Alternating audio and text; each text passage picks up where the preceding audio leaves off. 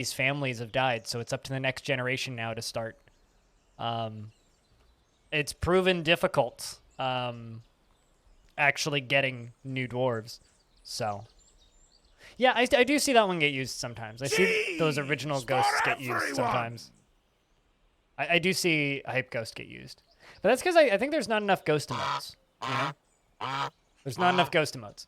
Anyway, if you would like me to check in on your dwarf, if you hear your name being called, let me know. We have Apostle the Second, Axon the Second, Candle Pixie, Chimp the Squid, Belug the Second, Taurus the Second, Abe Exendi, Orson Frakes, Clay, Brander Buddy, Danny OG, Stone, Ghost, Lord Floof, who was brought back from the Hillocks as a because we need more what's the word? We need more dwarves, so I'm desperate. Vuzel Vuzel, Vinsati the Second, Goffer the Second, Lil M Katsu, Patchwork, Corvius Suede, Defcom, Kade, the King, Tiny Goliath, Ryan the Second, who is very, very happy as a new scholar, Sparkly 4K, the Mayor, Black Hole, Simplex, Trees, Blue Water, Peter, Dreadvik, Zmalf, and Narvicious, Vim ML, and Crow the Third. Now, here's kind of the detail that I need to, is your dwarf a skeleton yet?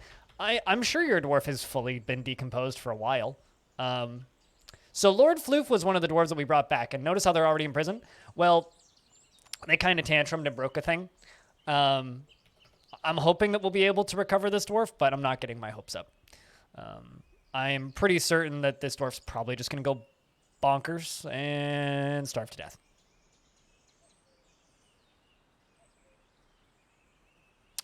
So that's the thing. The next thing the other one who I brought back, I want to say was Brander Buddy. Yeah, Brander Buddy's the other one who's back. So went and requested Brander Buddy back. It killed Spitalier the Second in 142. Sorry, Spitalier. So you know, brought back the criminals because we're desperate for dwarves, frankly. So anything I can do to bring dwarves back kind of defeats the point of having them come back. Well, we are in a better position now to make them happy. So I'm just trying to babysit them. I'm trying to do the best I can. Like, what does this dwarf really like? Well, this dwarf really likes gold. Okay, well, I can make them something out of gold, help let them make things out of gold, and all of the above. So, you know, I could be like, gold cabinet. I think I have enough gold to make a cabinet. Try and make them a cabinet and, like, you know, do what we can do. Yeah, haven't, like, all of your dwarves been murdered, though? Can I check how old you are? Where is Axon the Second? I can't remember what job I had you in. It's like I know I read out. Oh, there you are. You are 113 years old. You got plenty of years left in you. Little past middle aged, but really cannon fodder. Most recent fort you on two large hills right next to each other. After some digging, you found under them there is nothing but gold. So much gold, in fact, that you built a bridge between the hill out of gold and defeated armies of undead with traps made of gold are. Good shit. Good shit. Like stonefall traps out of gold are. How old is Stone? Stone is an interesting dwarf because you're 29 years old, but you're an interesting dwarf because you've got a lot of like weird things that make you upset. Like you get sad when you're away from friends, but you get really mad when you get new siblings, and you get into arguments with people a lot, so you don't have a lot of friends, which is kind of upsetting. Although you are incredibly kindred spirits with the Outpost Liaison, and you're really good friends with Belug. So you really, really, really like Belug. But like this is an odd dwarf, frankly. Like that's the only way to describe you is you're just an odd dwarf. An odd duck, one could say. The mayor would like us to make 2 grates, so I think I'll get on that real quick. Rock grate. But I think we're kind of in a wait for them to make friends period, so I think we're just going to kind of let them do their thing for a little bit. Maybe give them about a year before I really do any construction on the new library, which is this building over here, which still needs most of its roof installed because, like, it's got no roof. So, like, that's a problem. But we're going to move the library up there.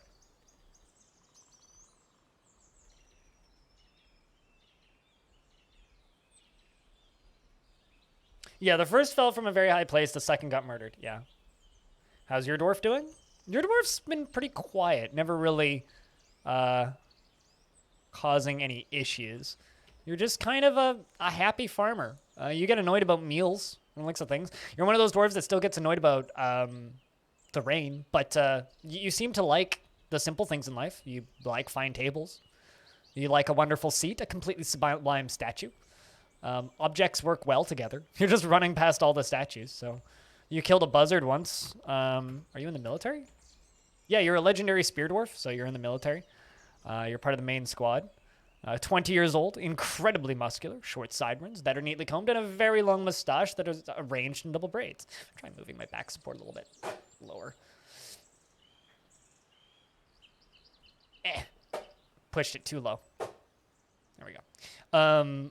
You personally believe that perseverance is one of the greatest abilities.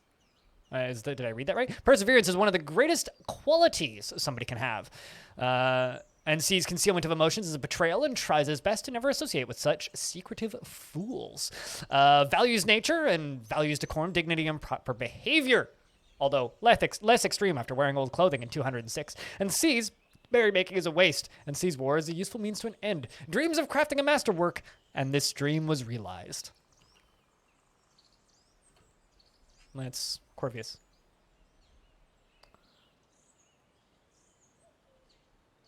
They're really interested in talking about foraging. I mean, now they're pondering nerves, and Ryan is reading the meaning of ignorance, the hidden meaning of ignorance. It just says Twitch chat, Twitch chat, Twitch chat, Twitter, Twitch chat, Twitch chat, Twitch chat, Twitter. Although you are feeling self-pity after being unable to practice a craft. You do have crafts allowed, though. Plenty of crafts, even. Bone carving, weaving. You know what? Let's also give you stone crafting. Give you an extra one. Although we're going to need to make some cloth pretty soon. In fact, I might actually just get that rolling. Because a while ago, I realized that a lot of my cloth was actually degrading over time. So I sold off most of my cloth. And then in trying to... and then we started making or requiring too much clothing to actually replenish, or too much cloth to replenish all of our clothing supplies. So we actually ran into this issue where we ran out of cloth for a while. So a lot of the dwarves have, from a couple of years ago in roughly 206, have thoughts about having crappy clothing for a bit, because they did have crappy clothing for a bit, and it wasn't ideal. Trees is coming down to process plants.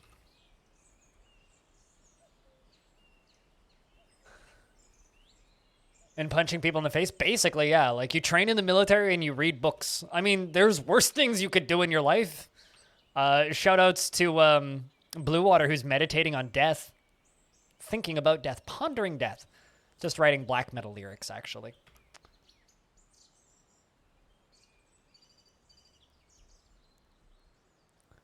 To feed the need of gold bricks? I'd get down to the lava and make some magma forges for your gold bricks. It's way more efficient. You could have like a little chute to drop everything all the way down. And either bring them back up manually once stuff is constructed, which good for strength training, bad for time. Or if you're a crazy person, you could set up a minecart route from the ground all the way up. That's what you wanted Ryan to be. Last I checked, Ryan's also got a master or a teacher assigned to you. Yeah, you do. Therese, the naturalist, is your master. So you are actually learning from Therese. Although you have no friends, you just have passing acquaintances. So keep that in mind, I guess. Dwarf ain't the happiest, but here comes the fabric industry up and running, which is good to see. Who needs friends? Dwarves that want to breed. So I need my dwarves to have friends. Sounds like a good Spartan philosopher. Yeah, train, work out, go for long runs, and read books. Could certainly do worse. You could certainly do worse. This is true.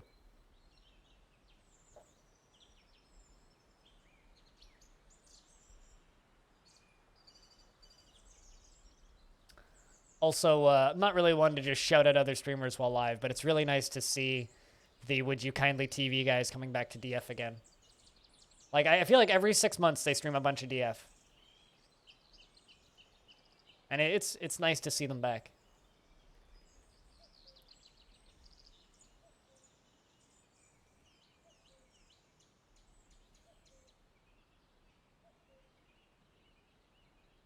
But yeah, no. So I really want these dwarves to go make friends and make some babies. That would be an ideal outcome currently.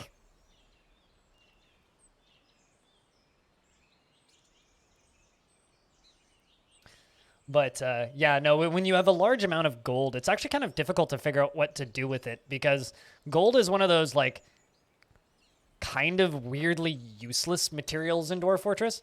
Like it's not a bad material to have an abundance of, but it's not super useful, unfortunately. Lord Floof seems to have been released from prison, is still harrowed by the nightmare that is his tragic life, unfortunately. Although you are getting to socialize a little bit and feels euphoric due to inebriation. Doesn't feel anything after seeing a buzzard's dead body. Where's there a dead buzzard? What? There's probably just like a bunch of buzzards, like right. Nope, not there. Okay. Well, I don't know where the buzzard is, but supposedly there's a dead buzzard somewhere. Not too out of the ordinary. Or the lack of picks and other weapons in minecarts. I mean, you could make wooden minecarts.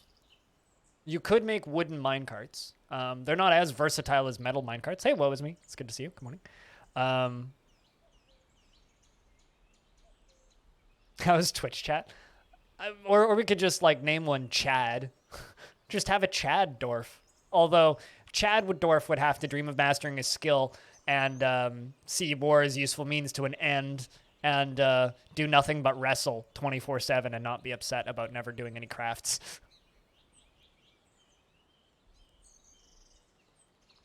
So if we ever get like a perfect military dwarf, we'd have to have a Chad dwarf.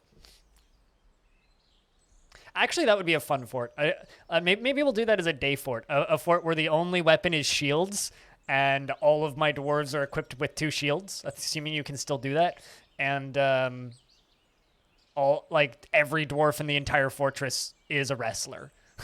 Like everybody has to be a legendary wrestler. Maybe we should do that. We'll call it Chad Fort. Fortress Chad. Except an elephant man. What you're saying is you could play your D&D character in Dwarf Fortress, right? Like quite literally, you could build your D&D character in Dwarf Fortress and just go on Wrestle Dwarfia. Man. That would actually be a really fun like series to do, except you'd have to do it kind of like Krug Smash's Splatterface, but just like using arena mode and all that. You could very easily set up a here's a not a tournament, let's say, but you could very easily set up a battle of the best wrestler. One of my favorite parts about Dwarf Fortress is in Legends, all of the ancient elder demons tend to eventually get bored of just living in the goblin civs and doing nothing but murdering their subjects and having parades. They tend to eventually get bored of that, so they will leave and go on long travels. And they usually end up going from fortress to fortress and city to city and taking part in wrestling competitions. So I like to think that they just disguise themselves as like a normal person and then just like take part in the wrestling competitions and just they become like the Dwarf Fortress equivalent of Goku and they just win every single wrestling competition. It's very entertaining to me. He has 2 giant metal doors. I think we've talked about this character, yeah. And he just kind of charges people. I mean, you could do that in Dwarf Fortress. You could have 2 metal shields. You could play in adventure mode and play as an elephant man and just have 2 shields. You'd be pretty good at it. Brander is satisfied remembering learning about stone crafting, was exasperated when caught in a snowstorm, yelling at somebody in charge, feels happy, euphoric due to inebriation, and is now crafting. Are you still utterly harrowed by the nightmare that is your tragic life? Yes, you are. Hey, F6, what's up?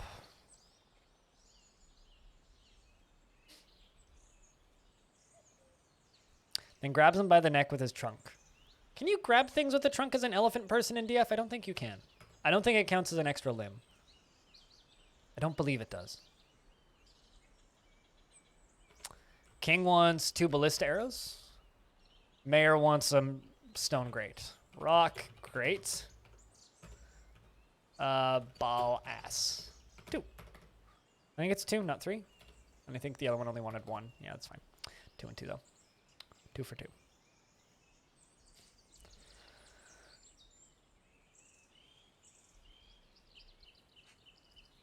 It never is. I said F6 max damage, but I think I muttered the second half.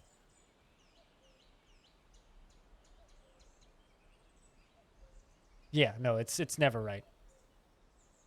But that's fine. It just needs to be an approximation for people who can't hear anything, right? As I do actually have somebody who's deaf who watches my YouTube videos, who always says it's really nice when, who's left comments like can't hear anything, so it's rough waiting for these. Wasn't far off. I mean, it's really funny when it sees my name.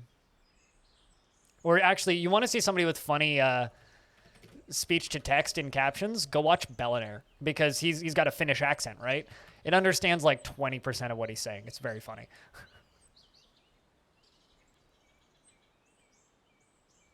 You accidentally snapped the neck of someone you were trying to interrogate once? Did you roll too low or too high?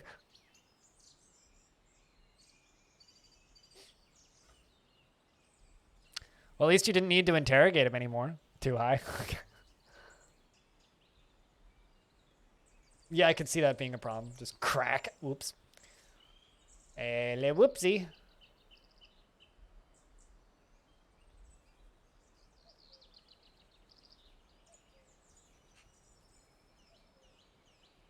Whoopsie.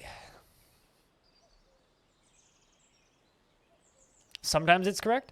I mean, yeah, it's correct 20% of the time. Although I would actually say that my captions are pretty accurate. They're a pretty good approximation. They generally just get screwy when I'm what's the word? They generally just get screwy when I'm talking about usernames. But when it's just me talking, it's not bad. When you talk too fast. Yeah, I feel like I should put that like in the description of like my YouTube videos or something. It's like, welcome to my YouTube channel where I talk about video games so quickly nobody can understand what the fuck I'm saying. But it keeps the runtime of the videos down. You know, if I spoke at a normal human speed, then like my videos would all be like 15 minutes long. But because I talk quickly, they're 3 minutes long.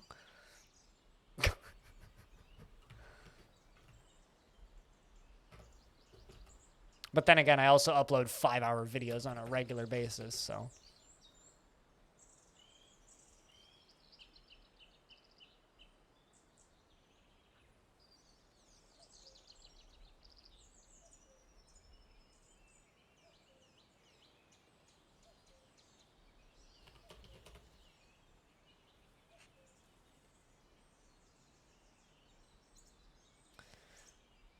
You can follow what you say. You don't need to read it. I mean, yeah. Well, I would assume most people wouldn't need to read the speech to text, but every now and again, people do need to read the speech to text.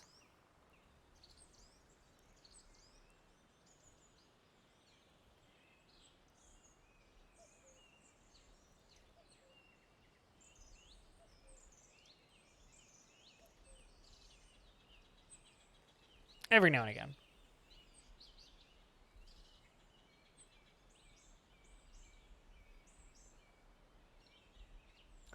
I mean, I've had people tell me that they're going to mute the stream and just turn them on, so. You understand Bellinair, but you try to watch Kimmy talk for more than 20 seconds and you're just like, what? Yeah, well, Kimmy doesn't have very good enunciation, right? Bellinair tries to enunciate his words. It's all about enunciation. If you mumble, it's going to be hard to understand you regardless of who's talking. I mean, when words just kind of run together, it gets a little bit tricky to, kind of follow, regardless of who's talking. So the reason you'd have trouble understanding Kimi Räikkönen is because he doesn't give a shit about whether or not you can understand him, because he just mumbles. But somebody like, I'm going to name another person who has a thick accent, but you can understand, who's Botas. You can understand what he's saying because he enunciates his words, just like Bellinair. Or he's just drunk 24/7. He's a professional race car driver, so I kind of doubt that.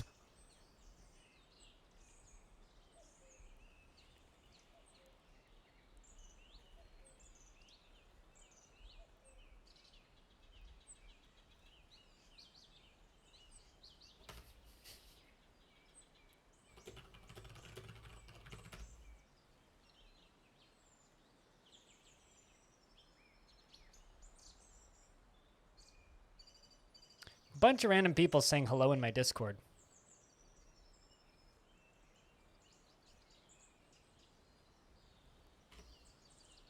It's like I'm almost wondering if there's shenanigans.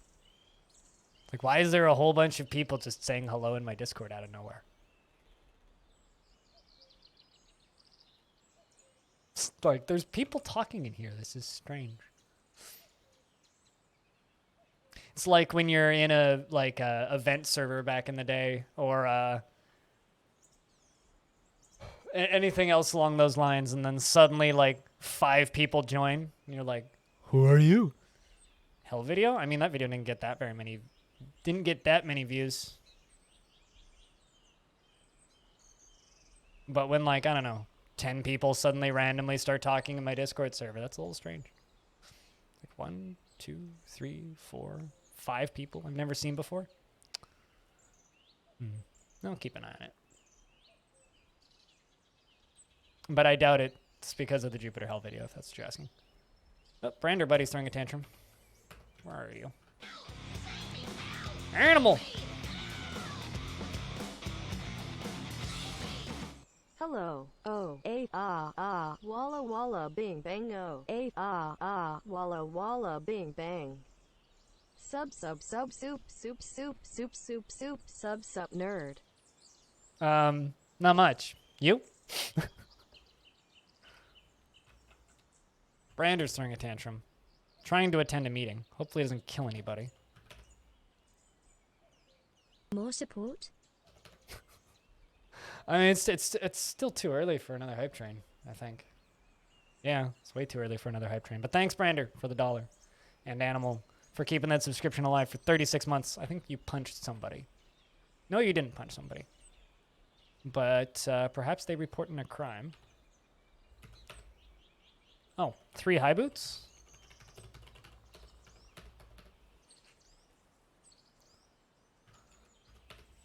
No crime? No crime. I was thinking maybe a vandalism crime, but...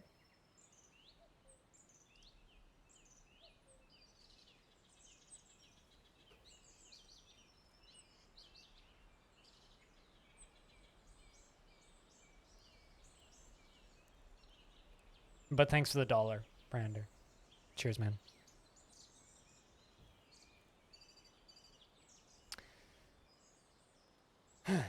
So, Animal, how long have you been waiting to use that? It's good to see you, by the way. Hope you're doing well.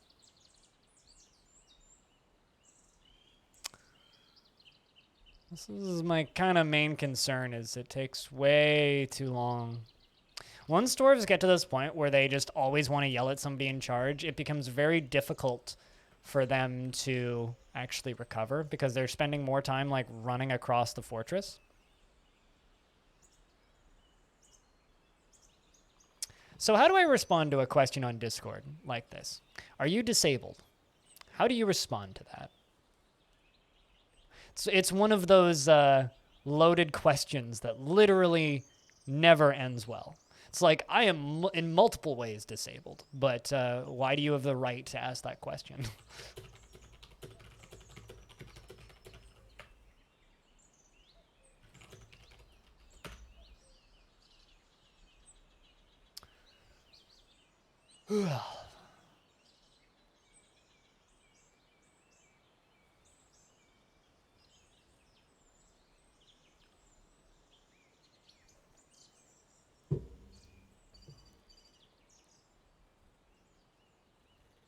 Also, rip wit code on those investments. Hope you're doing well today, though. Hi, Vin. It's good to see you.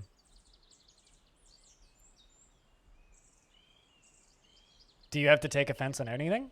No, and I don't. I'm not taking offense. It's just, how do I answer that question?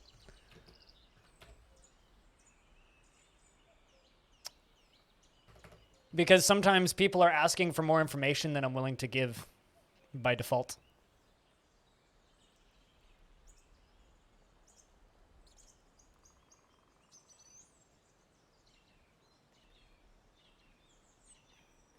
Like, especially if people are just like,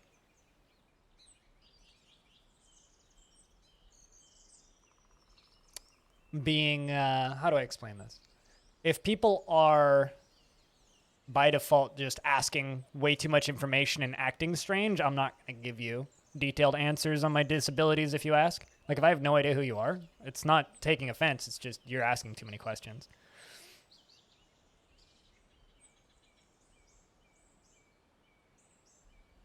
Like I am until I click on enable. That was funnier when I read it out loud. I read it in my head first. I was like, what? Then I read it out loud. Now I'm like, eh. I'm going to steal that one for later.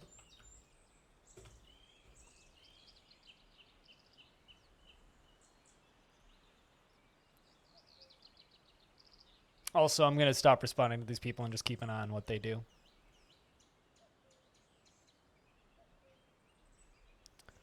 I'd tell my mods to stare at them, but there's no mods here today, so. Makes no sense, but it's in a joking way. Also, Cooler, I think you confuse taking offense with just people asking for more information than what person's willing to give. It's like, if I know you, I'll give you plenty of information. That's fine. But if I don't know who you are and you've literally just shown up in my Discord for the first time, I'm not telling you shit. It's got nothing to do with being, like, taking offense. It's just a, how do I respond to this? Should we tell them you're live? I mean, you can go say whatever you want to them, frankly. It's the Discord. But if they keep acting sus, none of them are going to keep posting. Because they all popped in at the same time, which is very suspect.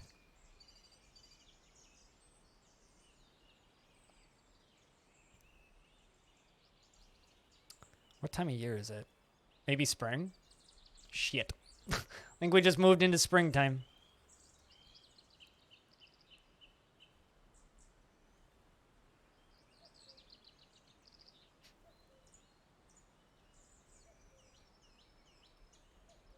No, I just don't want to give them easy ammunition if they're just there to be shitheads, you know? And often people that are doing that are just being shitheads. So why give them ammunition to potentially be mean to me in the future if they're just being rude? You know? And it's really hard to tell with Discords. It's really hard to tell.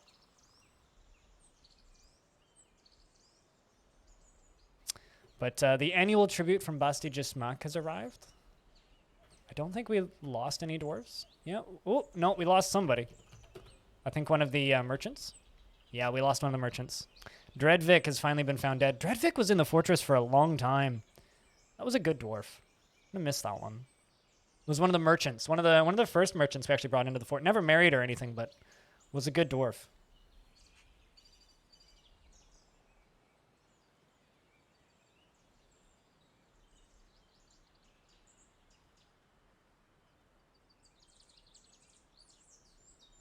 Was a good dwarf.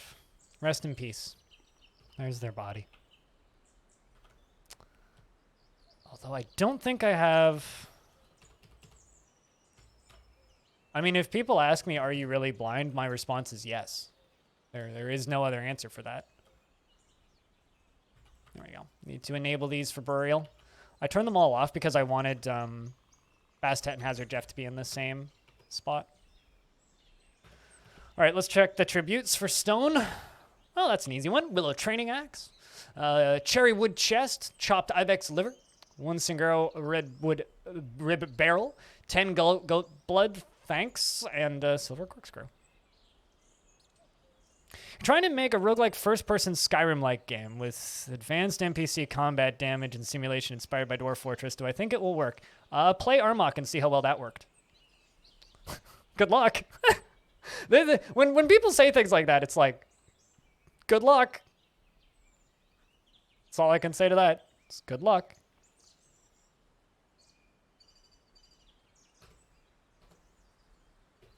So we're into the year 209. Almost 5 years into this several hundred-year set.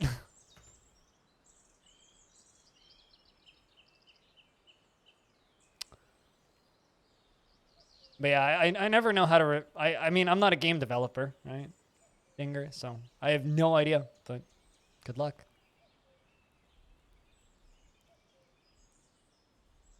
Now, when you say roguelike, do you mean turn-based or real-time?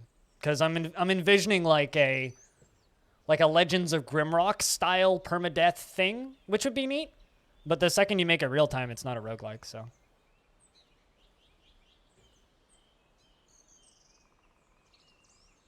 Because, like, I don't know, a procedurally generated, like, Legend of Grimrock style game would be neat. There's actually a first-person dungeon crawler game jam that's happening soon. On itch, which I kind of want to check out. See if I can find it.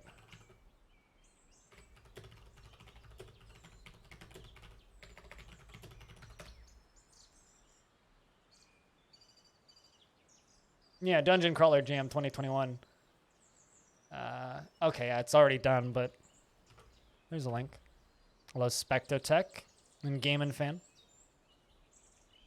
But yeah, there's that. 85 entries. I might actually play some of these. Because, like, this shit's cool. Are you capable of typing full words, or do you just use acronyms for everything? But yeah, this might be a fun thing to play through a little bit. Not roguelikes, but actually going to keep that open. Do I play Roblox? No, I play real video games.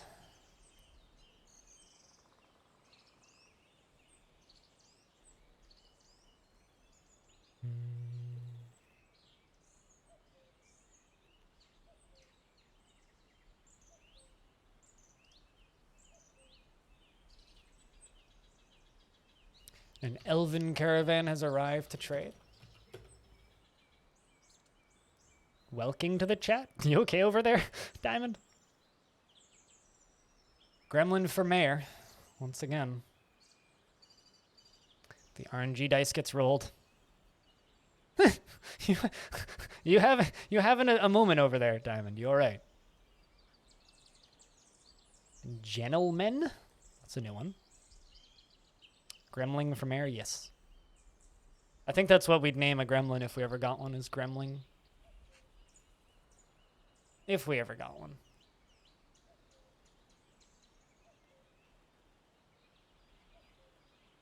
So where did all you guys come from? You guys all sitting in a Discord together or something? After DF Adventure Mode, basic HP points are so boring. You want blood, bones, and fat simulation. So it's funny because like I was literally listening to a podcast about this last night. Like, on one hand, I wish that there were more games trying to be like Dwarf Fortress where they just simulate everything. But on the other hand, it's like, what is the plausible... Like, is it even possible that you could, in theory, do that? Like, it's gonna take you 5 years to get a playable thing together. And then there's the question of, will anybody actually take the time to learn to play it? Because it'll take you so long. It's just this weird kind of... Like, you know, there's Ultima Recchio Regum, which exists, which is trying to do the DF thing. You know, there's crazy physics simulation games. RimWorld kind of did it. No, they didn't. Not even close. Not even close. RimWorld is the weakest attempt that's been successful. Like, RimWorld is such a weak attempt. Which is fair because it's, like, incredibly difficult to be financially successful and build a game like this because it takes so fucking long. It's in the Twitch description on the stream and at the top of the screen. It's stated in 2 places.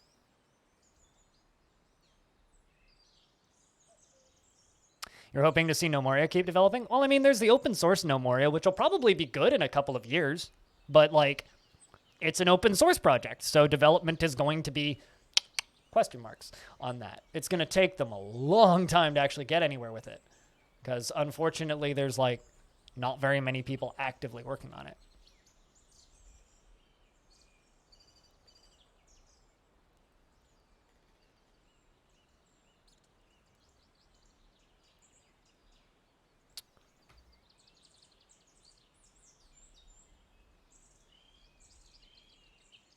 Aren't they basically the most profitable game in the subgenre? What, RimWorld? RimWorld, like, from the outside looking in, outside of Dwarf Fortress is the only financially successful game in the subgenre. What am I trading with? Elves. I don't need to trade that many. 3 will do.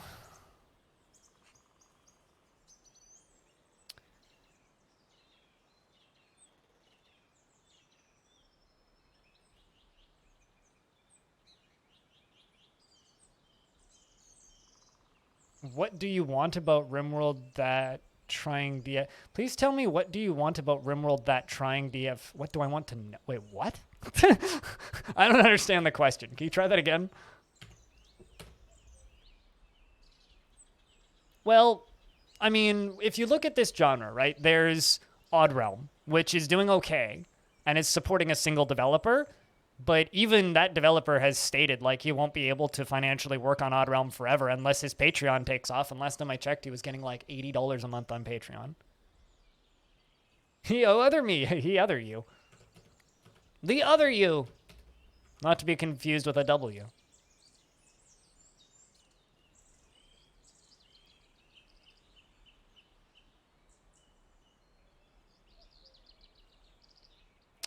Did they bring me any animals? I don't see any.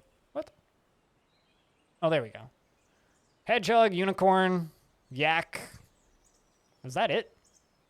Damn. Yeah, hedgehog, unicorn, and a yak. I don't need the unicorns, so.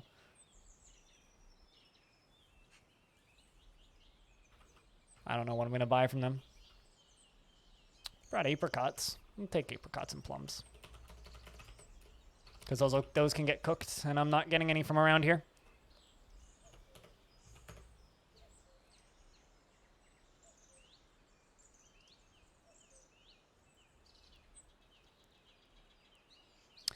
So all of you kind of piled in out of nowhere, you know, kind of talking amongst yourselves.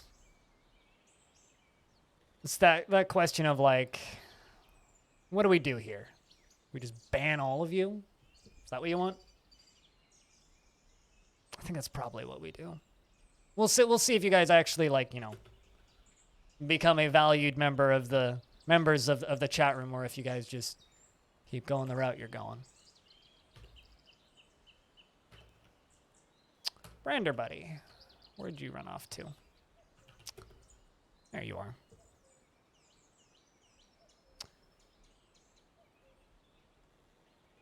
Remember when you were trying to make a roguelike that was about deep sea exploration where the light pressure was important and the project fell apart after you got into basic cave generation due to your lack of experience and the Godot engine being a pain to use? Yeah. I mean, like, I think a lot of people look at NetHack or, well, you toppled what? A loom and a clothes shop? Where was the loom that you toppled? I don't even know. Maybe right there? I think the problem is a lot of people look at Dwarf Fortress and they look at NetHack and they see a finished product. They don't realize the insane... Are you wielding a log? What did you go pick up? No, you're not. Okay. They don't realize the amount of time that was used in creating the thing. Okay, you're finished your tantrum now. It's got to be at least a prison sentence for all that.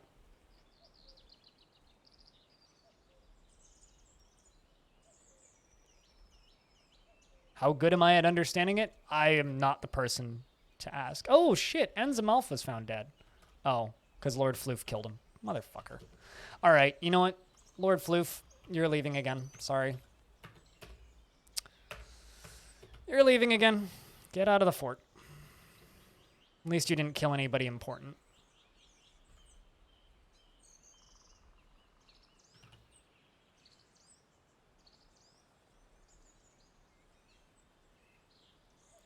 But yeah, no, Dinger. Like your best chance to learn more about DF grapple simulation is just read about it on the wiki or ask people who actually know what they're talking about, because I'm not the person to ask. I am not. I wish I was, but unfortunately I am not. Well, at least now we're down to just Fortress residents, which kind of sucks, but hopefully we won't need to boot Brander Buddy out as well. King wants 2 ballista arrows. Nope, I have not, because I don't like tabletop games.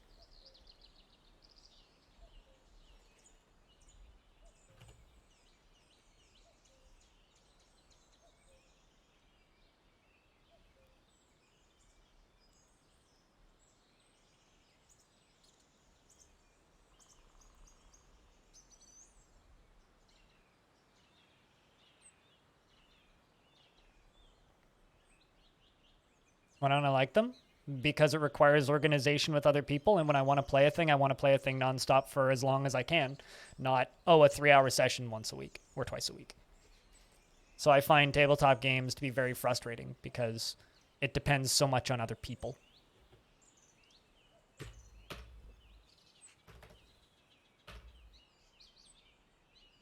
Brander Buddy, and then this one was on somebody who I booted out.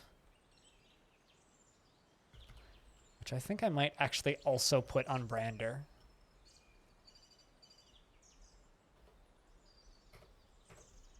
Technically, that's a wrongful conviction, but...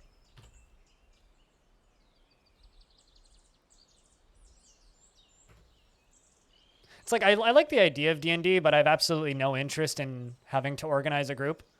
And, like, I've been there and done that, and it's fine, but... I would just rather find something that I can enjoy on my own without having to play with other people. That was quite the beating. Hot damn. That was quite the beating, Brander. Not that bad. Oof. Heavily bruised. Heavily bruised. She's shaken after suffering a major injury.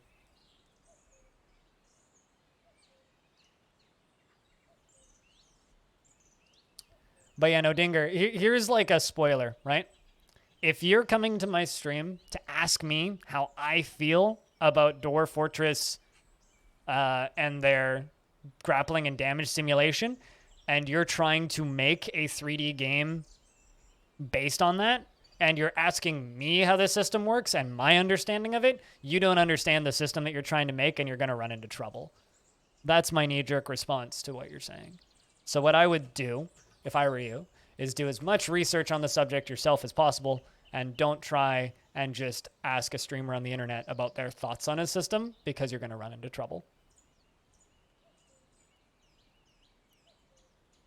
Other humans make me lose interest in D&D. I mean, like, if I was in one of those situations where I could pay a DM and I had a dedicated group of people to play with, maybe, but I've never met that group of people, right? And I think a lot of really enjoying tabletop gaming is having that right group of people. The last thing I want to do with my close friends is play D&D with them. Because when I'm hanging around with the few friends that I do have, that I'm friends enough with,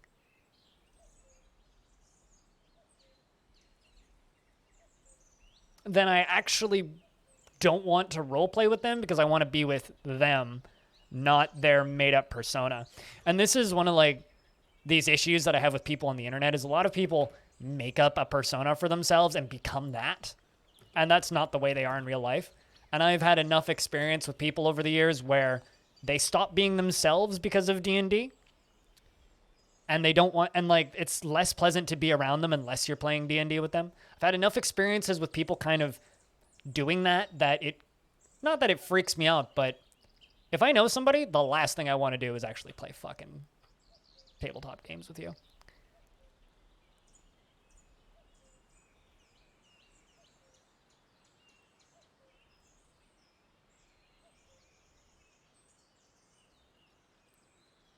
I think that you should do as much research as you can and build the best system you can. But based on what you've said, I question your ability of being able to do that stuff. Best of luck, though. Best of luck.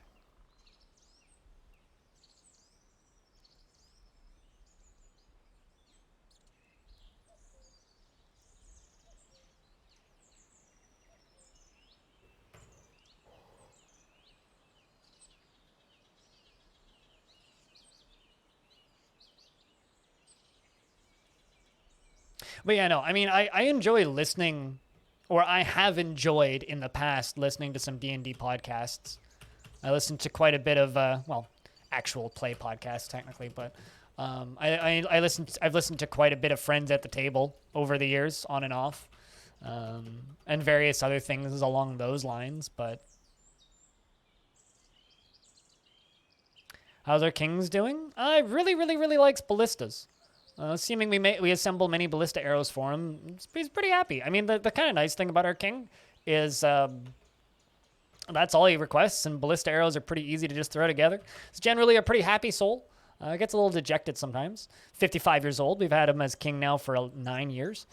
Dreams of crafting a masterwork someday, and this dream was realized, which he did before he became king. He's killed a buzzard and just kind of hangs out in the tavern. Tells a lot of stories, sings songs. Seems like a pretty chill dude.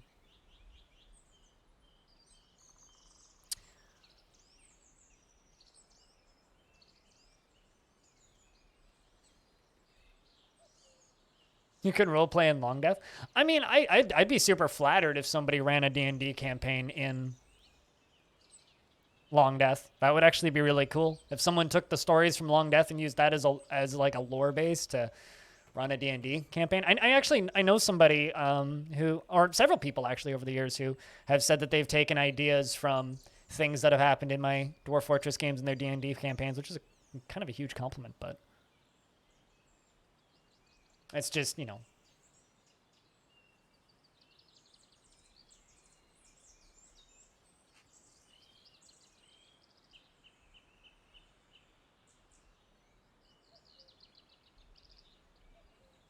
You need a better understanding of Longdeath history? Well, ask me anything, I guess. The save file is public as of 200 years.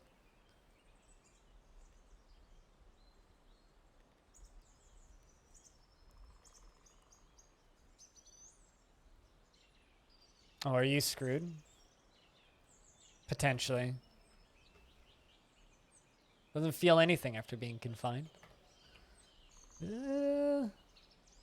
I have a feeling Brander Buddy's either going to snap back from this or just be done.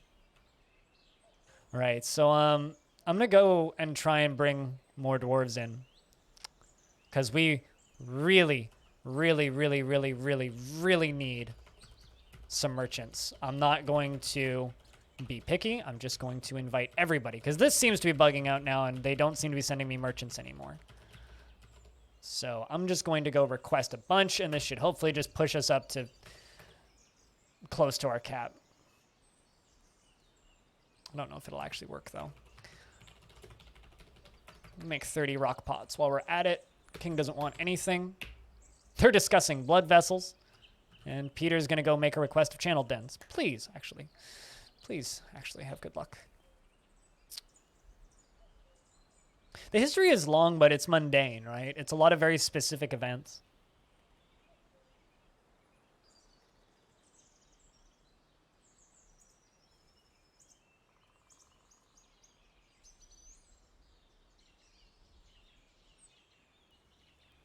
And of course, a horse colliding with an object. Of course, the very memorable day where a horse fell off of the wall. Yes, Peter is one of the triplets, right? I need to unforbid all of my bolts. But yeah, no, I'm very interested whenever I hear that people are being super ambitious with interesting projects like Dwarf Fortress. I will always have the, I don't believe that you'll actually be able to finish it. I mean, like, in recent memory, projects that have become like Dwarf Fortress, there's, well, okay. By like Dwarf Fortress, I mean games that end up being the life's work of a development team or developer. There's Caves of Cud, which has been in development for an extremely long... Oh, there we go. Bunch of fucking merchants. Would you look at that? Would you look at that? Is Peter back? Yep, Peter's back. We have 1, 2, 3, 4, 5, 6, 7 merchants. Perfect. Bloody hell. How old are you? 159. Great. How about you? 160. So they all have like a year left. 161. 153. Okay, you've got a couple years. How about you? 147. You've got a couple years. Am I not a believer? Why would I be a believer in somebody I don't know's ability to do a thing? That would be like voting somebody into office that you've never heard about before. That would be silly. And 125. That dwarf's not bad. So if anybody would like to be one of these merchants, I do have a few of them, and not all of them are ancient history. This is good. This is good. I'm very, very happy we were able to get some of those merchants. Because it's been a while since any merchants have actually moved in upon request, so. Whew, that's a bit of a relief. 1, 2, 3, 4, 5, 6, 7 merchants we now have.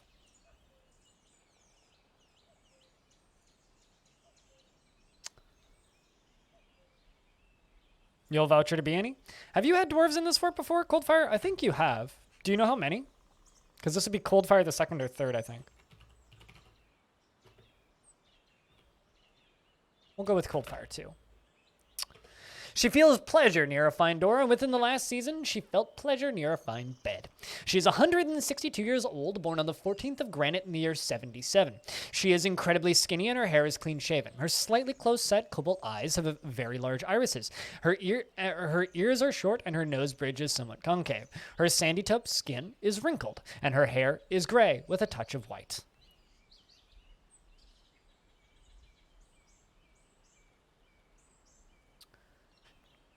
She personally thinks romance is very important in life, respects power, and dreams of mastering a skill, doesn't stick with things even if minor difficulties arise, and rarely looks on others with lust, doesn't go out of her way to help others, and finds obligations confining. Though she is conflicted by this for more than one reason. She doesn't handle stress well, and she has a tendency to go it alone, without considering the advice of others. Needs alcohol to get through the working day.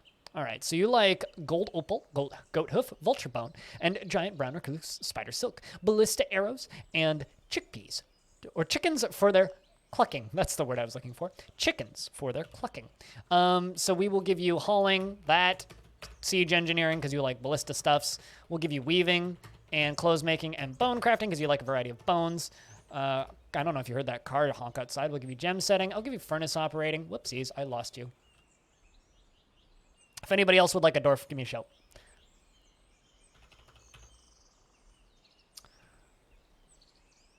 Any will do. Yeah, we can get you in here, cannon fodder. I think I'll give you crossbow making, in case I need a crossbow maker, and then the healthcare stuff. Next dwarf. This will be cannon fodder. Funny name for a dwarf.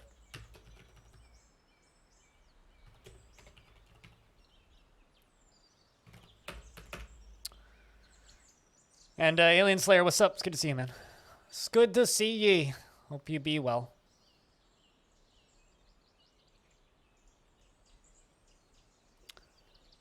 She is 125 years old. Didn't feel anything after seeing a buzzard's dead body, and she felt pleasure near a fine glass window. She is married to Meng, who I don't think is here. Yeah, Meng, your husband didn't come with you. She is married and is a casual worshiper of the fuchsia. She's 125 years old, born on the 16th of Moonstone in the year 84. Her small-lobed ears are very flattened. Her extremely dense eyebrows are high. Her hair is dry, and her very long hair is neatly combed. Her cobalt eyes are slightly close-set, and her sandy-taupe skin is wrinkled. Her nose is somewhat narrow, and her head is somewhat tall. Her hair is gray with flecks of ecru.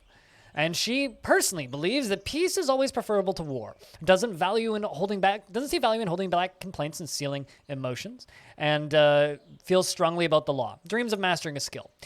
Lives at a high energy kinetic pace. Relies on the advice of others during decision making, and she has a noticeable lack of perseverance. She has a calm demeanor and doesn't try to get things done perfectly. She generally is quite confident in her abilities when undertaking specific ventures, and she can handle stress, isn't particularly curious about the world, and has a greedy streak. She can sometimes act without deliberation and is little interest in joking around when she's thinking hard. She has little interest in joking around. When she's thinking hard, she can sometimes when she's thinking hard, she has a little habit of licking her lips. And when she gets excited, she often tells stories without any real point. And she mutters under her breath when she's trying to remember something. And she needs alcohol to get through the working day. Speaking of stories without any real point, I tried watching Gravity last night. I was like, I'm still just like starving for science fiction movies. I was like, I heard some okay things about Gravity, but also some really bad things about Gravity. I made it about 45 minutes in that movie and turned it off. Holy shit, that movie's bad. Why the fuck did that win awards? Good God. Anyway, it was bad. God, that movie's horrible. Horrible. Horrible. Awful movie. Let's do that, and what things do you need? You like rose gold, clear garnet, bobcat leather, bucklers, and penguin men for their waddling. Awarding their CGI? The CGI wasn't even that good. A little bit of suspending disbelief. No shit. It's like when they're getting like centrifugal forces when they're spinning around in space. It's like, okay, you get dizzy, but like there's no gravity. What? What?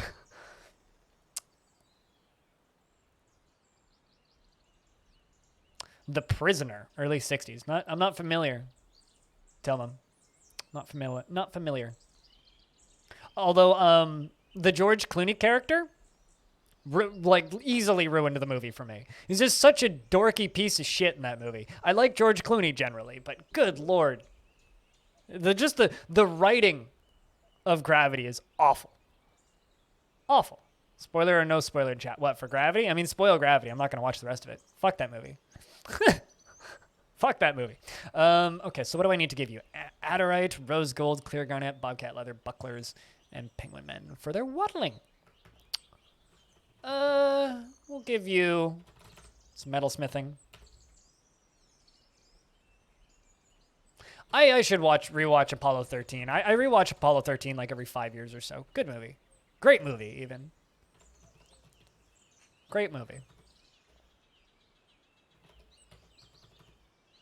There you go. Cannon fodder. You got some jobs now. Incredible movie. Yeah, no, totally. Apollo 13 is a great movie. You haven't seen it in like 20 years? It's one of those movies that I rewatch every couple of years.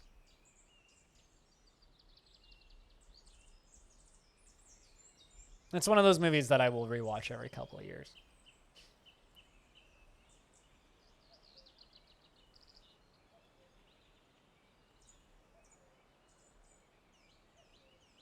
Discord movie night.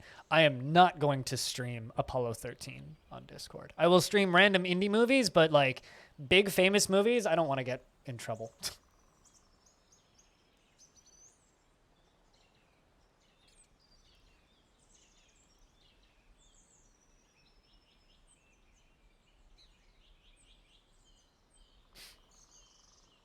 No, you shouldn't.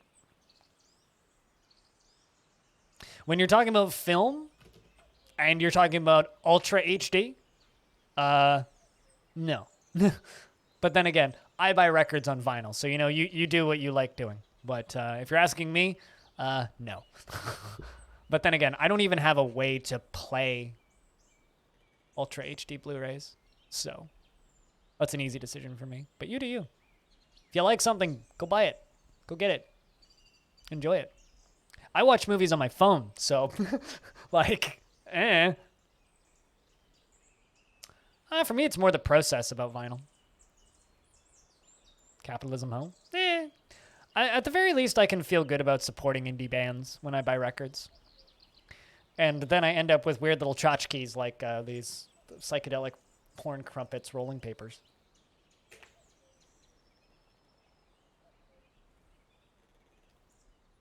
Not the computer? No. No, I don't watch movies on the computer. Sometimes I'll watch them and I'll spin this monitor around and watch them over on the couch, but I'd rather just watch them on my phone. My phone is my highest resolution display in my house, actually. My phone has a 1440p screen. My computer screens are all 1080p, so. Besides, if I'm watching a movie, I'd rather be like in a blanket on the sofa and not in this chair that I work in. So if I'm watching a movie on my computer, I very quickly get distracted. It has to be a really bad movie for me to watch it on the computer, and then I won't pay much attention to it and actually just be editing or something. It's almost impossible for me to sit in this chair and not work. So that's why I barely ever play games off stream, and it's why I barely ever do things that aren't streaming off stream. Because if I do other things that aren't streaming, I very quickly end up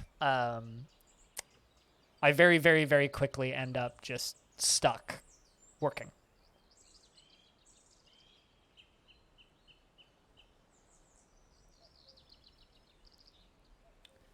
Which is, you know, fine if you want to work. Brander Buddy is throwing a tantrum in prison.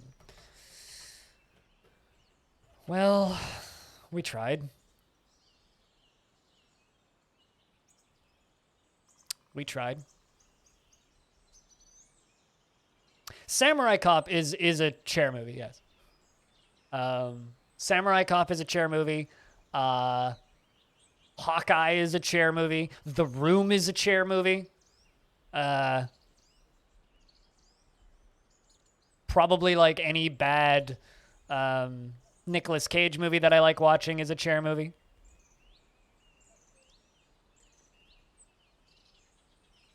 Dave Builds a Maze. I feel like I've heard of that, but I haven't seen it.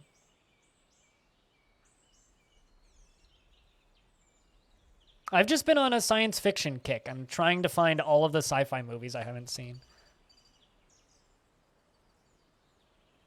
But I've already watched all of the good ones, which is the problem. Okay. Meaning why I remember the name, but, like, don't know anything about it.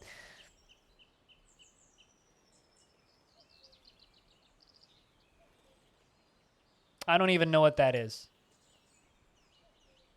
Is that one of those, like, just reading the name of it, Axon reads like a terrible comedy that I would not want to watch.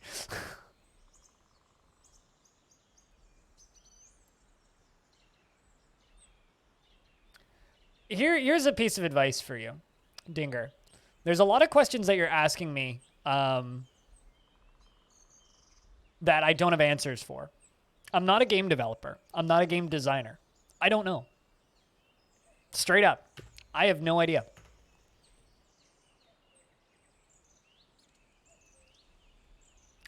The Man from Earth. No, I haven't. I have not. But my advice to you, Dinger, would be go watch Game Maker's Toolkit and listen to a podcast like maybe Roguelike Radio or something. A podcast that talks about game design ideas a lot. Because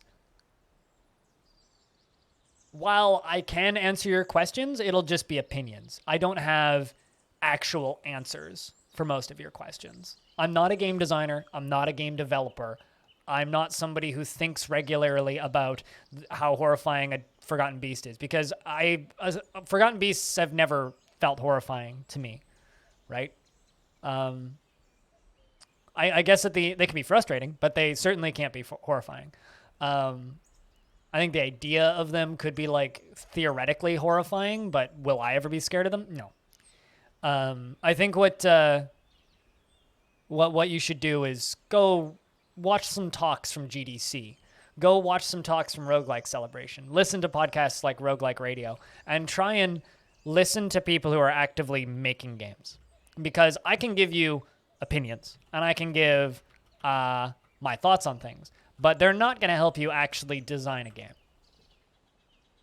I can play a game that you've designed and tell you what I like and don't like about it, but I'm not going to be able to give you the information that you're looking for, I don't think.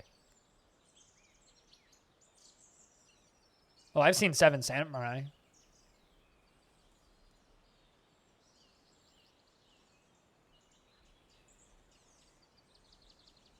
That sounds fun, Axon.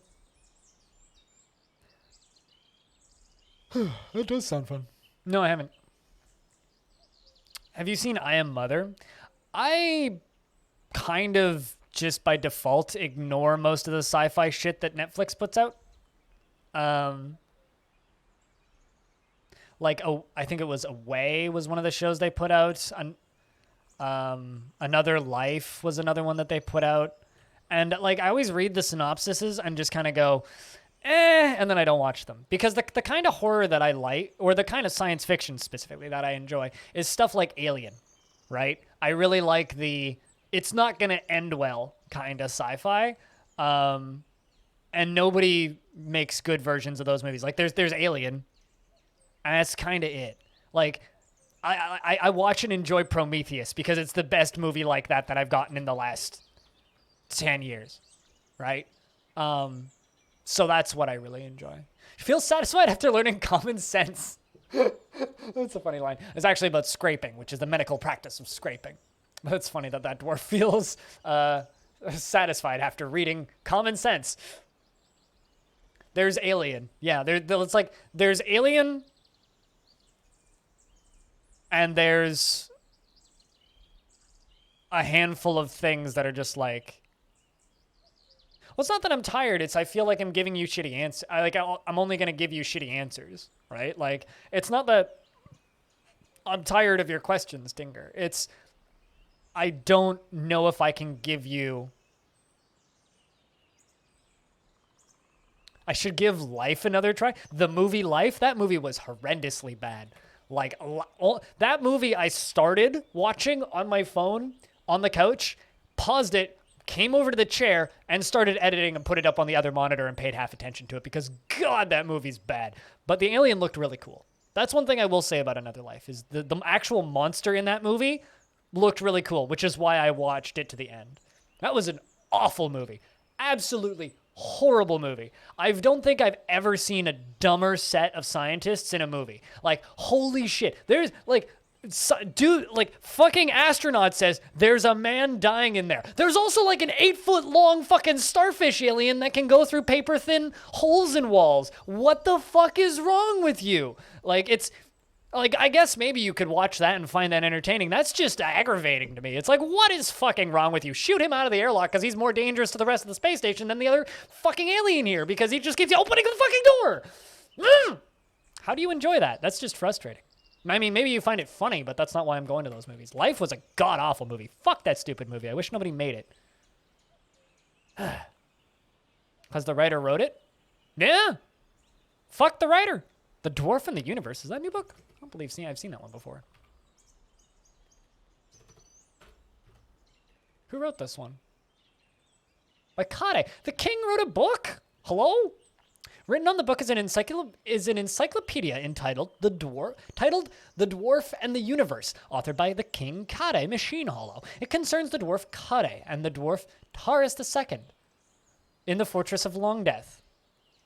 And a mudstone and wait, hold on a second. Okay, it concerns the dwarf Kade and the dwarf Taurus II, the fortress Longdeath, the Mudstone Mug, Skinny Apex, the Ignited Creation, and the Eternal Adventure of Time, the Staney Hall, and the Staney Hall. The writing is thoroughly mechanical and quite self-indulgent. The prose is not awful, but not very good either. How have I never seen this book before?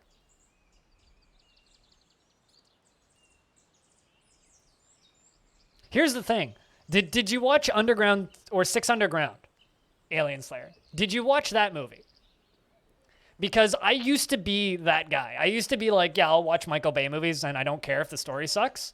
I don't think I can watch Michael Bay movies anymore. Because yes, I enjoyed the absurd amounts of ultraviolence in that movie and the comedic nature of it. But God, that movie was horrible. Like, that movie, I paused it. This was back when I was still drinking. Paused that movie halfway through, left my house, went to the liquor store, bought a 6-pack of beer, and came home and finished watching the movie with the alcohol because I just wanted to see more explosions, but the story was so bad that I wanted to not remember it. Unfortunately, I remember it. Also, yeah, no, this is a complete history of Longdeath, this book. This is cool.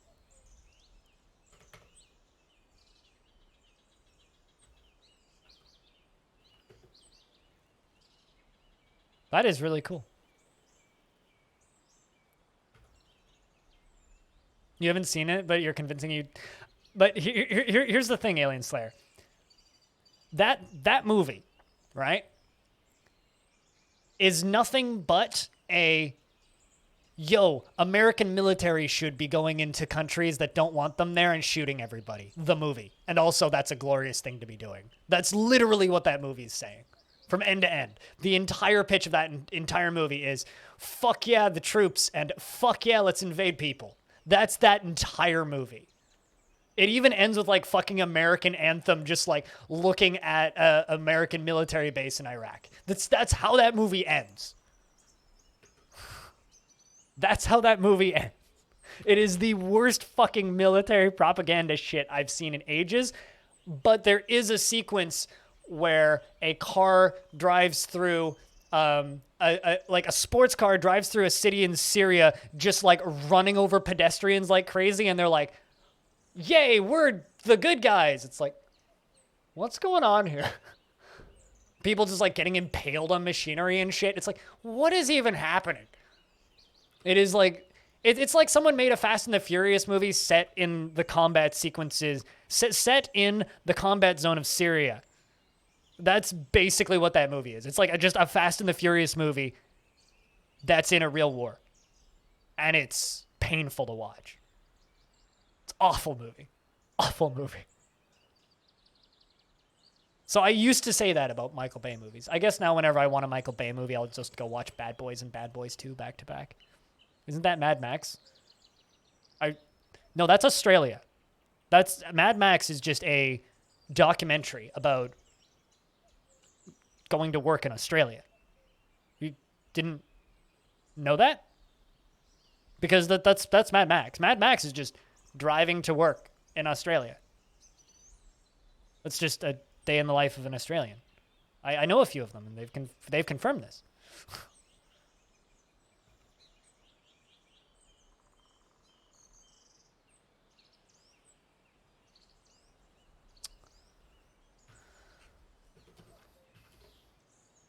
I rewatched the first 45 minutes of Waterworld recently. The movie holds up. Really doesn't. That movie holds up. I unironically enjoy Waterworld, not because it's a good movie, but because of the absurdity of it.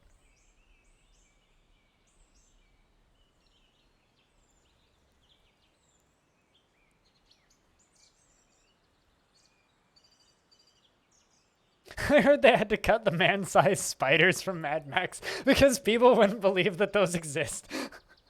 Yeah, the truck catchers, right?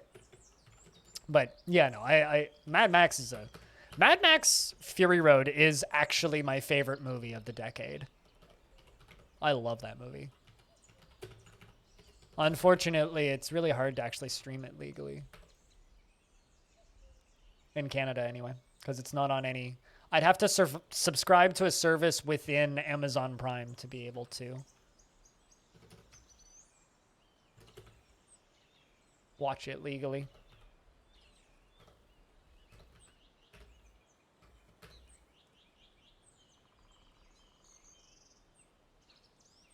What's the duck channel points redemption?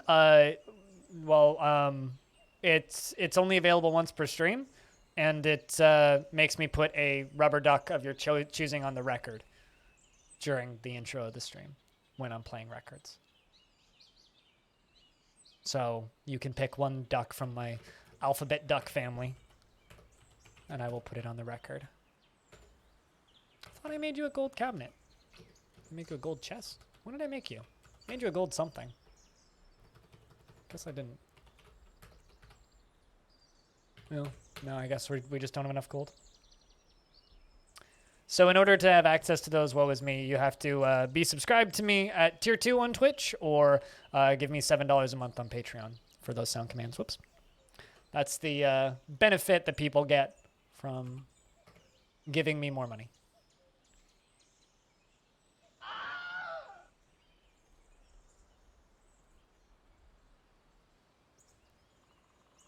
Meaty pirates are thick fur. Fucking donkey! Yeah, I know. Sirius salamanders shouldn't be burdened below the gills. Moon of Jupiter sounds like classical music with great value. Survival of the combined forces land snails. Rocket shoes go bird random numbers like blue jays bawling. There you go.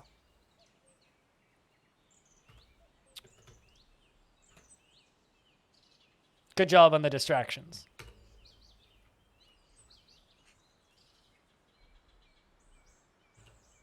They're discussing surgery.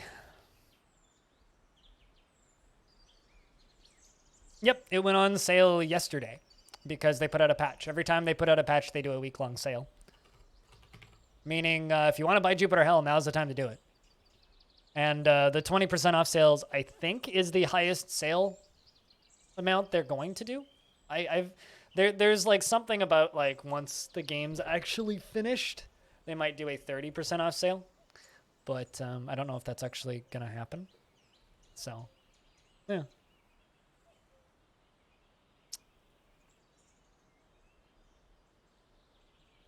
That game actually has lore in it now, and I learned that apparently it's a prison set of moons. It's prison mining operation. Or prison labor. It's actually kind of fucked up. Although, not going to say it's necessarily the best written, but it's fine. It's nice having some flavor texty stuff in there. Yeah, that's also an option.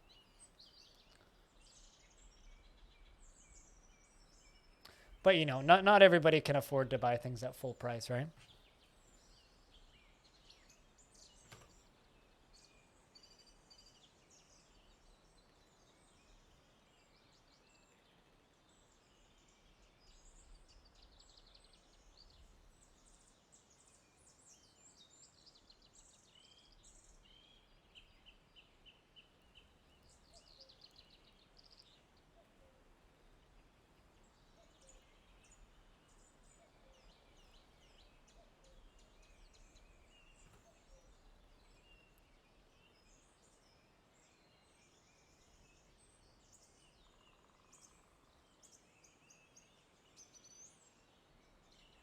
Although, woe is me, I do have to say thanks again for the credits tier of Patreon stuff, because those couple dollars a month go a very long way. I can't stress that enough. So thank you.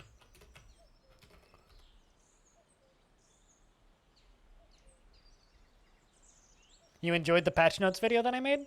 I want to try and do that for a few games. Another game that I want to try and do that for is Warsim, but Warsim's patch notes are like weirdly scary looking, but they're not actually that scary looking, because Warsim's patch notes are like,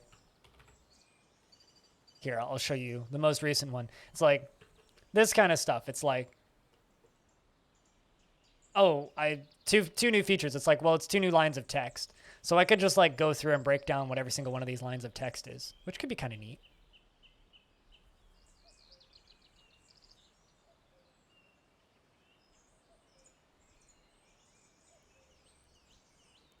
Patch notes stream? Do you mean the video? Or the stream that I did to get the footage for the video?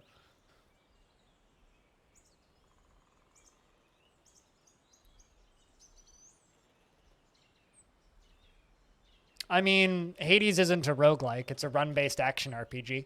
But I think it will breed a lot of clones, which is why you see games like Curse of the Dead Gods and Dandy Ace existing. I mean, I think it's Curse of the Dead Gods. I mean, Dandy Ace, this game exists because of Hades. Curse of the Dead Gods is a bland Hades-like game. I don't know. I don't like these games because they're mostly unplayable for me because they require quick visual reactions to sudden changes in small details in the background, which I can't do. So if anything, I think it may the way, no, it's not Darkest Dungeon devs. Red Hook has only made Darkest Dungeon, and now they're working on Darkest Dungeon 2. Different developers, similar-ish art style though. But like for me, it's actually quite frustrating because people see that and they go, okay, this is really successful, we should make that. And it's a type of game that I just can't play. It's really, really shitty for me. It's like, also, unpopular opinion, my least favorite giant, super giant game soundtrack, Hades. Can't get into Darkest Dungeon. I found Darkest Dungeon, I remember finding Darkest Dungeon weirdly frustrating and not really enjoying it very much. I never got super heavily into it either.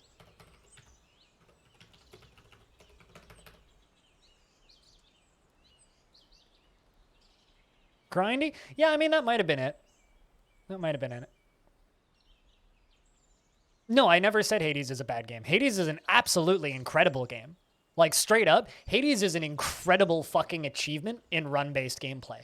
It's not a roguelike, so it's wrong to call it a roguelike. But it is an incredible game, an incredibly well-made game. In fact, probably one of the best-made games, storytelling-wise, in the run-based subgenre, period. But it's not a roguelike. It's wrong to call it a roguelike. You shouldn't call it a roguelike. And it makes me sad that people call it a roguelike, and it makes me sad that the developers call it a roguelike, because it's just further clouding a old genre that is playable and accessible to me, and replacing it with a borderline bullet hell action RPG style of gameplay that I can't play. So it's extremely frustrating. It's a one of a kind that people are going to try and emulate for a very long time. Need to give these other dwarves jobs. At the very least, like hauling, actually. Also, I do have some unnamed merchants. They are kind of old, but if anybody would like a merchant dwarf in the fortress, I could give you one of the merchants. Some of them will probably die within the next year or two, though.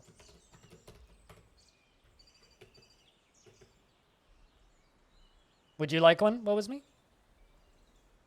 You can call it a roguelite. I am strictly moving to run-based because I think run-based is a better term for that style of game. And the reason I think it's a better term is because it doesn't even sound like it. The difference between roguelike and roguelite is so close, most people their eyes will just glaze over and won't even read the difference. I don't really play with DF mods, so I don't really have one. I use them for extra flavor sometimes when I'm bored, but I don't really have a favorite one, Dinger. No, I do use mods. I just don't frequently use mods.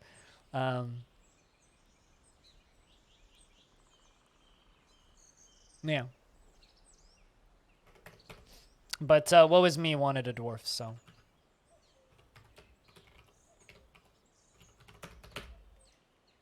She feels satisfied after learning about crafting. Stone crafting after watching a stone crafting demonstration. She felt guilty after being able to rest and recuperate. Someone punched you, probably. She is 147 years old, has about 10 years left in her, probably. Was born on the 1st of Moonstone in the year 62. And her very short ears are extremely narrow, and her very long hair is braided. Her cobalt eyes are close set, and her sandy taupe skin is wrinkled. Her head is somewhat short, and her hair is white with flecks of gray. That's old? It's not too old. But yeah, no, roguelite or action roguelike are both totally fine terms to use for Hades, but I will call it a run-based game because that's just what I'm calling non-roguelike games that are based on a run-based system, because they have gotten so far away from what is good about roguelikes that they're just like, I'm not gonna ever call Risk of Rain a roguelike. Mushroom Kingdom is a fun mod. Yeah, it's fun. Bit obtuse, but fun. I wish that there was clearer documentation of how to actually play it, but yeah, Mushroom Kingdom is fine. Yeah, I did a Mushroom Kingdom a couple months ago. Whoops. Bauxite, rose gold, indigo tourmaline, giant dingo leather, and giant wolverine bone. Hornbill parchment and the color red purple. Backpacks and large gems and alpacas for their jutting teeth. All right, well, we'll give you masonry. Give you the basic doctoring skills. Farming. Gem cutting. Armoring. Mechanics. But yeah, no, I will not refer to Hades as a roguelite. Just because, like, it's too far away from what I like about roguelikes. I think run-based games is a better descriptor these days anyway, because a game where you sit down, you do a run, you unlock some things, and then you do another run and you unlock some more things is not the gameplay loop of a roguelike. A roguelike, you sit down, you do a run, you die, you gain some knowledge. Or you play very slowly and listen exactly to what the game's descriptions are, and you beat the game. Which isn't really the way you play a action roguelite. They're just such different games. They're games that you unlock tools over time instead of games where you learn the skill set to beat the game over time.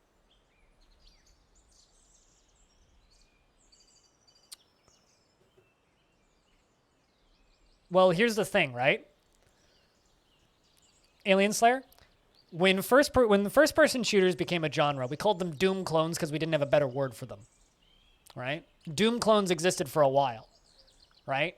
That's what all first-person shooters were. They were a Doom clone because it was a clone of Doom.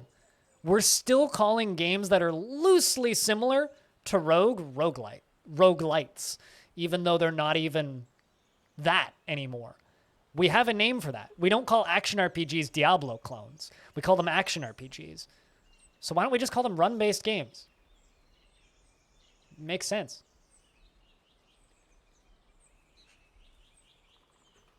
You could have roguelikes. Yeah, ARPGs, action RPGs.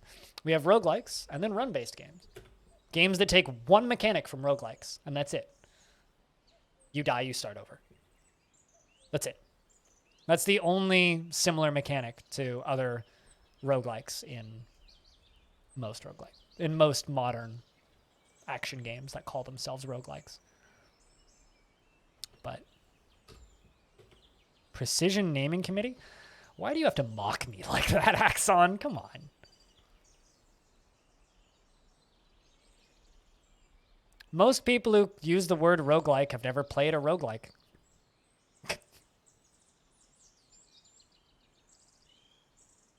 I just want my genre of games that I like to be clear.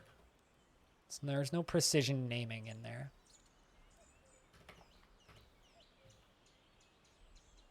I'm very fond of a particular type of game.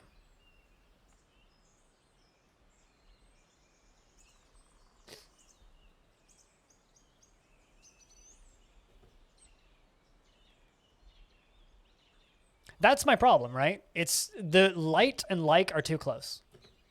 Light and like are too close. It's a good attempt, but they're too close. It's too similar. The Royal Treasurer has arrived, and a human caravan has arrived. Oh, they're there. I was like, where did they spawn?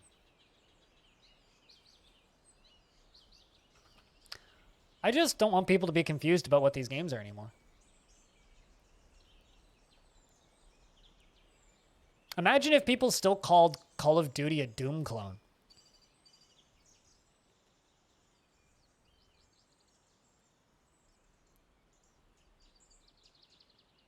Just means run-based today, which doesn't really make sense. Exactly.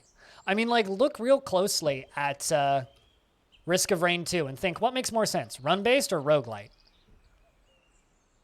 What the fuck is a Doom? Yeah, right? I play Call of Duty and FIFA. What the fuck is a Doom?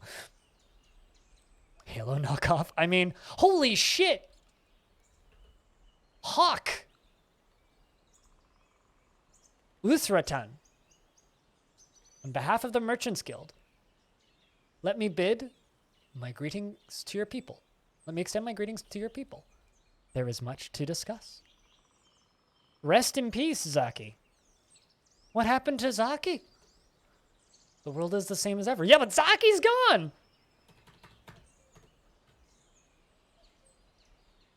Well, we'll have to read about Hawk's description, because we have a new royal treasure. This is a big deal. Someone died of old age. Let's discuss what we're willing to offer for you for your crafts dwarfship. We have finalized the export agreement. Feel free to go over the documents. On behalf of the Merchants Guild, let me bid farewell to you and your stout dwarves. Hawk. Okay. Whip glories. Well, whatever you're into. His hair is extremely long. His narrow brown eyes are very wide set. He has a narrow chin, and his ears are narrow. His head is tall. His eyebrows are quite long, and his eyelashes are short. His nose is somewhat narrow. His hair is gray with flecks of charcoal. His skin is cinnamon.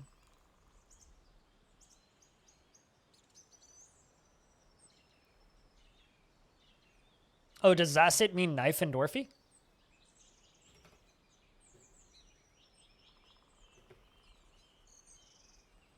Interesting.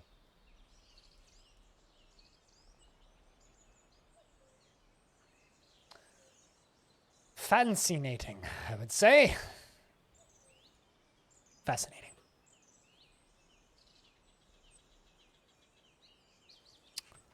Some humans have arrived and are unloading their goods.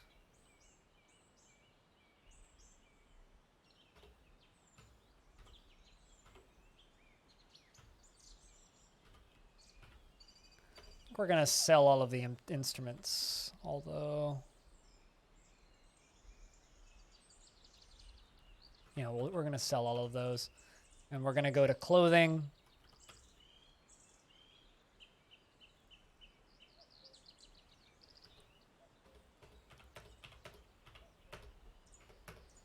Trade all that. I will be back in a second. I'm just going to go take a real quick toilet break because I've been streaming for 3 hours without taking a break. So, BRB, after toilet break. Round of beers if you guys want to.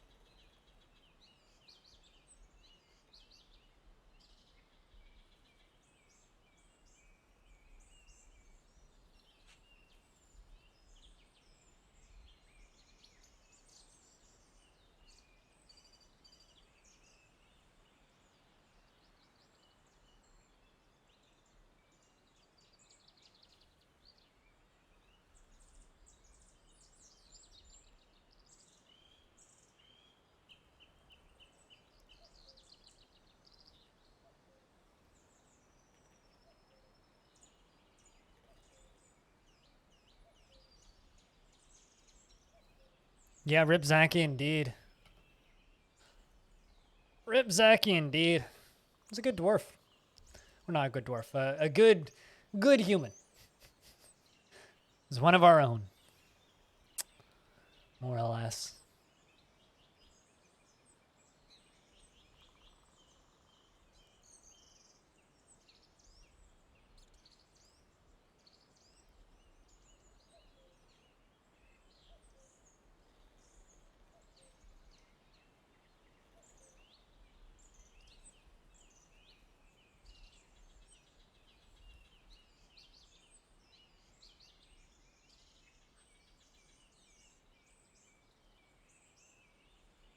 Also, so you know those people that all just kind of piled into the Discord earlier? And we're just kind of being friendly, but kind of sus at the same time. And then a bunch of people who jumped into the chat. Most of them have already left the server.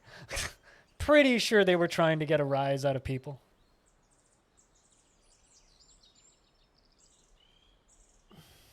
Yeah, knife whip glory. Knife whip glory indeed.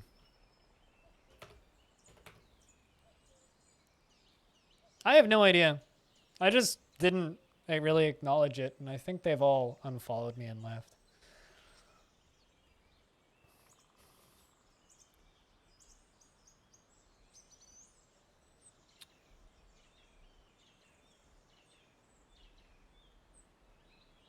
When in doubt, beer. Yeah, yeah, yeah.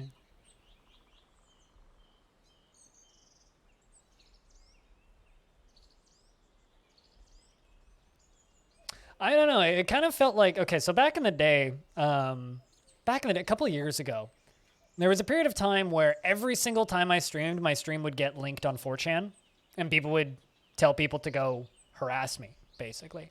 Every single time I streamed. So every time I stream, I would have to deal with one or two people posting pictures of dead people in the chat and porn and all that fun stuff. This was a long time ago. At one point, my phone number got leaked. That was also fun. Although I'm smarter about locking that shit down these days, so that doesn't ever happen again. Hang in there, Brander, buddy. You'll do okay. So, well, what? Yeah, 4chan. And that kind of reminded me of that. Just people who just like pop in. It was leaked because of my mom, believe it or not. It was my mom's Facebook account that leaked it. Anyway. Brander buddy's stumbling around obliviously. I spoke too soon. Oh well, at least he's not tantruming. Anyway, so I had some, like, a rough year way back when. Kind of got used to it though, you know. We kind of made jokes about it and just banned people when they caused problems and didn't do song requests so people wouldn't, you know, request songs that were just 5 minutes of someone screaming the N-word and stuff like that. And, you know, we'd do our best to just kind of work around it. And I'd put chat into follow only or not sub only, but like slow mode whenever things would get really bad, which they did sometimes, but was kind of uncommon. Then at one point my channel got linked on a site that does nothing but tell people to go harass people, which I think the site's down now. It was basically just like a locked forum. And all it was, hey, this person gets mad if you say this thing to them. So like they would link your stream and then like a few key things to piss that person off. And so I was posted on that for a while too. And that's what that kind of reminded me of a little bit. Just a bunch of random people that are being weirdly friendly and then they all start kind of talking amongst themselves. It just immediately smells like that kind of thing. And I haven't seen that in a long time. So I don't know what the fuck that was, but.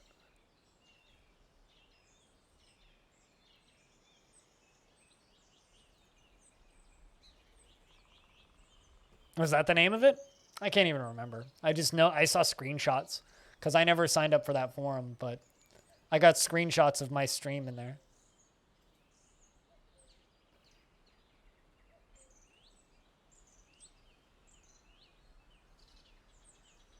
Gone to 3 minutes and something happens? No, I was just talking about the thing that happened earlier when you were here. But Brander Buddy is stumbling around obliviously, and we have a new Outpost Liaison, or not, Royal Treasurer from the humans.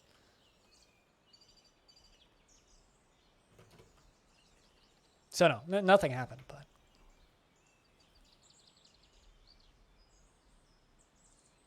I mean, this is all stuff from like 2014, 2015. This was a long time ago.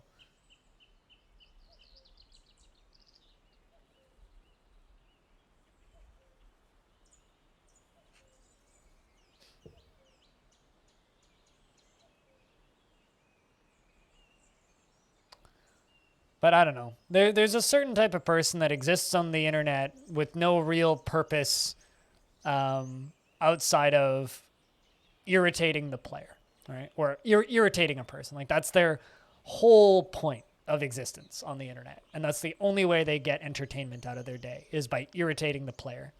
And it sucks, but like, what are you going to do? You know? What are you going to do? It's there's only so much you can do. Aside from just, you know, ignore them or ban them. Generally, I find like just completely not acknowledging them is the best thing to do because after a couple of minutes, they just kind of leave. If you don't quickly get annoyed at them, they very quickly just like go, oh, well, fuck this person. And then they go find somebody else. Oh, also, whenever Voxel Tycoon releases, which is in 1 day and 17 hours, we're going to have to do some of that in an evening, by the way. This game. This might be a little bit too factory buildy for me. Might be the way that it ended up, but this is very much a Transport Tycoon game. I'm actually in the credits for this game because I've supported them on Patreon at $1 for a while. So I'm in the credits for this game. This is out soon. Want to play that because I like Transport Tycoon games. The developers are in Russia, and they just kind of managed to scrape by enough money and keep their budgets low enough that they just worked on the game for an extra 2.5 years. Yeah, it wasn't Sandy Taupe. Probably a later generation than all of the Sandy Taupe people. Actually, we could get some comparisons for the humans. Nose is slightly hooked. Hair is tan. Skin is Sandy Taupe. Brass eyes are protruding. Head is tall. Hair is tan. Skin is Sandy Taupe. What about Hawk again?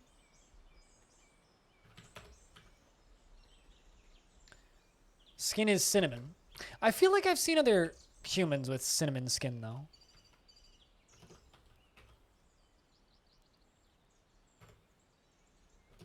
Curious.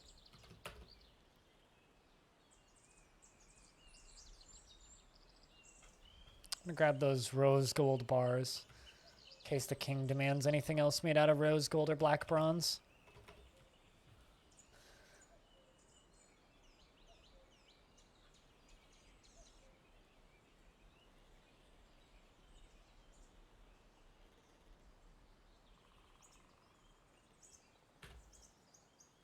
Oh, trade.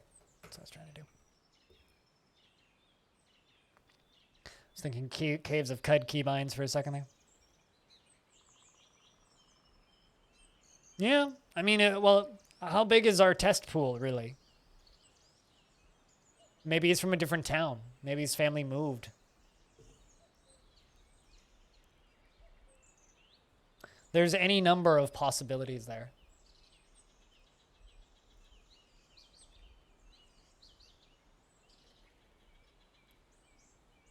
That German streamer is back.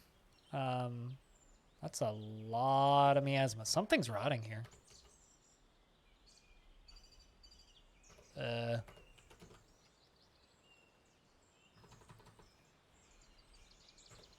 not sure where it's coming from. It looks like it's coming from the trading depot. What?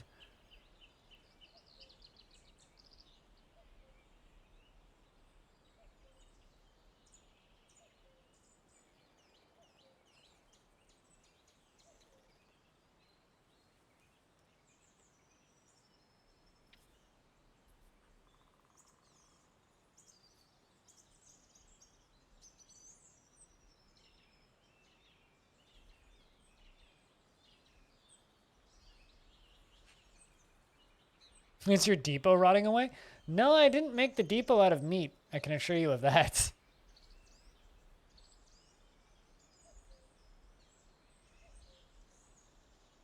It's not ideal, I would say.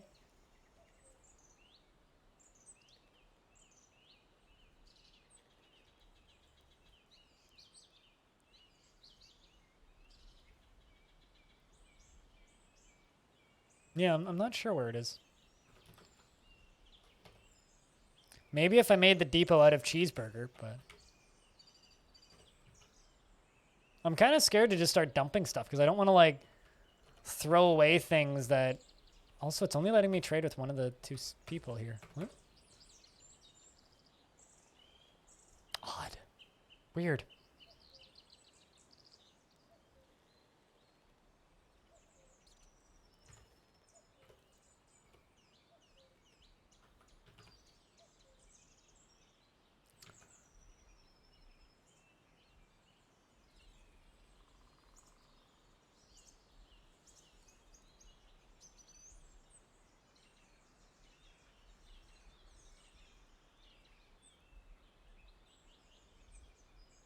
What narrow means? I always assume it means like they're from Asia.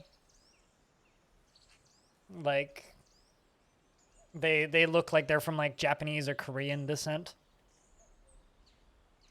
instead of you know, more Caucasian eyes.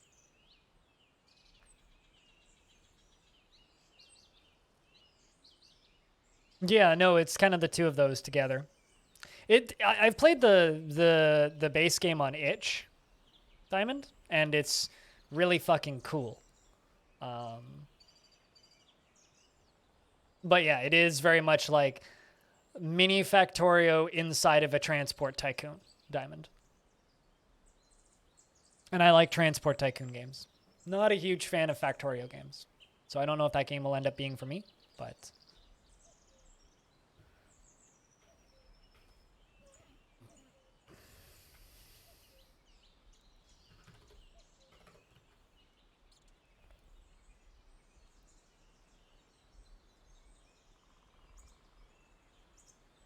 Chad, is there any games coming out soon that you're looking forward to? Right now, it seems like the only big game that everybody seems to be playing is Outriders, and people either hate Outriders or love Outriders, and there's like no in between. People either like best game ever or worst game ever made. Although it's kind of funny because like I was kind of sad about Outriders initially because like not big on, you know, loot games like that. But the more I'm hearing about Outriders, the more I'm realizing it's actually just straight up an old school people can fly game that I like. Because I really like the old people can fly games. I'm a big fan of the old Painkiller games, which are basically just like, you know, Heavy Metal Guns, the video game. And I enjoyed Bulletstorm a whole lot when they made that. Because those games are literally just, here's really interesting combat arenas. And that's what that studio does well, which seems to be why people who like Outriders really like Outriders, is because it's interesting combat arenas. Yeah, well, that's a given. Age of Empires 4. Yeah, you just got into StarCraft 2. Have you watched me and Evil Trick play some RTS games? Because we've been playing RTS games on Monday for like 2-3 hours, and it's good fun. We played Rise of Nations. 2 games of Rise of Nations on Monday. That was a lot of fun. I'm also hopeful for AoE 4. I'm worried just because that gameplay thing that they put out looked a little bit framey. Like there was some of the animations looked a little odd, but I have a feeling that we'll go follow Evil Trick because that's what I've been doing on my days off is 2 hours on Evil Trick's channel. Yeah, no, it's interesting.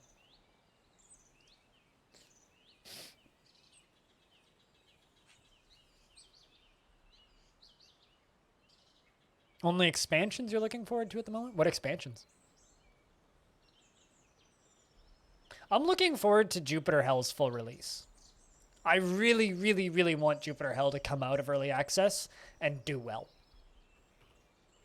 Like, I don't know. I'm just hoping that they sell a whole bunch when they come out of early access because it'd be really, really, really nice to see.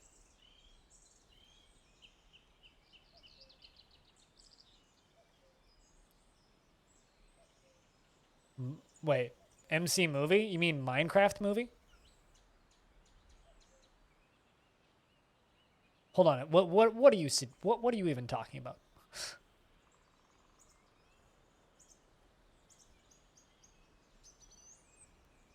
I mean, I have a feeling that if Microsoft turned around and made a Minecraft movie, it would be absolutely fine. Are you working on the script for it yourself, or are they working on a script for it? Except it's not on consoles. I mean, that's the thing they're going to work on after early access is done, right?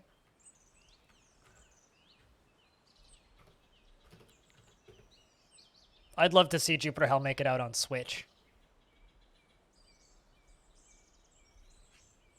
I'd also love to see it on Game Pass, actually. PC and Xbox Game Pass. Both of those would be excellent places for it to be.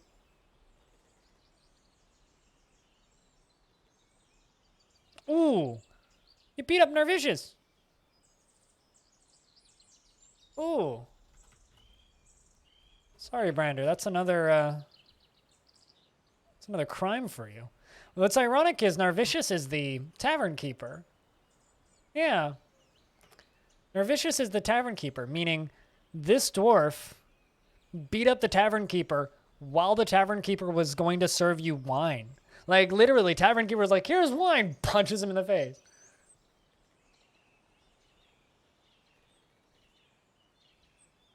I don't know. I have a weird feeling that if suddenly a Minecraft movie came out, I have a feeling that it would be very similar to the Lego movie. Max damage. I have a feeling it would be very similar to the Lego movie. There's nothing to whine about. That was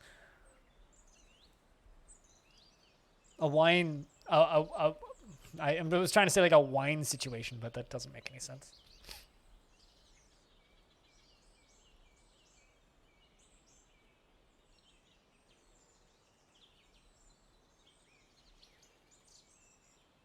See no reason why it would not be bought. Jupiter Hell, Marcus.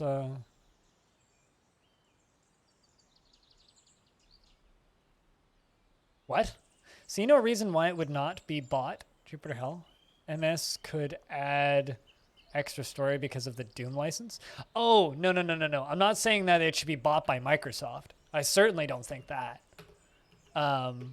I think that they should make their own story and not just become a Doom game. I think that would kind of suck, actually. It would be cool if Epion could get the rights to make a separate Doom game. Okay, Stone needs to train. But no, I do not want it to become a Doom licensed game. And that's not what would happen if it went on to the Xbox and PC Game Pass. That's not what would happen. No, it would just be accessible to people who maybe wouldn't put the money in to buy it, but would try it. That's not what I want to see happen. And no, it wouldn't get bought by Doom or by Microsoft because it's not a big enough IP. Microsoft wants to buy big studios. Besides, I don't think Epion's interested in selling. So I think you're missing the point of what I was suggesting. You don't have to be owned by Microsoft to be on Game Pass. There's lots of games on Game Pass that are not owned by Microsoft.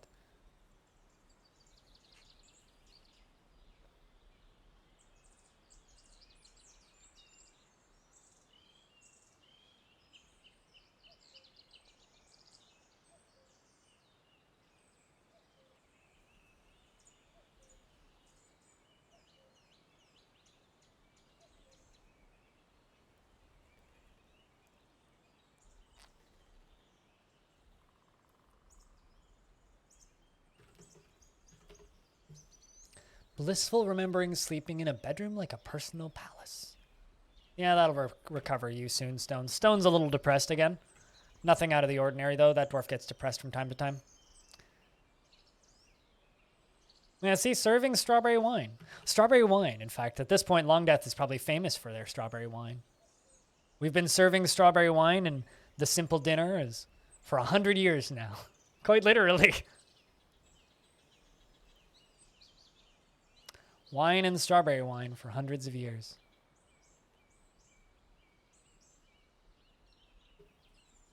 Satisfied after getting into an argument. Shocked after reliving being attacked. Felt love remembering talking with mother. Aw, remembering talking with your mother. Your mother's been dead for a number of years. That's sad.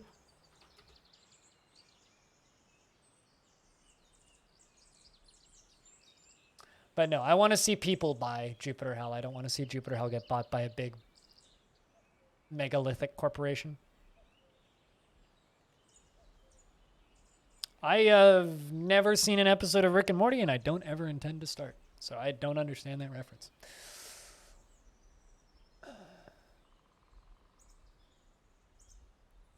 I know a lot of people like that show.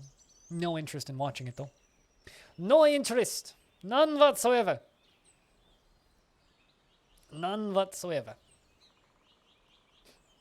No, absolutely not.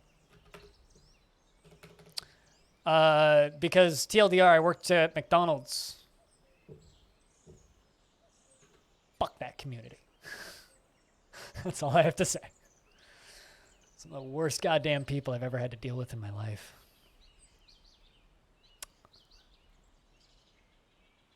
Don't let the dumb community ruin it. Too late. They ruined it for themselves. It's literally impossible to enjoy something when you associate things with such negative things. Same reason I will literally never like anything related to Homestuck or anything that Homestuck creator ever makes, ever.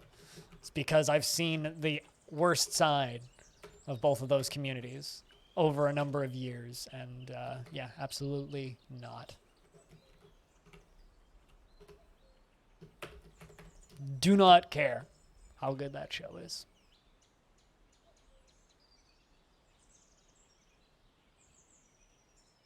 Yeah, basically. Just slowly turning away.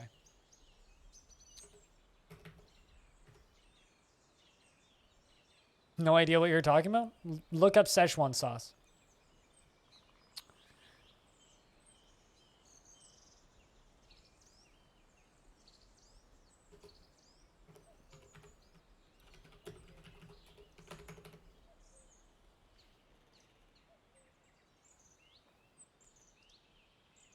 That's all you really need to know.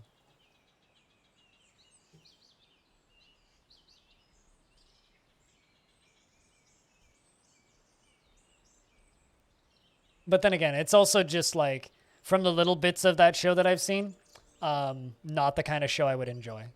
I don't like and never liked, what's the name of that stupid show? Adventure Time, for almost the exact same reasons. I cannot handle that style of humor.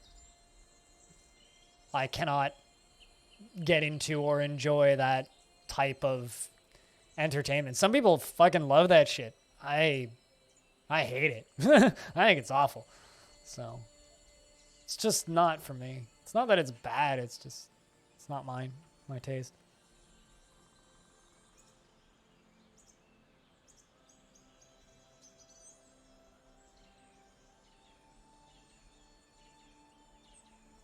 Community turned weird.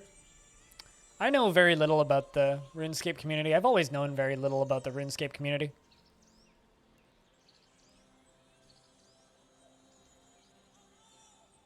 But then again, like, there's parts of the Dwarf Fortress community that, in theory, could ruin Dwarf Fortress for me. But I like Dwarf Fortress so much that I can ignore it, right? The difference between Dwarf Fortress and those shows is I don't like those shows to begin with. Like, I've seen many episodes of Adventure Time because my ex loved it, and I hated that show. I always, the entire time watching that show, I hated it. So those kinds of, like, lull surrandom, I think, is the wrong way to put it, but it's like, there's many examples of TV shows that I've tried watching that are similar to Rick and Morty that I've hated. Like, hated. And it's the community is just like the nail in the coffin for me. It's exactly the same as Rick and Morty. Coldfire. It's the exact same appeal. Cartoons that look like little kids' cartoons that are aimed at adults. Cartoons that are, and that's just a style of entertainment that I just don't enjoy. I've never really enjoyed it. And I've seen a lot of it because that's what my ex loved. You know, shows like Archer. Shows like, oh fuck, what was the name of that show on Netflix? But yeah, I mean, I probably would enjoy BoJack, actually. I've seen a little bit of BoJack. I also know for a fact that BoJack would make me want to die and be very depressed, so I probably shouldn't watch it. But I'd probably enjoy BoJack. I probably would enjoy BoJack from the little bits that I've seen. Big Mouth, that was the name of it. Fuck that stupid show. Fuck that stupid show. Worst fucking show I've ever seen. But yeah, no, it's just, cartoons aimed at adults are almost always something I'm not going to like. I think anime tends to do it better than North American animation, but they tend to have a very different mood, right? But I was also never a big cartoons kid when I was little either, right? I think to me it's not immaturity, but there's definitely like an element of this is a thing I had as a child, and so it's a thing I want to continue to have as an adult. I never watched a lot of cartoons growing up. I watched a lot of nature documentaries. So if I want something that's for me now, that makes me feel nostalgic, that's still new and interesting, I'll go watch nature documentaries. You know, I'll go watch documentaries about space. Like, that's the kind of shit that gives me, oh, I used to watch this stuff when I was little feelings. That's the sort of stuff that gives me that feeling. And for a lot of people, I think that grew up on Saturday morning cartoons, they get that kind of positive vibes, I don't know, feeling from that. Lots of dwarves socializing, which is good to see. Peter would like to practice a martial art. Well, you know what? I can chuck you into the Eternal Hammer. Go practice martial art. Go fun. Oh, World War II in color is incredible. Fucking love World War II in color. But yeah, how it's made, Discovery Channel, Mythbusters, that kind of stuff. Curiosity Stream. I was sponsored by Curiosity Stream, so I have a lifetime subscription to Curiosity Stream. Stream? Yeah. So, yeah, no, all that shit. Frogfire. All that shit. Netflix is great for like the crime documentary stuff. And, you know, David Attenborough's My Life on Earth was incredible. And the series that went alongside that. All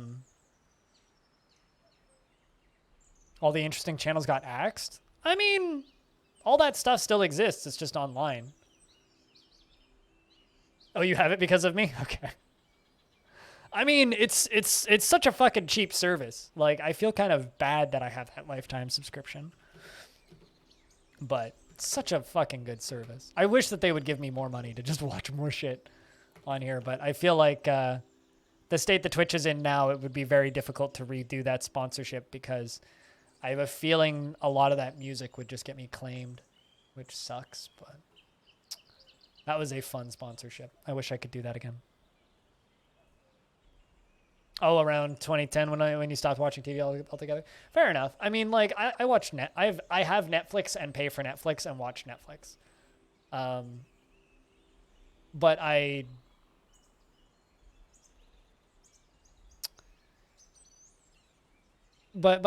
don't know. I don't really binge watch things very often. I mean, like there's occasional times where I'll just like watch a show nonstop for a bit, but I don't know. I don't really describe myself as a heavy TV watcher. Like I tried watching a movie last night after, you know, just hanging out in my, actually, you know what? I'm going to let you guys train for another season. Like I tried watching a movie after, you know, gardening most of the day and going for a really long walk and doing some work in the morning, but I kind of gave up.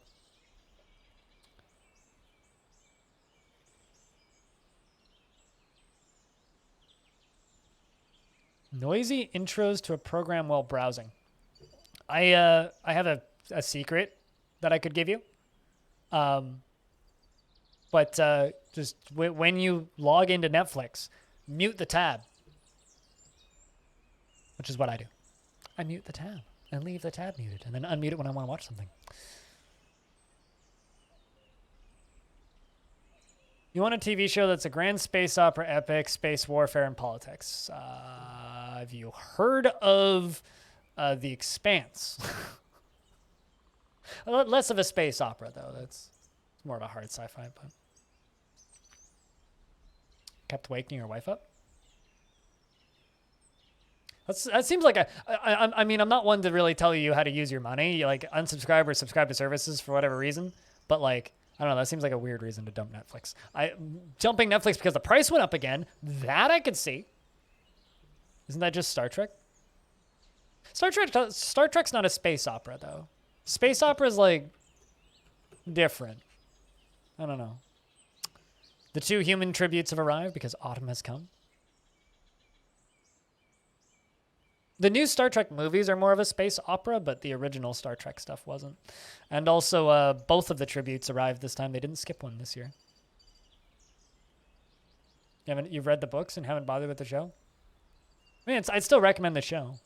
I know a number of people who've read the books and watched the movie, or watched the show and enjoy them both. What's up, Smeagol? What's a space opera?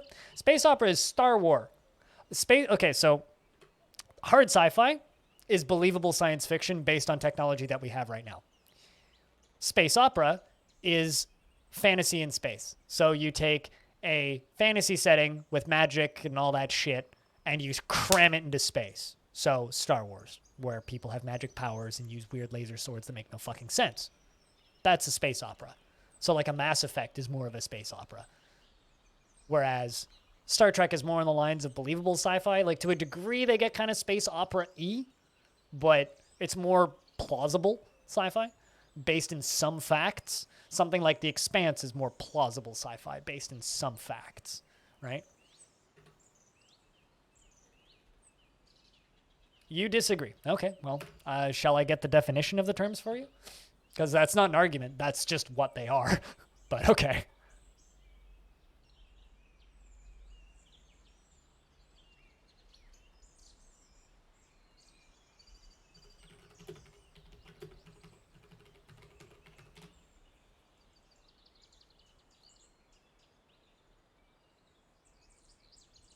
Space opera is a subgenre of science fiction that emphasizes space warfare and melodramatic adventure and interplanetary battles, chivalric romance, and risk-taking.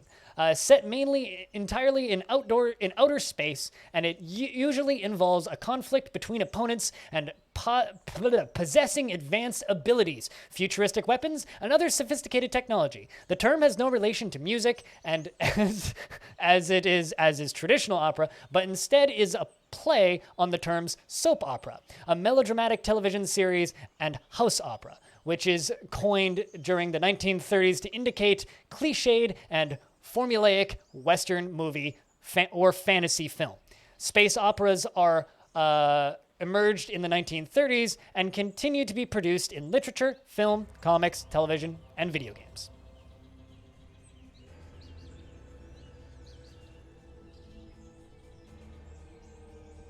No, space opera and science fantasy are pretty fucking similar.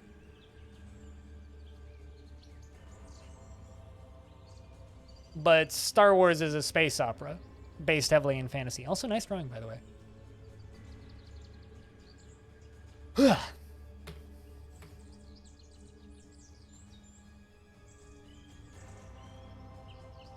I think that Legend of the Galactic Heroes was the image that they used on that Wikipedia page. No, it wasn't. Actually, yes, it was if I scrolled down a bit.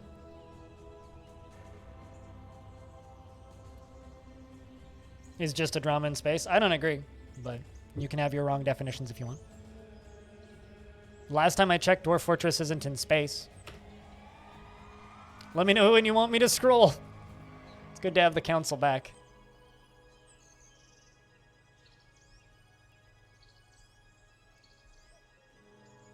If you like animation, sure.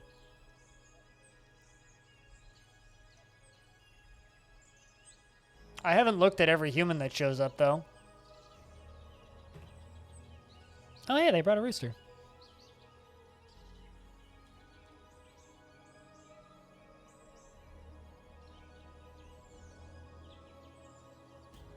Unless it's something fanciful or terribly wrong.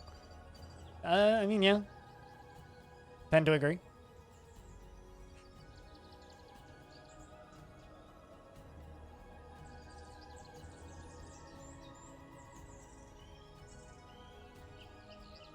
But no, I still disagree with you, Coldfire. Because there is the lines about the equivalent of powers and fanciful technology.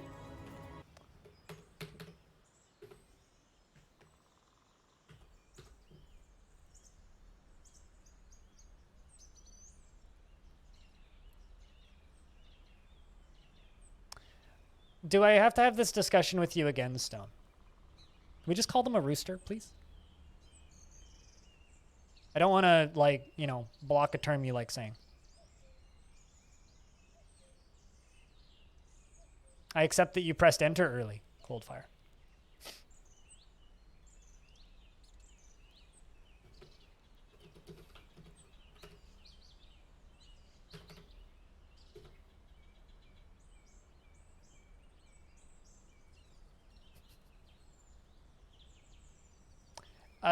Yeah, but you started it, Stone. And I'm gonna ask you really nicely just to leave it. Let's just, if we're referring to a rooster, call it a rooster. If you're referring to a chicken, call it a chicken. It's silly. People ruin fun things.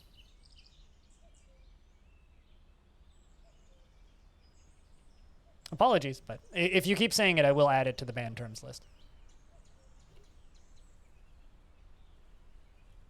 Reading books about please. Pondering division. Giving Peter a chance to learn about spear once again. 57-year-old dwarf.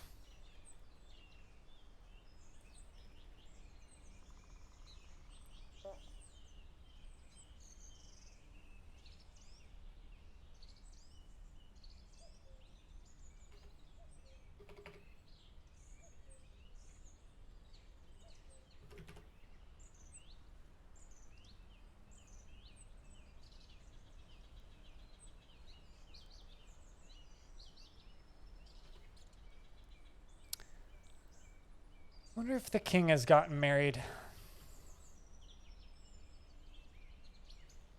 Nope, still just a lover.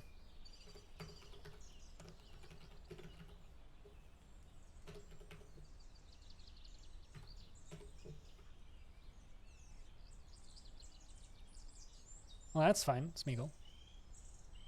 Can agree to disagree then. Thank you for making your opinion known.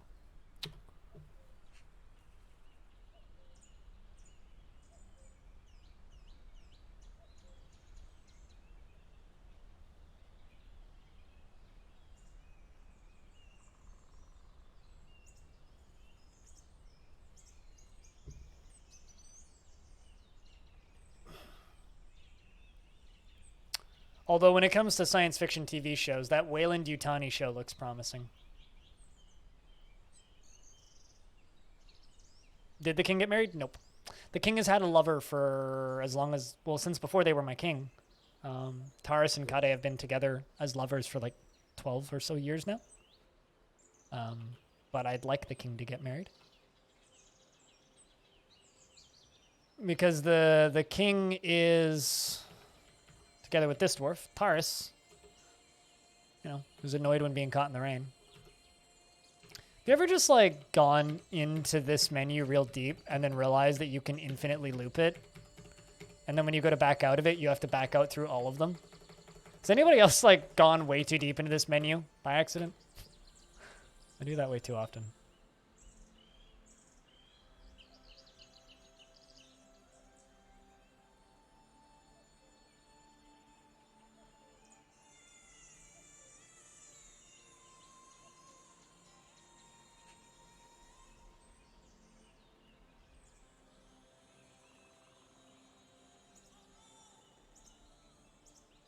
God, I feel like shit.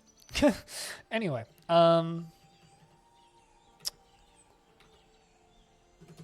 having a body that doesn't work properly really sucks. You don't really realize how nice it is to have a body that works properly until you have one that doesn't. Why are you moving so slowly, Ryan? How many scepters are you carrying?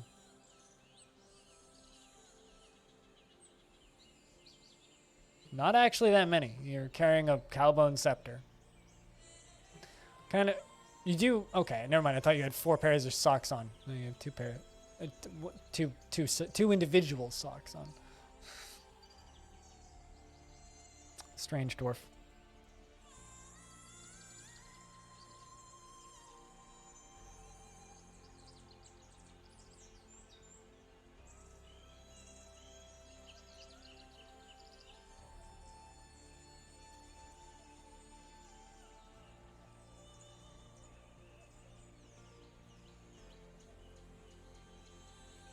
That feeling when you get offered a key for Star Wars Pinball VR. What? Why are you offering me a key for that? Someone bought an email list that's not going to get them very far.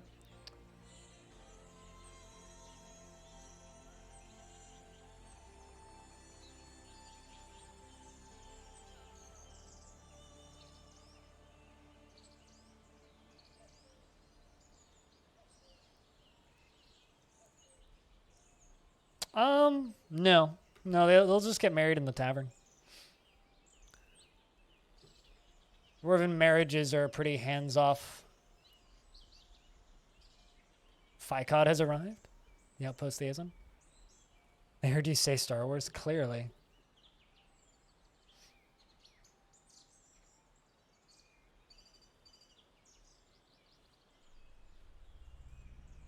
Was that gem just sitting there, or did they drop that? What just happened? Why is there just gems sitting there? I don't think gems can fall off of a cart.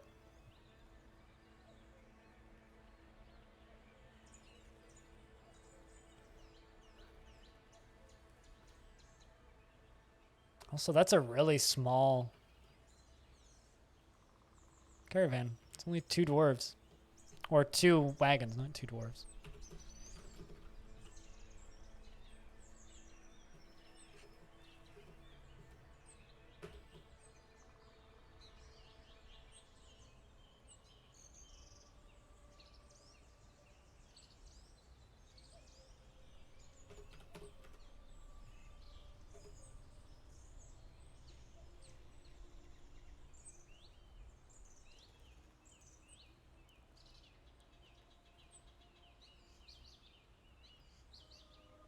Well, thanks for lurking, Daly.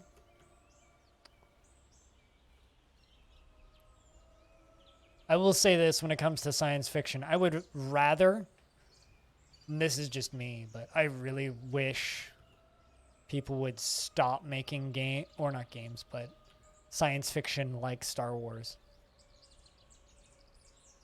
Or rather, I hope people don't ever make more science fiction like Star Wars.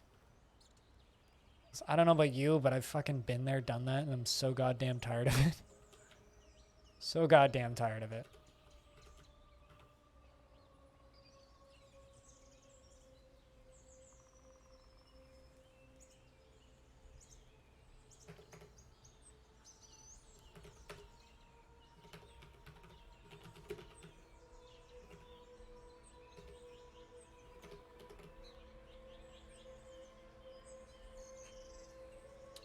Space fantasy, space operas, space all that shit. No. Don't want any more of that.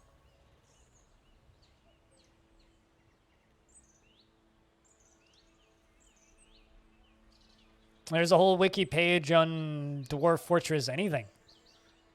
On the Dwarf Fortress wiki. Is there any funny puns on that one?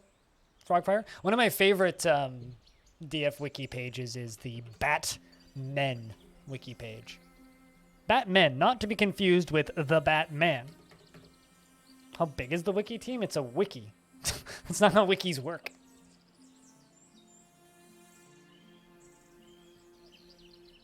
And I have no idea how many moderators there are on the wiki. Never really been involved with it.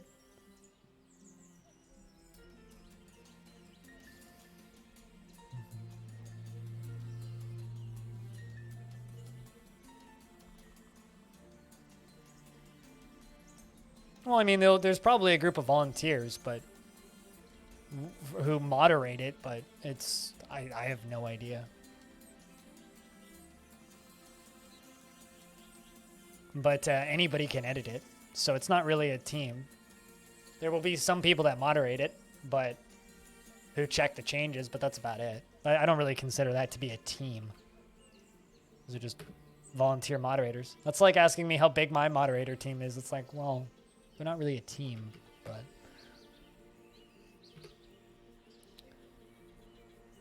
I am your liaison from the mountain homes. Let's discuss your situation. But if you're asking how many volunteers they have, I have absolutely no idea. Never looked into it. It's good to have you back, Ficod. It's a long period between screens.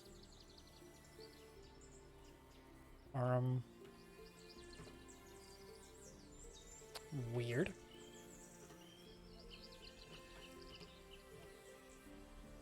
Oh, I know why. It's because I canceled it. There we go. Wood, please.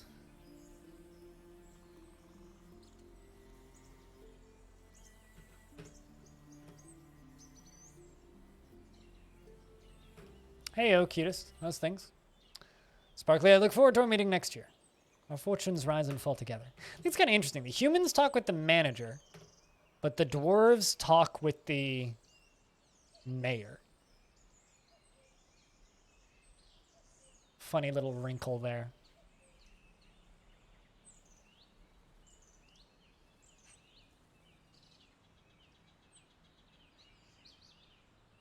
Yeah, the only thing I really know about the DF Wiki is that there's a few things in the DF Wiki that are in the DF Wiki because I've found them. That's all I really know. But I don't pay much attention at all to what's actually going on in the wiki. I just know that my favorite page of the wiki is the Batman page because there's funny things like, their parents are dead! Your legends are effort here. Why, thank you, my friends.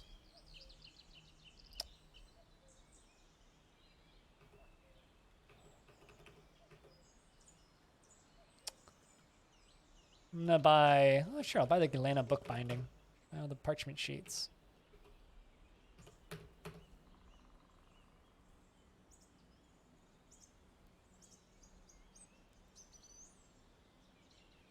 "30 minutes of black? Oh no! Yeah, that's not ideal. Has an inspiration segment because of me? Yep. We've learned details about the Dwarven language. Or not Dwarven, Cobalt language because of me. Which I'm very proud of, to be honest with you.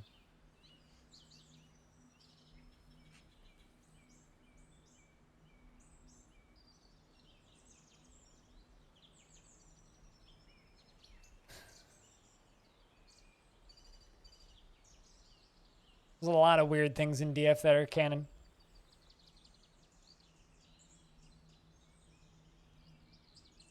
But how we doing, cutest? How's school stuff been treating you?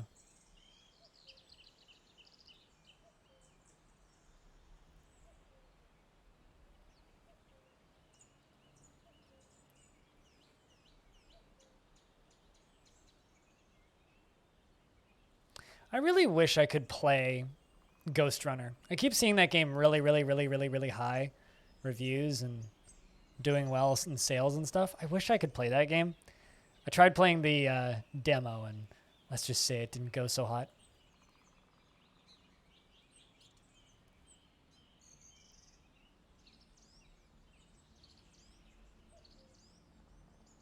Did not go so hot.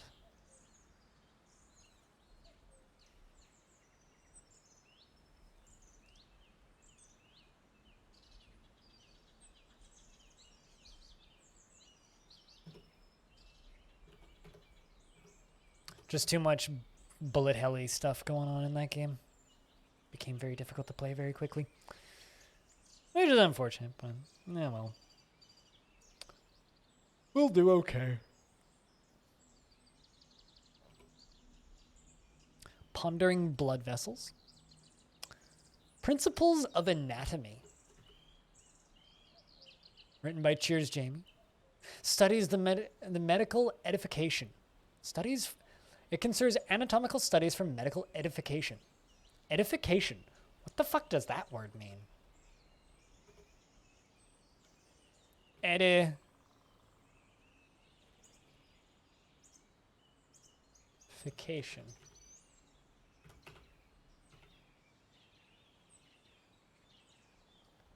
The instruction or improvement of a person morally or intellectually.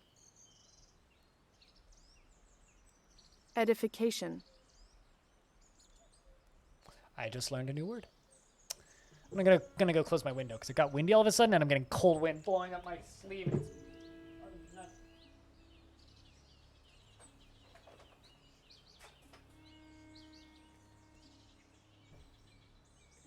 It's education, but like fancy education.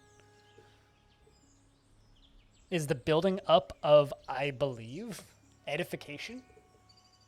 So going to Bible studies is edification instead of education? Is that what you're saying?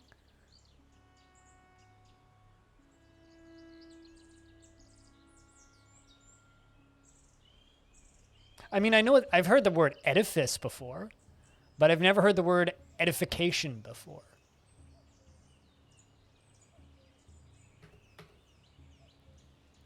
Yeah, it's interesting. Learn something every day. Also, hey, Dester. Yeah, the instruction or improvement of.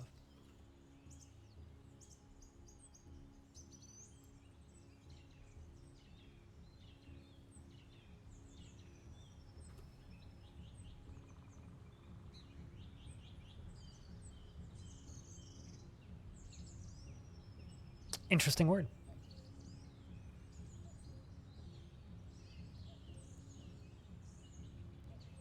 I don't know. I was going off of the search engine definition first pop up thingy. So, hey, Gate Nerd, how's things be? We're still in the waiting for dwarves to make babies point of the game.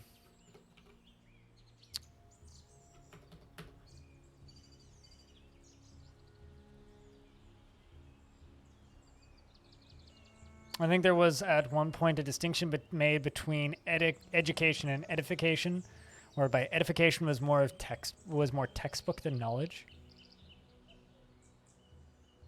Is edified a word?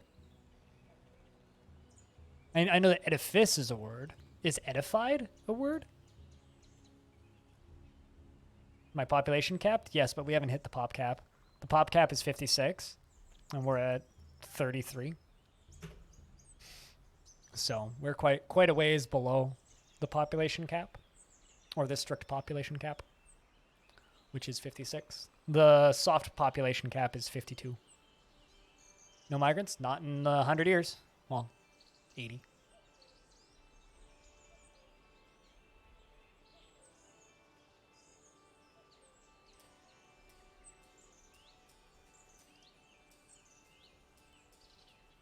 Instructor improve, yeah. I mean, yeah, I know the word edify. It's like helping edify somebody is like teaching somebody, to teach somebody, essentially. So edifice is currently teaching somebody, and edified is the past tense of had taught somebody.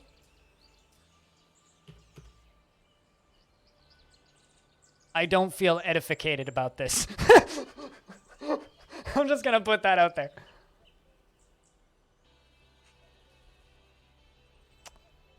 These words seem redundant.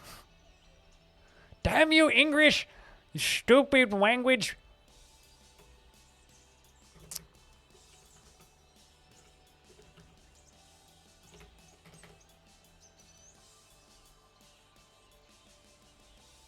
I feel like it's more like... I mean, Dwarf Fortress also forced me to remember what the word indefatigable means. Indefatigable. Fuck you, English.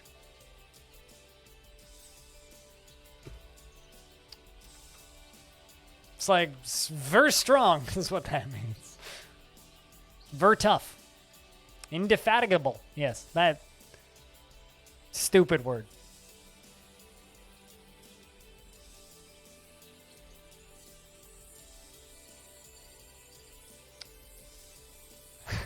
Sometimes the difference is only in the connotation regarding the pretentiousness of the speaker. Yes, sometimes. I know cool word that you have to look up in a thesaurus.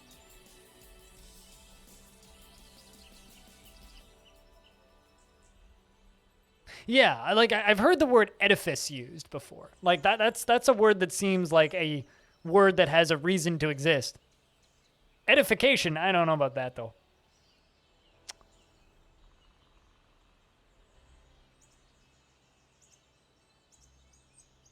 But you know, the more you learn, right?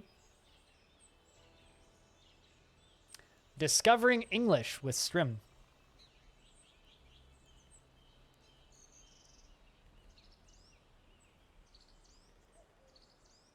Nah.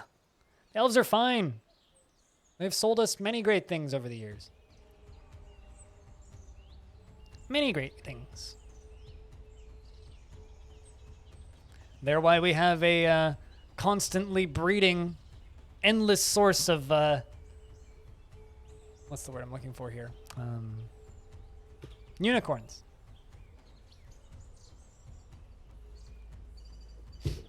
Longdeath isn't at war with anybody. We're a trade hub. I'm going to acquire something. Perhaps I should make more rock bracelets or something. Or next time I do a mass slaughter of my animals, we'll just make a bunch more crafts. Without elves, we have no unicorns and even less hope of getting... Well, we also have no dingoes, actually. We got the dingoes from the elves. We'd have no unicorns, we'd have no moose. We'd have no sheep. We'd have no cows. Although I probably could have gotten the cows from the humans. Or the dwarves, but I bought all my animals from the elves. I'd have no flying squirrels. No ravens.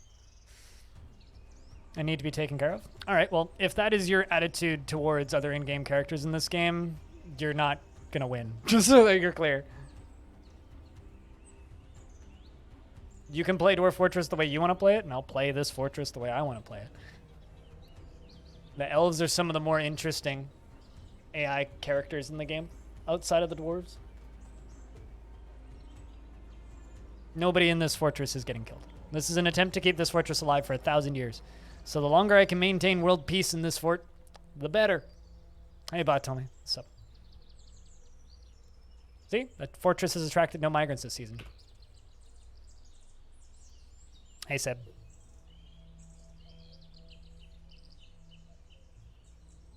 It's got a couple and their daughter. That's a small migrant wave. Sure, but I don't have any biases against any particular faction. So when you start saying things like, "Oh, this species needs to be taken care of," I go, "Well, maybe in a world where my fortress is at war with them, but if that is the default opinion of an entire species in a game, that's a little shitty, especially when it's perfectly possible for you to be allied with them. It's perfectly possible for you to be best trade partners for thousands of years and coexist. I mean, if you've had bad experiences, that's fair, but that's also literally a different generation of a completely different Dwarf Fortress world.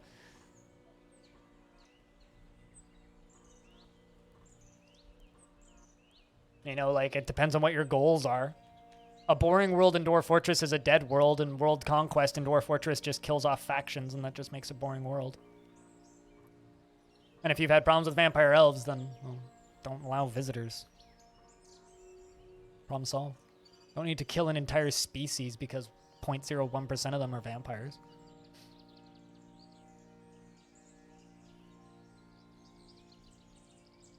$150 to 170 years. Wow, tell me. They could die on the 1st of spring of natural causes every single time spring rolls around after year 150. I think that's actually up to 179 years because I had a 171-year-old dwarf.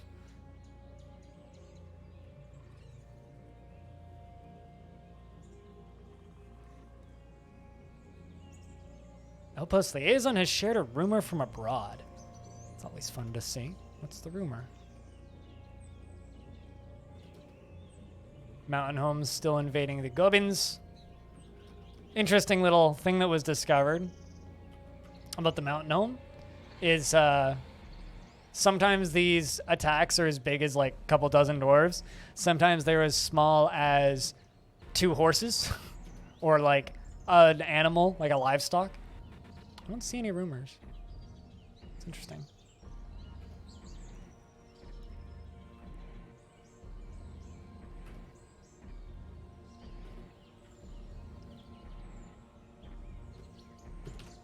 But no, I bother some people with this Death Star, but I use Dwarf Fortress as a common allegory to talk about things like prejudices against certain people. A lot of people who play a lot of fantasy games roll with the default of, oh, this species is evil. Which I think is really boring. Like, sure, it's fun to have a bad guy, right? It's fun to have prime evil in a game, and I agree with that. That's why demons exist in Dwarf Fortress. But I think that just defaulting to X species is evil and needs to be dealt with is a very accurate allegory description of what is wrong with our species as humans. Ooh, that was pretty brutal. Old tantrum. Beat up Orson. You're not going to keep beating on him, are you?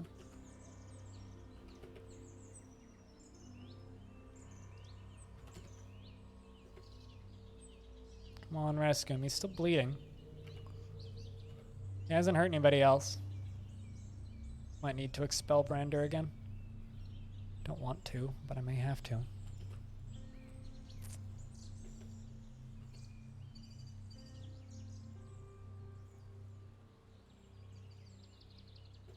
Oh, Orson died. All right, Brander. Wasn't worth bringing you back. We're expelling you again. Sorry. It's just not worth it. It's just not worth it.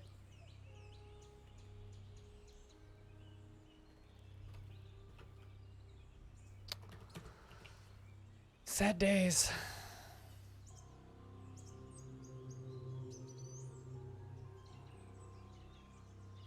His tail was not fluffy. He looked very sad. Poor squirrel. I don't believe I've ever seen a soaking wet squirrel. That sounds kind of funny, actually. But you know, I'm not super. I've never really. I've never played much of the Dragon Age games, but from the streams that I saw of Dragon Age 1 specifically, because I used to watch a channel who would do an annual playthrough of that game. It was always very interesting the way that game tackled racism based on the character that you played. And I think that Dwarf Fortress actually does a pretty good job of generating worlds that feel real. And I think if the player goes in as a neutral party at the beginning of every playthrough, the player can have very interesting simulated experiences. But if the player goes in with the same goals to every single game, you're going to end up repeating yourself. So if you go in with the same goals of murder the elves, annihilate the goblins, build the biggest fortress, that's all you're ever going to do. You're going to annihilate the elves, annihilate the goblins, and build the biggest fortress. That's not fun to me, because, and maybe that works for some people. Maybe some people enjoy that process. That's just doing the same thing every time. That's like playing the game in a broken record. Poor dwarf died too young. Bummed out now. Waiting for a growing... we're doing a gardening demonstration. Little M. Katsu's doing a gardening demonstration. Look at that. Another dead? Yeah, I had to expel Brander, buddy. Because they beat the shit out of Orson Frakes, and Orson bled to death. Which is unfortunate. So yeah, I think that as the player, I think that we can and do get more out of a thing if you go into every new round with a different goal and a different perspective and a different point of view. So this time I play through, this faction they've always been friends with the elves, you know, and like I have people say like, or ask me questions like, how can I play Dwarf Fortress like Krug Smash? Because he has these wild tales to tell by the end of every playthrough. It's because he goes in with separate goals every time, you know? Sometimes he's friends with all the factions and tries to make it peaceful for it. Sometimes he's enemies with the factions. Sometimes he likes necromancers and hangs out with necromancers. Sometimes he kills all the necromancers. Sometimes you befriend the humans and have animal people in your fortress and like change it up, because variety is what makes Dwarf Fortress interesting. So if you go into every playthrough with the forefront goal of murder the fucking elves, you're going to play the same game every time. And that's not fun, right? Like, why do you want to, when you have a game that's this wide and this varied with this many options and this many possibilities, why do you want to just do the same thing? And I mean, yeah, no, totally. And goblins are products of their culture. Like, goblins aren't evil. Their leaders are often evil, but goblins aren't evil. Goblins are very interesting as a people. They're a tortured society. Yes, they are sometimes cruel, but cruel is not evil. I can be cruel. I'm not evil. In fact, like, if people want to go by default by what is the evilest race in Dwarf Fortress, it's probably the humans. You should read into their history about how they, like, prosecute and expel entire religions from their cities because they believe in a god that isn't super popular with the king at the time. Like, humans are actually really fucking evil and are constantly murdering their own and doing really harsh things to their own people all the goddamn time in Dwarf Fortress. Everybody's fine with trading with them because they're, you know, less annoying about certain things, but man, it always kind of like, it's just strange to see, really. Look at this dwarf serving wine. Beautiful. They're singing the Fuchsia Velvet, most popular song in this faction. I'm just rambling on this subject, though, because I think it's a subject that's very interesting. So apologies for rambling on the subject that I do on a regular basis, but...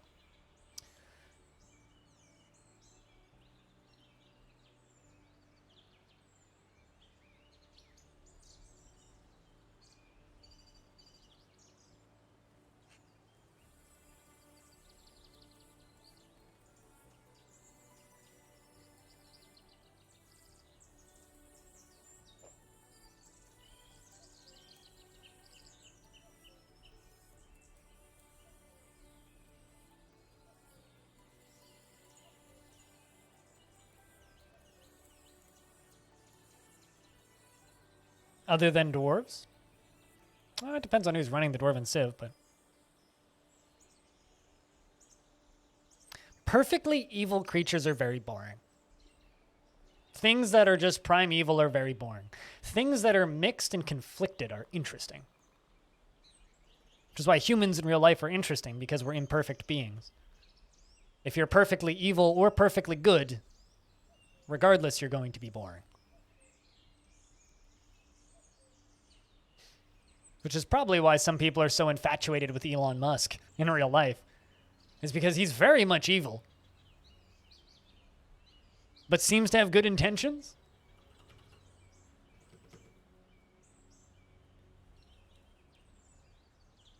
Versus a Steve Jobs who was just easy to hate. Or a Mark Zuckerberg who's just easy to hate. Because he appears like an evil dude all the time.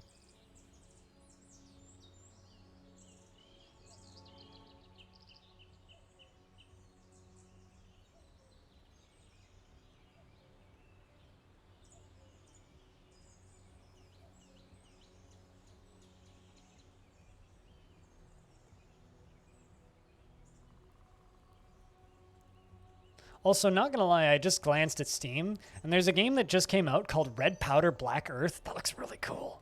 Just gonna throw it out there. The game looks really cool. It's got a good art style, too.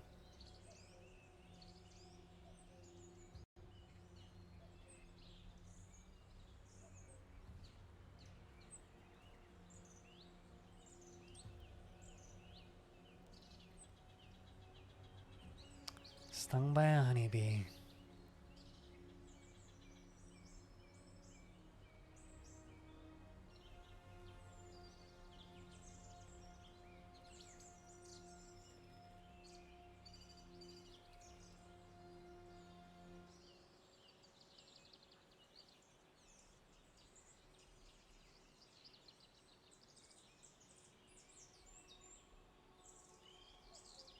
What's worse, the Civ that has literally no laws? The Civ with clearly hypocritical laws. What? What? Wasn't he cruel to most of his family, Coldfire? I need to watch the movie based on Jobs at some point, because I've heard good things. Sorkin movie.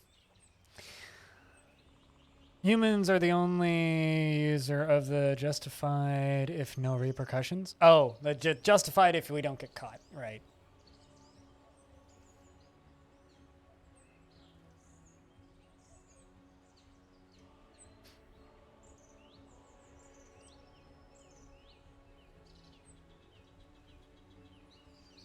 No need for laws if we have common sense. Huh? Too bad humans don't have common sense in most cases. Humans are clearly lacking in that even. We're into late autumn.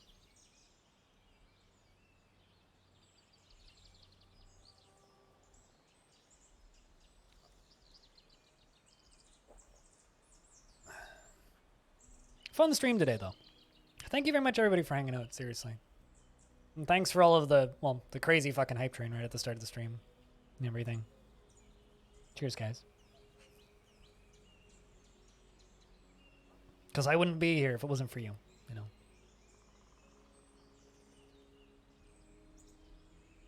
Thank you for helping me do this full time.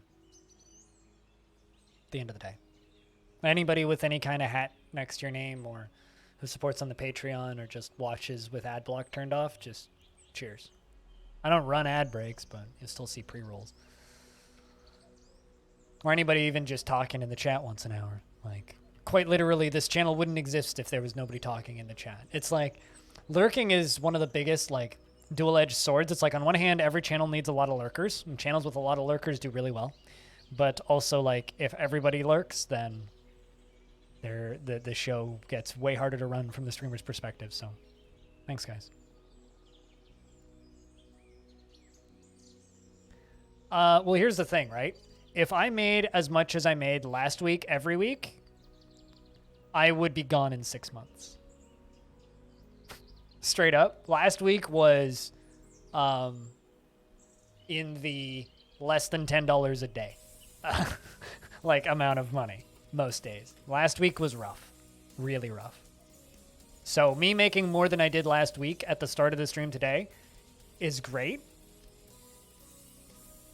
But I can't have too many weeks like last week. I mean, heck, if I only did this once a week, I'd still be real bad. So, we're at the 4-hour, 20-minute mark. Nice.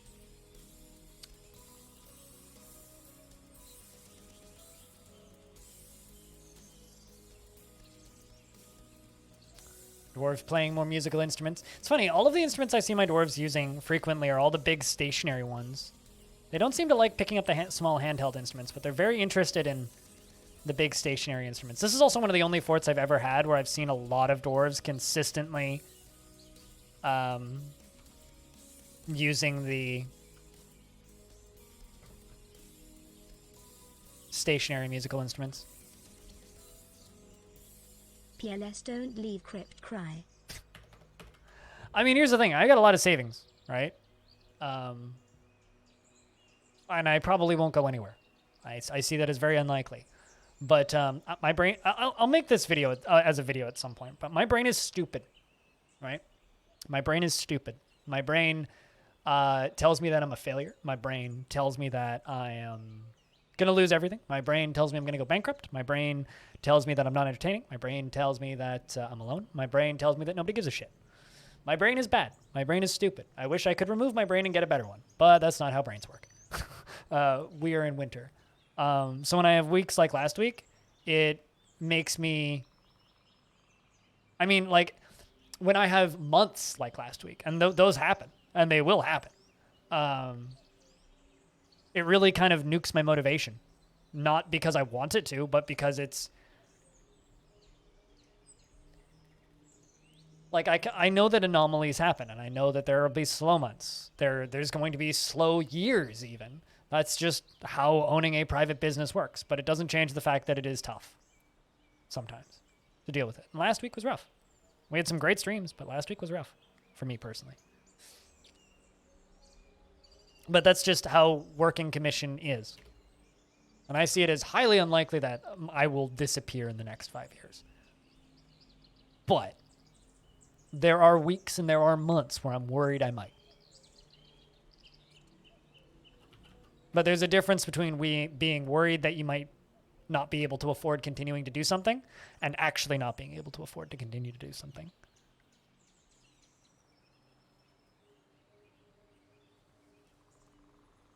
If you walk into a cafe and you see a big-ass drum, what you're going to do, you're going to smash that or pick up a flute.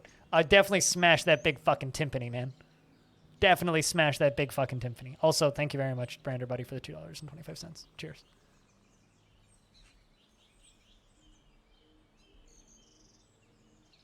I mean, to give you an idea, right?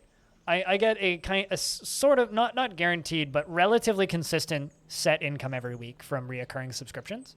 I still got that, and there was a day last week that was okay because of recurring subscriptions, but you can see my sub count on the top of this stream up there, right? Currently, about 140 to 170 of those are paid resubs. About 60 of those are primes, so those are relatively inconsistent with the prime subs.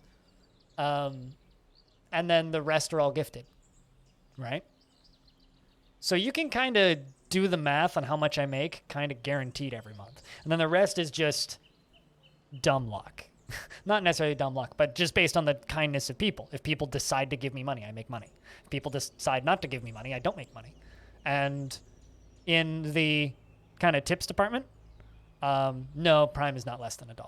No, Prime is the exact same amount that I get from normal subs, which you could go look up online because I'm not technically supposed to tell you how much I make off of normal subs, but you can go look it up online. I got the standard partner contract, which is plenty of people have leaked it over the years.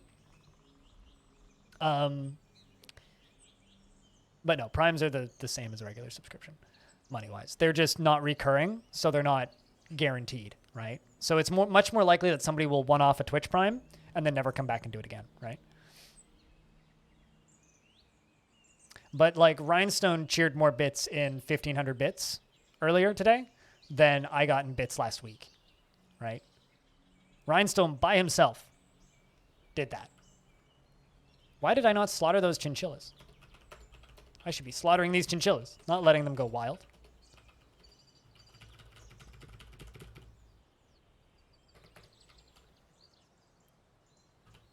And the metal smithing demonstration. Good stuff.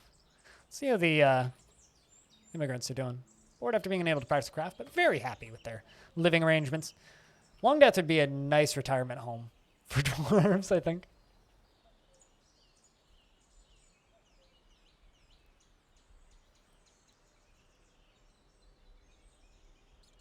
They're so fluffy. They are so pointless. You get nothing of value from them. You don't even get leather.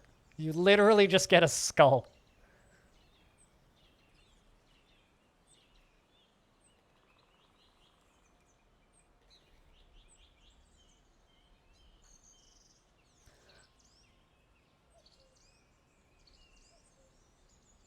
You know what? I'm not even joking when I say that.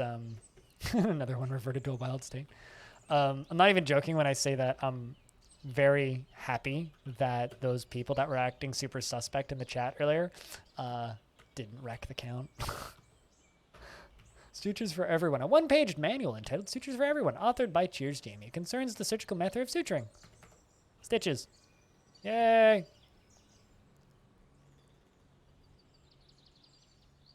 It's been long enough. I think we're safe, Diamond. I think we're safe.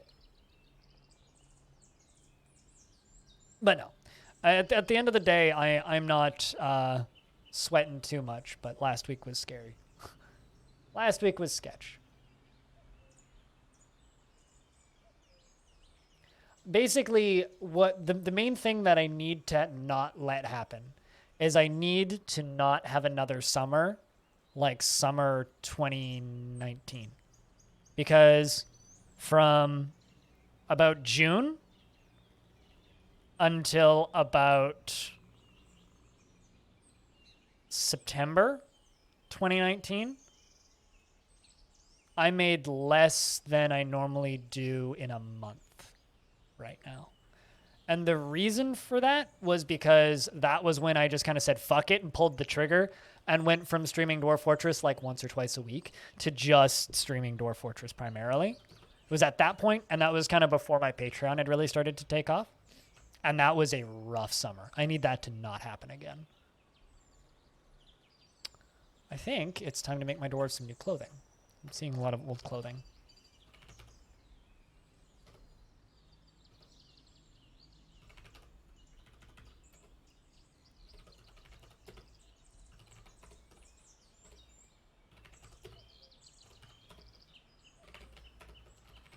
Yeah.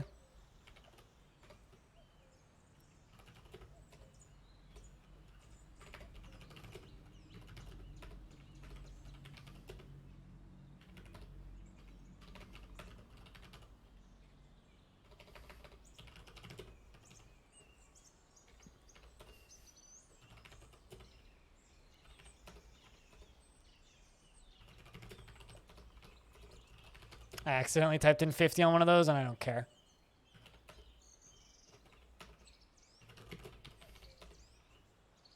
Same with that one. That was a mistype.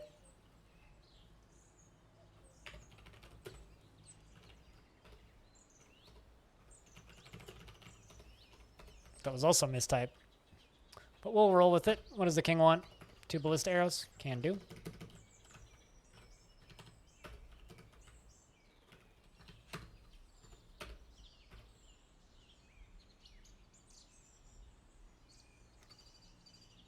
But yeah, nah. Assuming I don't have another summer like that, things should be fine. Things should be fine.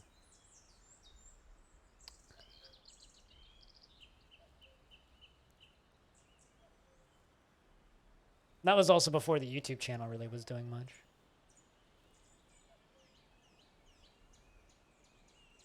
Last week I did get a couple of tips though, which were very helpful. So last week wasn't a total write-off, but it was definitely slow. Anyway, sorry for just sitting here and bitching, but this is the kind of shit that goes through my brain on a regular basis.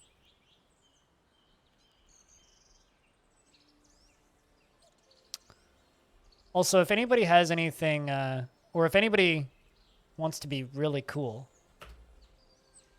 that's the Dungeon Crawler Jam 2021. Bunch of first-person dungeon crawlers. It's a game jam. There's 81 of them in there. I'm thinking about maybe going through a couple of them and trying to stream some of them. Because first-person dungeon crawlers are kind of a fun little genre that I don't play enough of.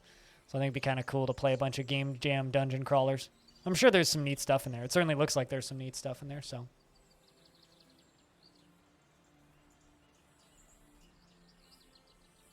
So if anybody wants to play some free games made in a month, there's a link. I'll also stick it up on some Discords, actually.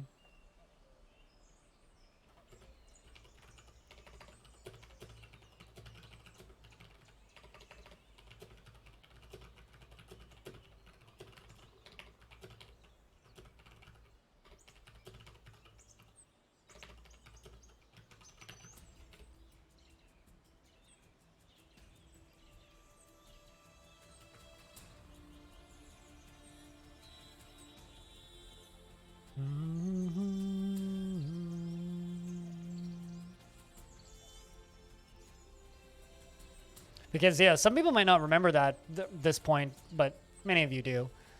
Because this channel wasn't always, like, focused so heavily on Dwarf Fortress. Dwarf Fortress has been on this channel since about 2018. But I didn't, like, really go in all the way for about a year. It was quite a bit of, like, on and off. Play for a little bit, stop for a little bit, play for a little bit, stop a little bit.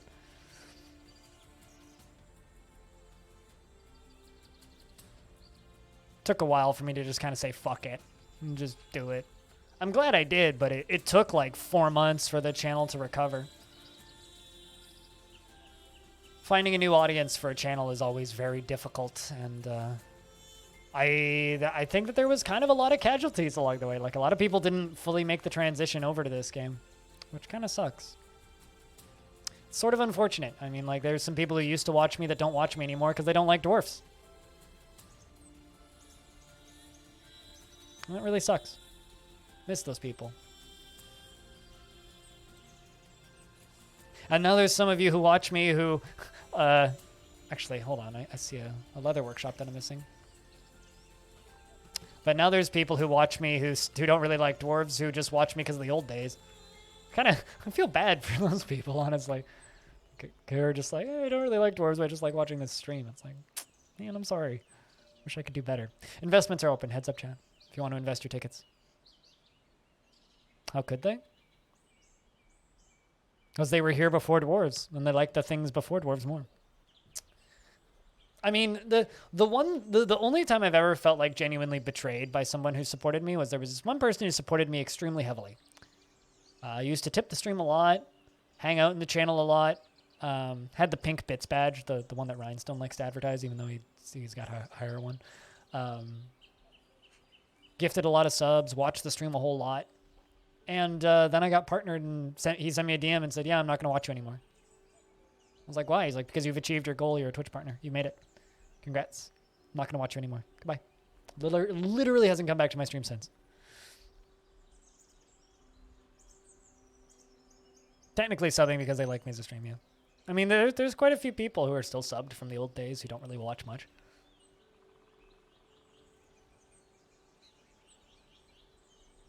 Yeah, that's the only time I've ever like felt betrayed by somebody. It's like, I thought we were friends. It's like, no, they were just here for the hype. Some people just like that, you know? And I always tell people this. It's like people just starting out. And I actually like, this is kind of a weird thing that I've seen more and more on Twitch, especially watching like smaller channels. Because a lot of the like I don't watch that many big channels. I think like the biggest channels I watch these days are like my team, basically. It's like most of the channels I watch are very small, right? So I kind of get it when people are just like, I don't really watch channels with more viewers because they're too busy. But most of the channels I watch are very small. But a pattern that I've seen is there are these people who enjoy watching channels that are brand new. And they seem to really like watching channels that are not affiliates.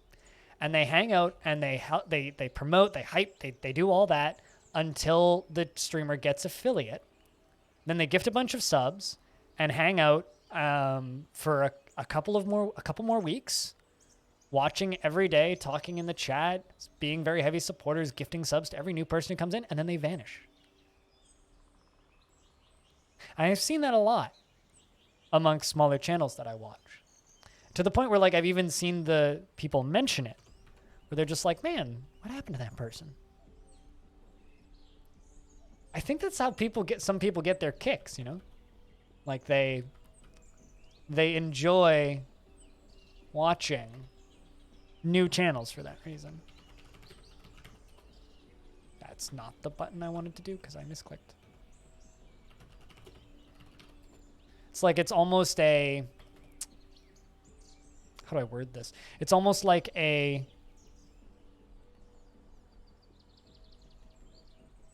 Twitch employees self-promoting the platform. I doubt it. There's not that many Twitch employees. No, I think what it is it's like, I mean, there's like 1,000 Twitch employees, I think, these days, but like, no. I think what it is it's people who like to be at the top of leaderboards, but want to do it while spending not a lot of money. And they want incredibly like when I get a hype train like the one earlier today, it's like relief. It's like, whew, okay, groceries are covered in 2 weeks. That's what it's like for me. But when it's somebody who doesn't necessarily need the money, who's not used to getting tips like that, you can like make someone be speechless with $5.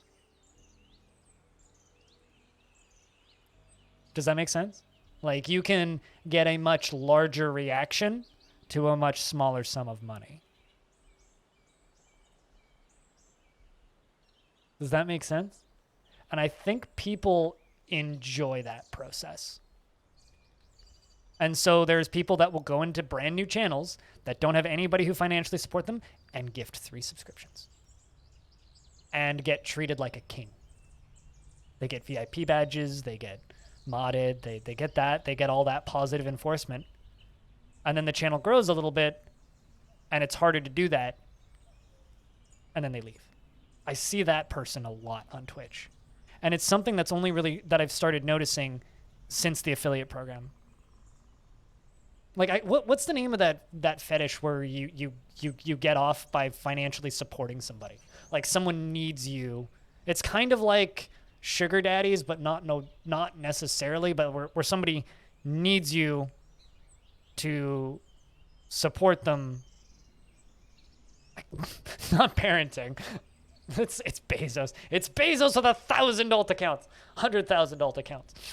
No, it's not parenting. What's the name of that? Hold on. This is gonna be a weird Google search.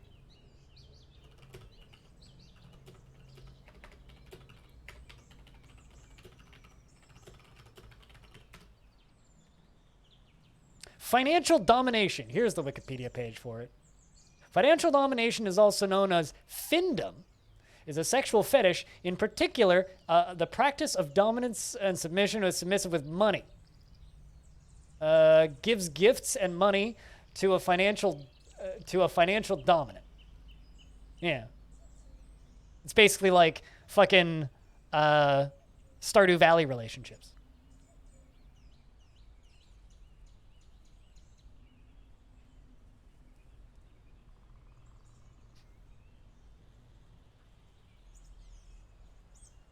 Suckers. Yeah, pretty much. But yeah, no, that's a thing. I don't know if it's necessarily that, but that's what it seems like. It's this weird thing that I've just noticed.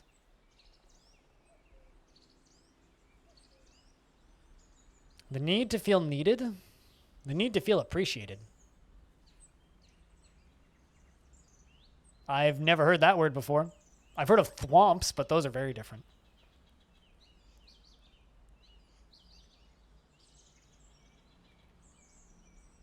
So you say I have a chance. I mean, you do what you want to do with your money, Brander.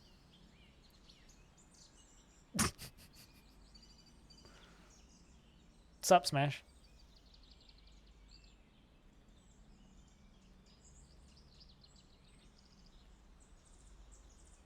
About my shark. I'm confused now because my shark boyfriend insisted that he was a findom. Congratulations on dating a shark. Unless you're dating a loan shark, because that's totally different. Thanks for the $1, Brandon. Cheers.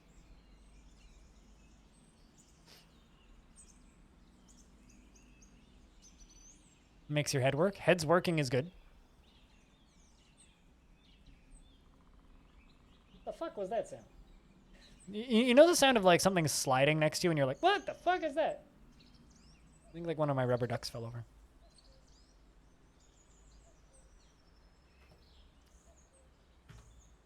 Almost done, although I think we're out of leather. Nope, it's just taking them a little bit. All right, it's time to bring the unicorns into the slaughter.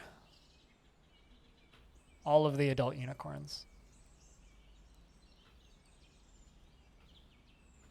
And that foal. Not the bull.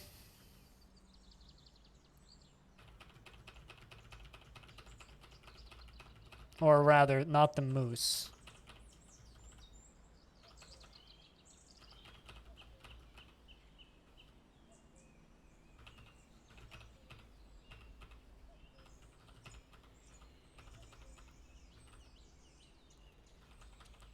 Because I need baby cattle.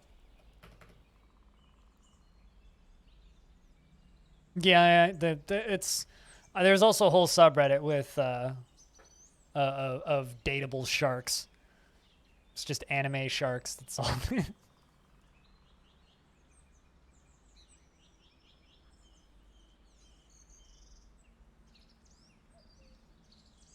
Or some sort of other end. What are the chances? Oh, that's distressing. How do I know? Because I've been on that subreddit and Hobo sent it to me once because he thought it was funny.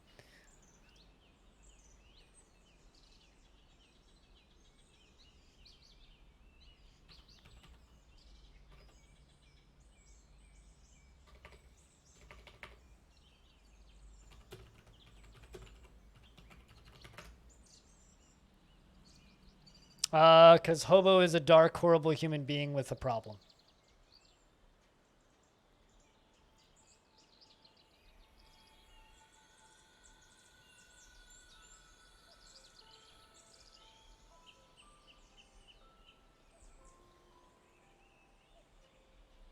Like he does?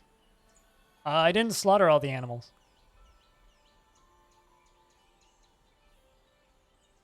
Max. I slaughtered all the adult ones. I got plenty of young ones that are growing up. This is called meat slaughter. How else do you think you get burgers?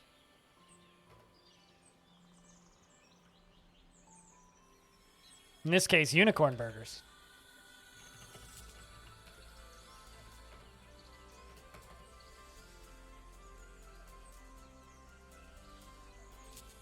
Yeah, well, I don't play games like Evil Trick does. I play games for roleplay and entertainment. He plays them to ruin them by, you know, figuring out the absolute most optimal way to do everything. If I did that with Dwarf Fortress, I would have gotten bored 4,000 hours ago. Just like everybody who tries to min-max DF, it never ends well.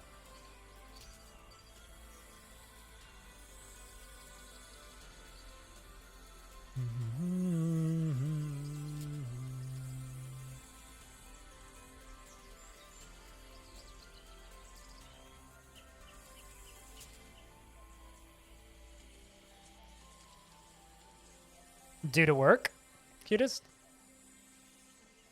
Or because of school?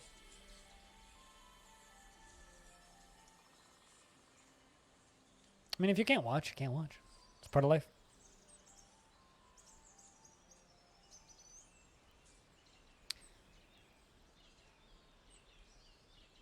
I just try and enjoy video games, Max. I don't really care if I get good at them. I've learned that my eyes have made it impossible for me to get good at many types of games. So I have to just play and enjoy versus trying to be good at. Because if I just play and enjoy, I can play and enjoy anything. School plus work. Yeah, I get you. This is what it is. Do what you can. Don't do what you can't. Don't worry about it if you can't watch. I'll be here. I'll be here when you find the time in the future.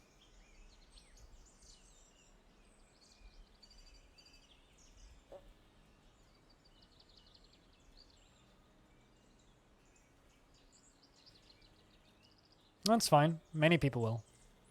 Frag smash. Many people will. I probably won't watch any of the videos. That's fine.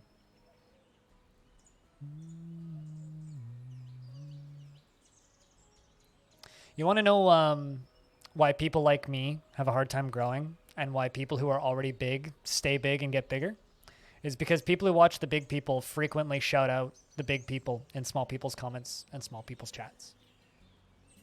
That's why channels like, you know, Mandalore do so well, is because they make good videos. But people can make good videos and just not have enough people to get that amount of common knowledge clout that people just spread it. Whereas somebody like H3 Productions, the reason they're not particularly funny skits do super well is because they have a huge following already. The reason somebody like the Spiffing Brit is so huge and stays so huge is because he puts out decent videos, but then people just blatantly shout him out in every single chat. So now the 50-odd people who are watching this stream suddenly are like, I should go watch Spiffing Brit. Subconscious, unintended, blatant overpromotion.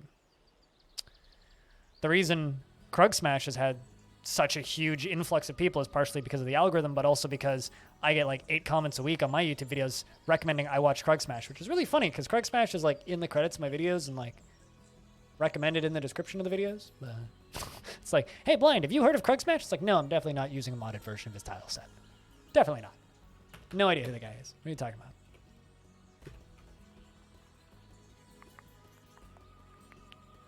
But you should watch Krugs because he's good people.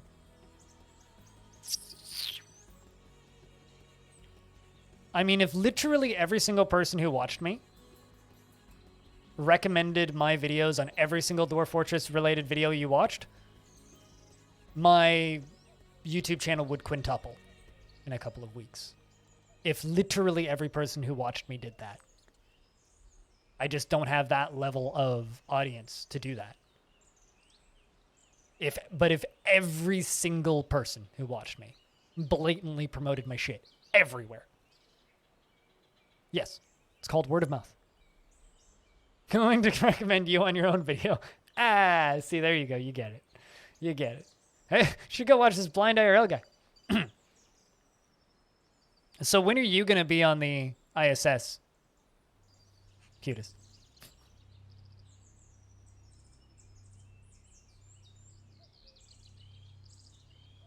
I can guess that means I can get that you can wear your NAS.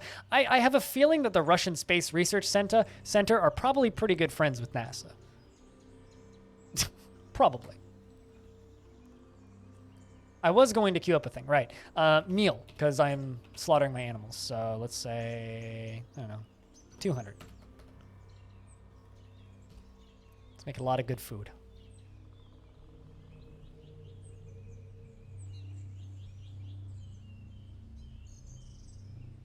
Everybody's brain does weird things. It's the governments that can't fucking figure shit out, but individual people are great. Cutest.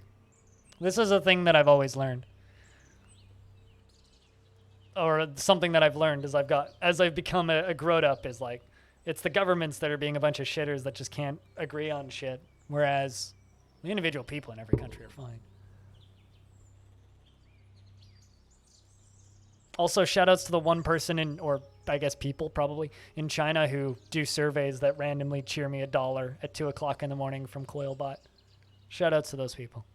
Because somebody is watching me from China and somebody is doing surveys on Coil to chuck $1 at me every so often.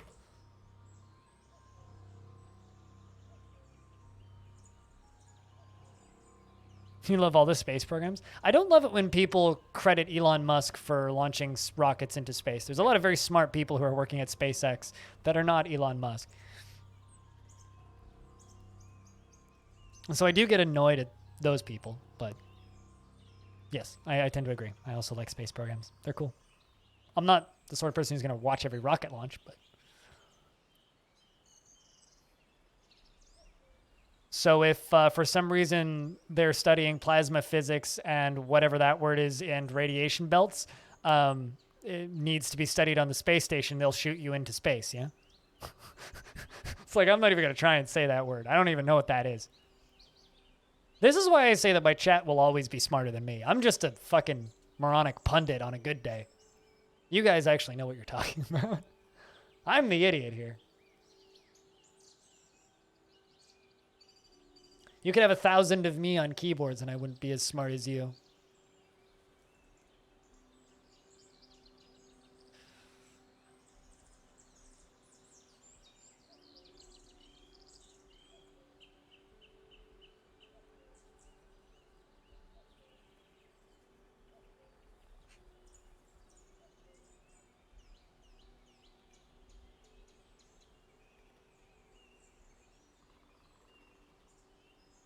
You must play DF in space for science. Okay, here's the thing, right? I really, really, really, really, really want to see a photo of an astronaut on the ISS playing Dwarf Fortress. Just, I really would like to see that.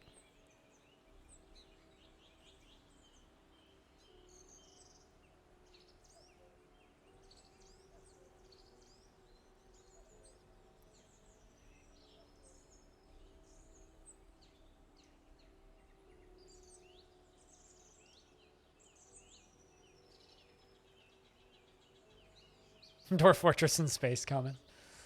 Yeah, it kind of does. We'll see you later, Aqua. Thanks for the gift subs and everything. Cheers. Is effectively higher because of relativity. Actually, I would assume the frame rate would be lower due to a low-powered laptop or whatever they were playing it on. Because I have a feeling that there are no gaming rigs in space. Just a slight... Actually, you know what I'd prefer to see? I'd rather see someone playing NetHack in space. I don't know why, but I would rather see a photo of somebody playing NetHack in space.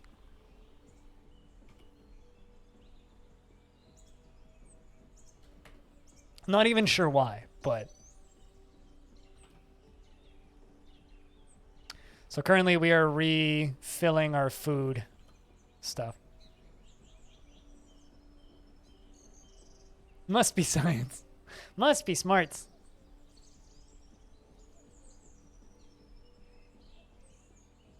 Their seconds happen faster than ours. Sure, yeah. But also, like, when we're talking, like, less than a frame per second, that's not much. Like, it's still going to be the same number of frames per second. Had some proper gaming stuff available. Yeah, you know, like, I don't know, actually, like, what entertainment is like on the space station. I do wonder, like, what are they doing? That information's probably out there, but, like, is there an Xbox on the place on the space station? You know, like.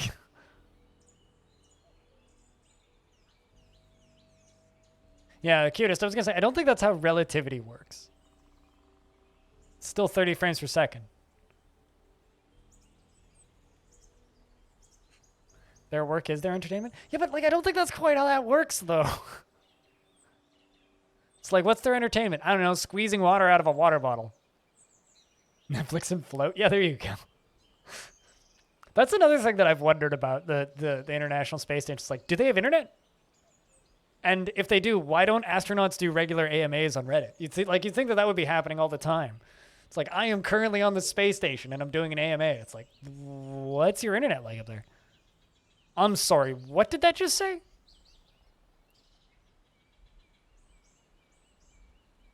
A cowbone figurine of a purring maggot? Excuse me?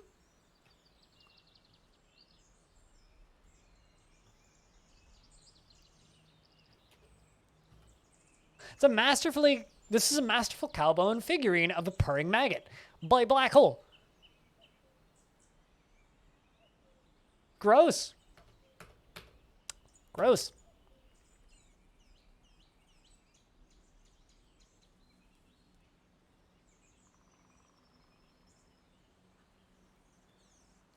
Said he didn't want to bring his MP3s with his his PS3, not MP3. So if he brought his PS3 with him, it would make his brain dumb? That's not how PlayStations work. But, all right, maybe an Ouya would make your brain dumb. PlayStation just make you play God of War. Or Uncharted. I don't know. I guess I want to see a Twitch stream of people playing games in space. Actually, I want to see a Twitch stream of astronauts playing Among Us in space together. That's what I want to see. I want to see a bunch of astronauts in 0G playing Among Us in space. That's what I want to see. I would really like to. I would watch that live stream. I don't particularly like watching Among Us streams, but I would watch that live stream. So parents think games work? What, did they make your brain dumb? Do you? Just do the real deal. I don't know. No, I don't want to see them kill each other and throw each other out of the airlock. But I would love watching astronauts play Among Us on the space station. I think that would be very entertaining. Also, it is springtime. What's the death count? You say that now? I do say that now because I mean it. Now, currently, yes. Maybe in the future my mind will change on the subject. I doubt it, but it's possible.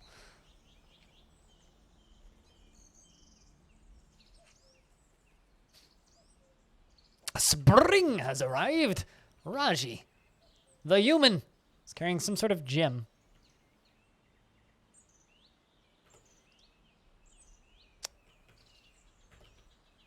Don't believe we lost anybody.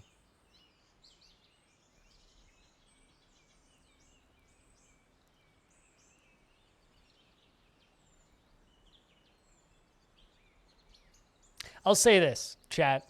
If space travel becomes affordable, I would consider flying to the moon and doing some sort of stream from up there. But I doubt that it'll ever become affordable, and I doubt I will ever do it. So,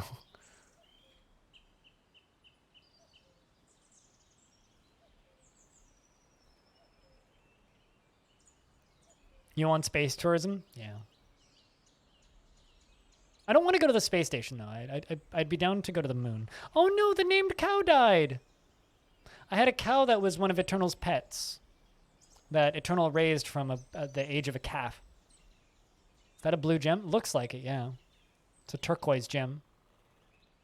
It could be cut stone. Like it could be cobaltite. It could be cut, what's it called? What's that? I'm waiting for the day that one of the humans bring us something made of adamantine. I'm waiting for that day. I doubt it'll ever happen, but I'm kind of waiting for it.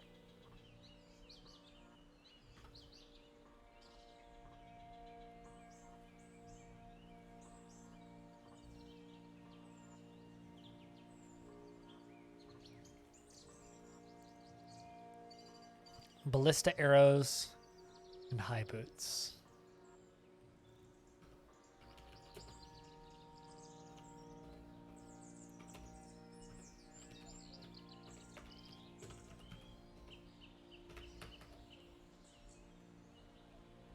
Past the old cobalt statue. Yeah, it's a landmark of Longdeath.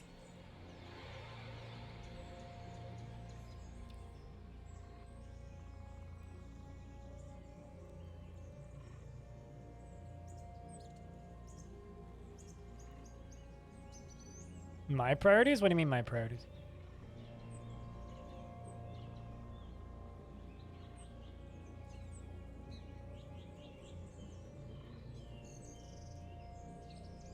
I mean, Gremlin for Mayor is priority number 1, but we need a Gremlin first.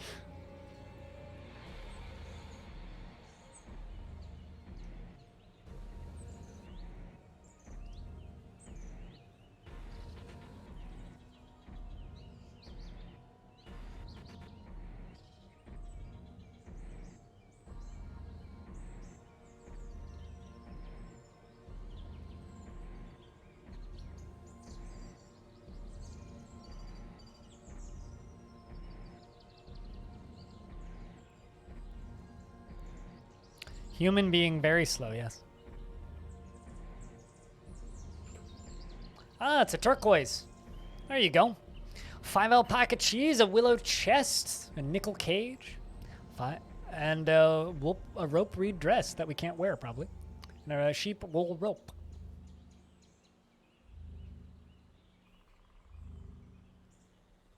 I'm sure we'll cook that cheese right up. You headed to bed, cutest? But regardless of if you can't watch in the future, it's nice that you're still watching these days, you know? It's a Nicolas Cage, yeah. They nickeled us a cage.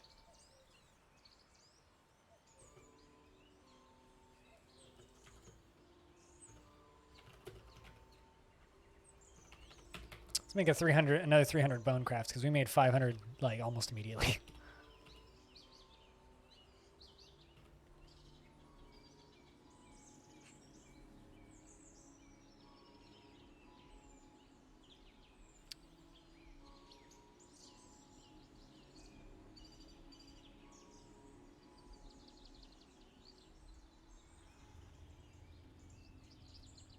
But no, I mean, my job as a streamer and internet entertainer is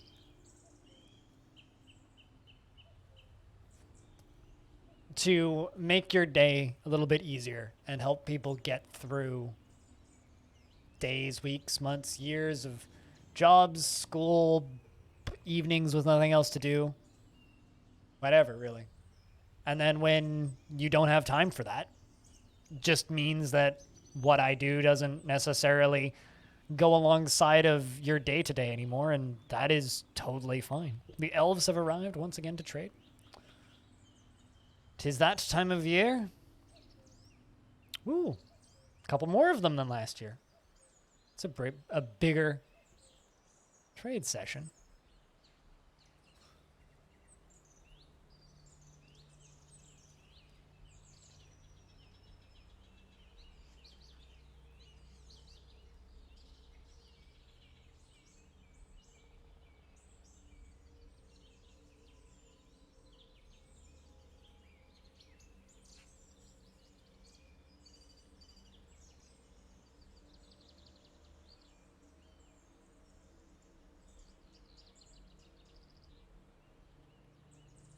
Because if you ever find time again in the future, I'll be around. You'll know how to find me. Huh.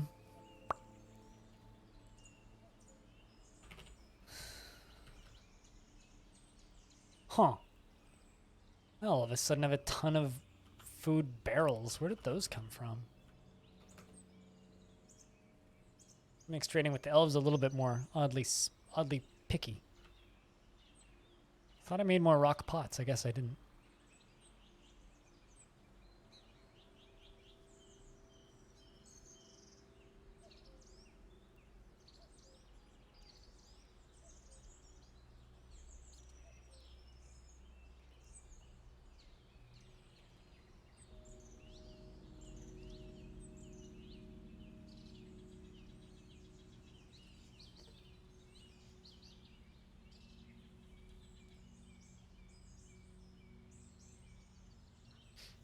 I feel kind of bad that I didn't stream yesterday, I'll be honest, because the developer, Jupiter Hell Epion, sent me a DM. He's like, it took me a couple minutes to realize that you're taking days off on Mondays now.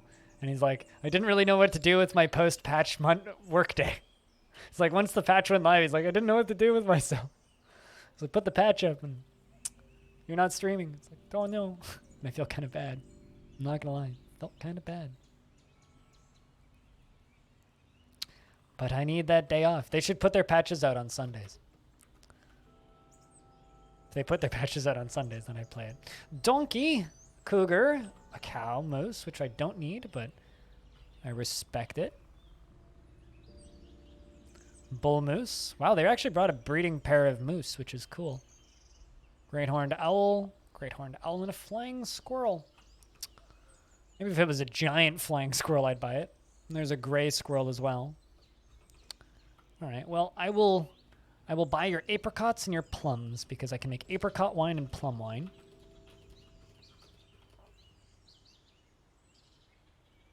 Which I think is important. Brown jasper, slate, pink garnet, that I'll buy. They bring interesting altars often. Thank you, elves, for your time.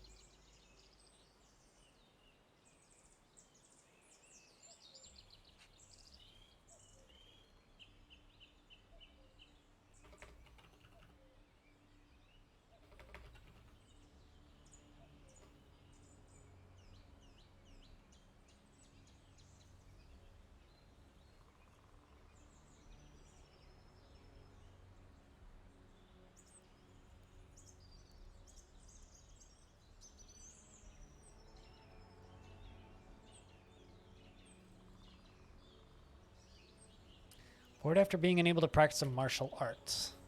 Okay, so you are in a squad. Just not one that's actively working. So I think we will finish the bone crafts, and we will finish those meals, and then after that we will let the dwarves just kind of go back to hanging out. And we will sell the bone crafts to the humans when they come by next.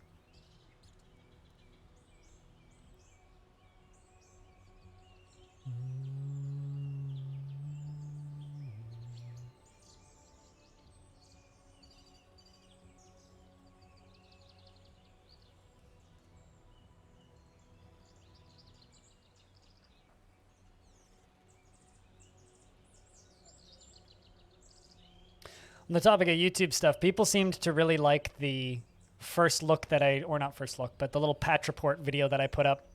I think I need to make a thumbnail for it that looks kind of like the thumbnails that I use for the Dwarf Fortress news videos. Just like patch report instead of the, Dwarf Fortress logo, obviously. Because those are a kind of video that I think I should do more of. Because they're relatively easy to put together. They don't take too much time.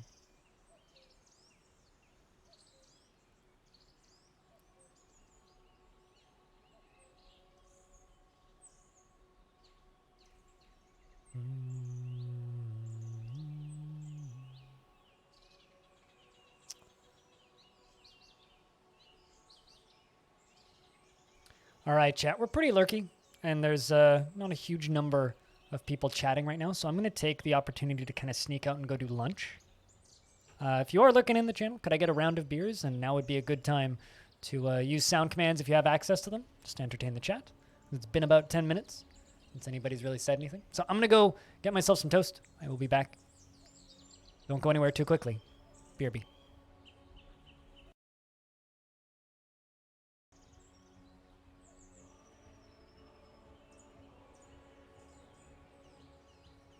Sandwich!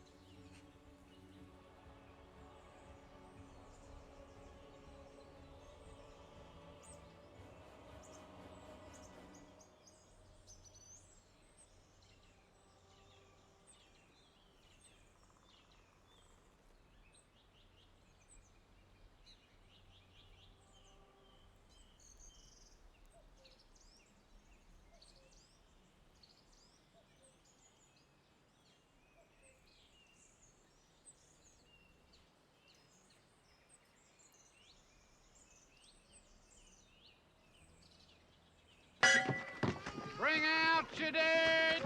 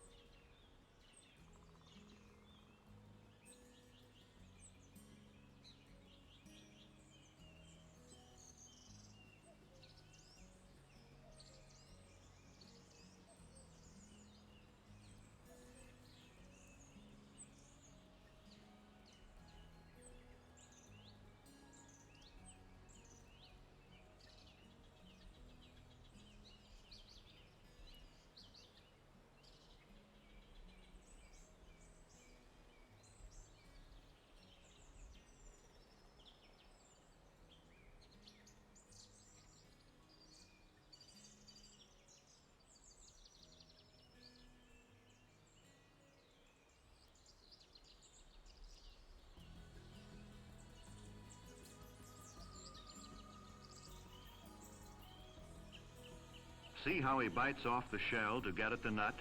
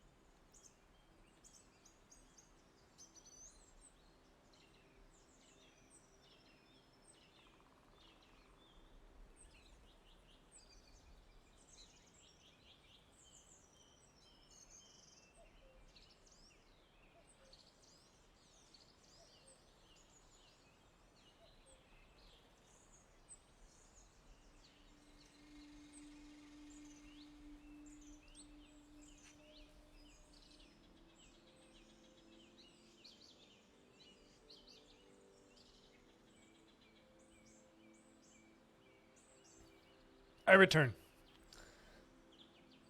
I have consumed toast. Because I still don't really have anything to put on sandwiches. I'm in that period of time where I'm not really grocery shopping at all. Because even though I've had my first vaccination,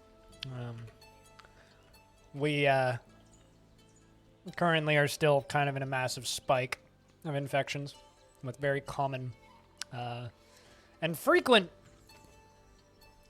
like, wide notifications of, hey, big outbreak of COVID-19 at this place. And I'm just kind of not grocery shopping right now, so just kind of like living my day to day with boring ass food.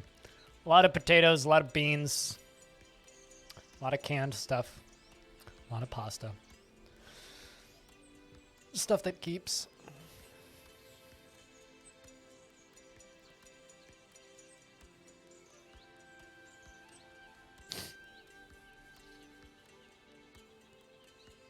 I don't know what you're talking about, Pilot. What? But anyway, I've returned.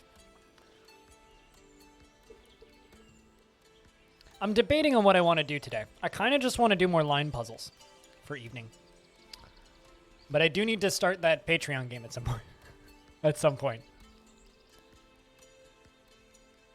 Might save that for Thursday this week, though. Just do. Because I do have a feeling that that game is going to just be a full day game. So I think actually we'll do that. We'll do the Patreon game on Thursday and just play it all day.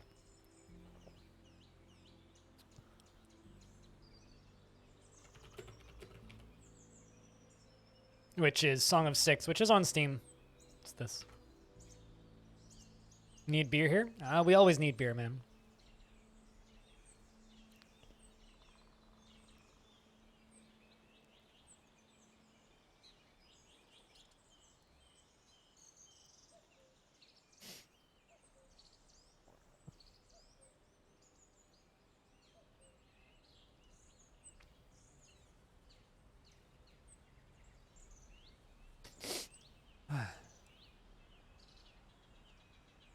When I was eating my toast, I sneezed. A bunch of crumbs went up the back of my nose. So like, I just breathing right now is like weirdly difficult.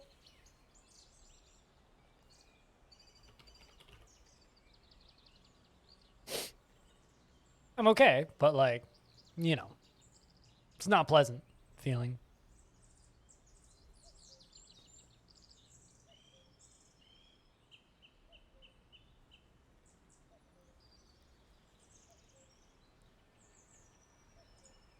Not pleasant. Eating betrayed you? Yeah, well. Have you ever sneezed while eating particularly crumbly toast? It's not pleasant. It doesn't feel good. Let me tell you about it. It doesn't feel good. Should check what the king wants. Doesn't want anything. Mayor does, though. Hi, Boots. I shall make a high boot.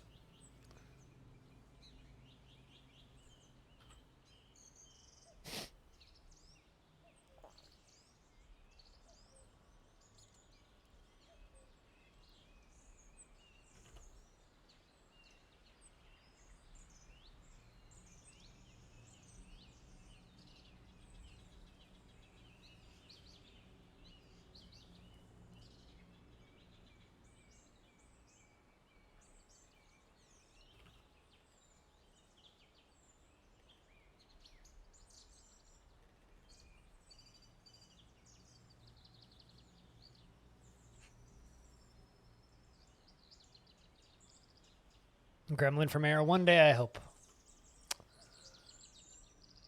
One day, I hope.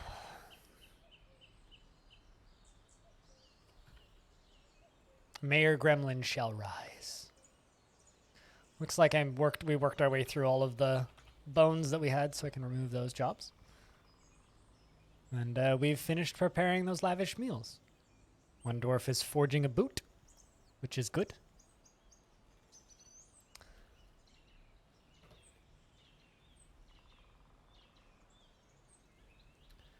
I kind of want to start working on the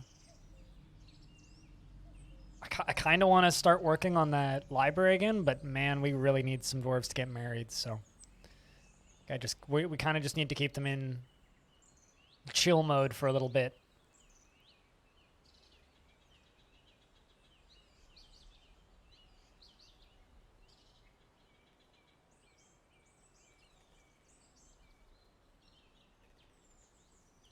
Apparently Ultimate ADOM is 20% off right now. The reviews are still not great, even though it's had a couple patches underneath it now.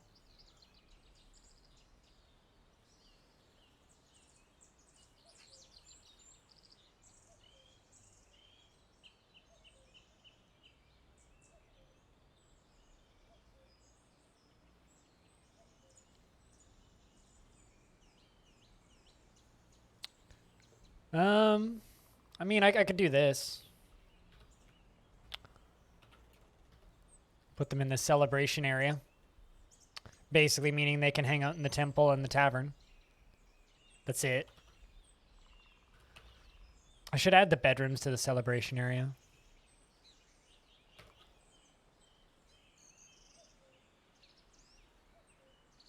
Kind of like a love dungeon. Yeah, kind of. I'm actually just going to go into the celebrate area and add in this. So the bedrooms, basically. And of course, the king's bedroom. King needs to be able to sleep.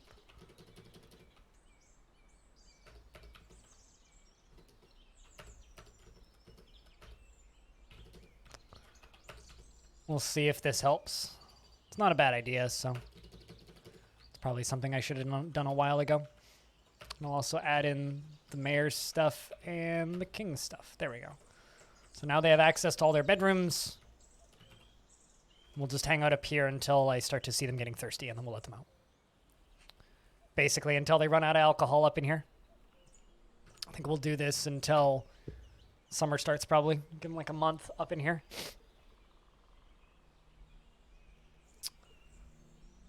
We have locked all of the dwarves into the tavern. And they're singing. There you go. Perfect. Make friends, dwarfs. Make friends, please. Because the celebrate area that I've locked them in is this zone. So it's basically just this area all the way up into there, and then top side over there, plus the temple area. So they can worship, they can pray, and they can hang out in the tavern, basically. So we're forcing them to see each other. But, you know, we're giving them an opportunity, hopefully, to feel enjoyment while performing and make friends. Many friends, hopefully.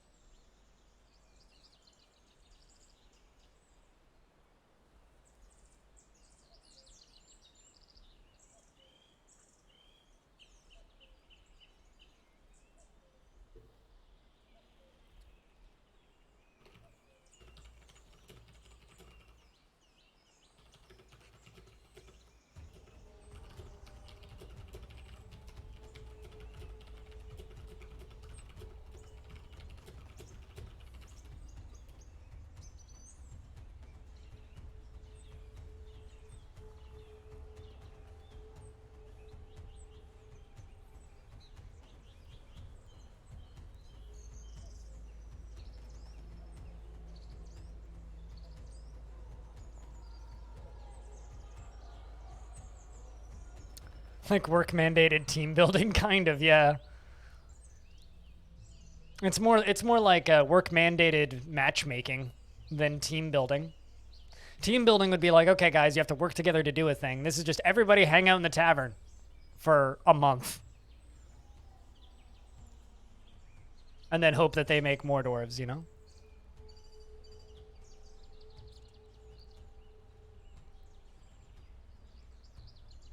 Well, I mean, it's working. And heads up, chat, investments are open if you wish to invest your tickets. If you wish. If you so wish. At invest 60. Well, you messed that one up. There you go. Here, I'll join you. We'll complete the meme circle. Good luck, Stone. And thanks, guys, for hanging out. Cheers. To those of you keeping that chat moving.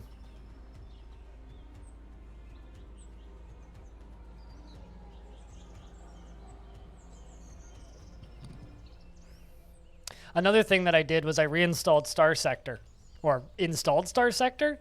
I've owned Star Sector for about... Well, since 2014, I think was when I bought it. Whenever Total Biscuit made his video about it, back when it was called Starfarer, I bought it. And so I went and dug up my old download code and reinstalled that. I don't know if I'll actually dive into it anytime soon, but I have it installed now and I see it on my desktop. Meaning, I'll get to it. Maybe. Eventually.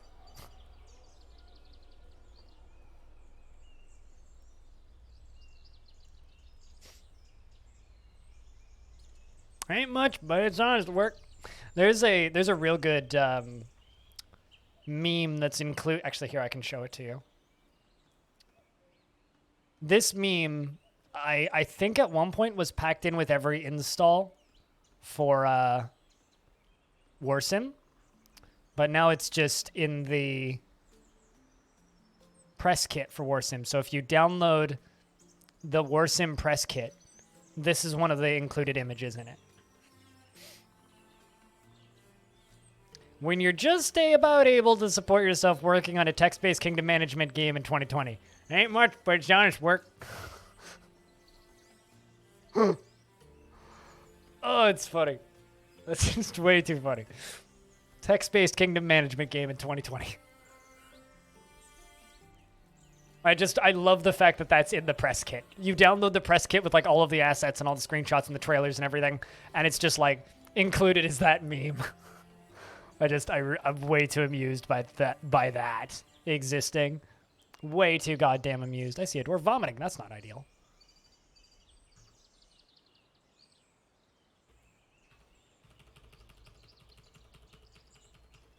Now would be a perfectly good time for a thief to sneak into the fort and steal an artifact, actually, because most of the dwarves are not on the walkways.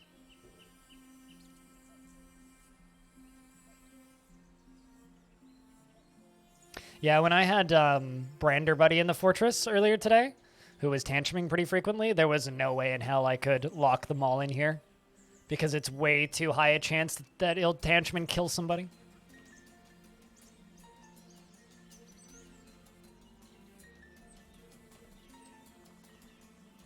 And that's just a risk that I'm not willing to take. Bedrock! Welcome back for a second month. That simply means the first one wasn't a mistake. Cheers. It's good to have you back. Check, big round of beers and whatnot. You know what to do.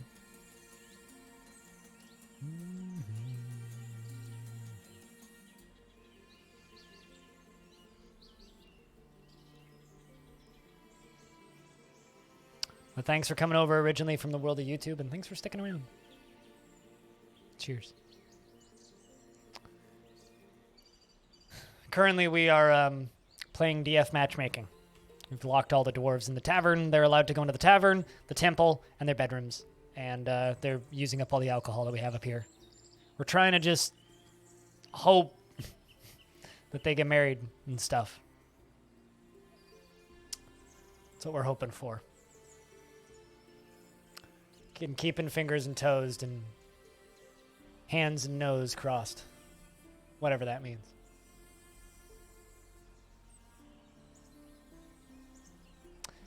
I don't know what, chat, you know, we had a bit of a celebration when we hit year 200 in Longdeath. What do we do when we hit day 100? That's kind of going to be a big number. Should also go through and add up the amount of time I've played in this fortress based on the VODs. I should really do that.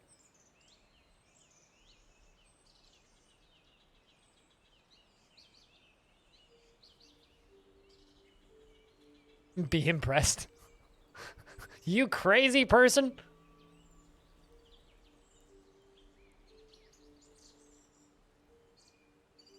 I don't know if you should necessarily be impressed by my insanity, but also I lost a lot of tickets back there. Rip. Good job, Stone and Bastet. You're impressed by it? You're not impressed by anything I do, Duty. Come on, don't lie to me. You've never been impressed in your life. That's not true. I disagree.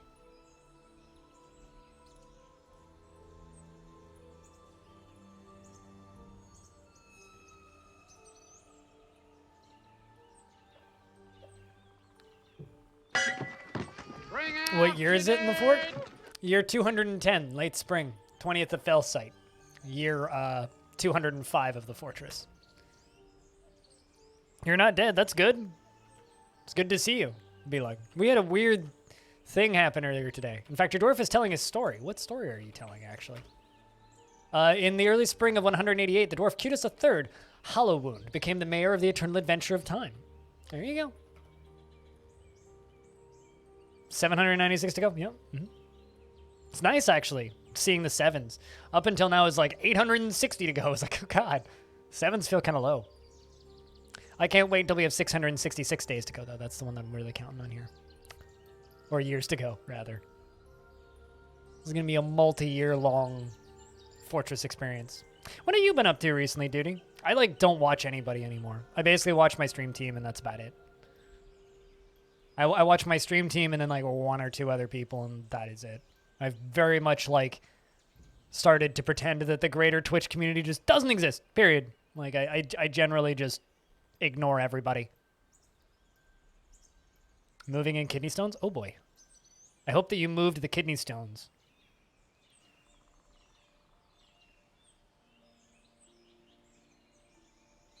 That's it. Gotcha. Other than that, editing? Editing what? I edit a shit ton of shit all the goddamn time. I'm always editing something. I mean, heck, I put together a full-length movie, for fuck's sake.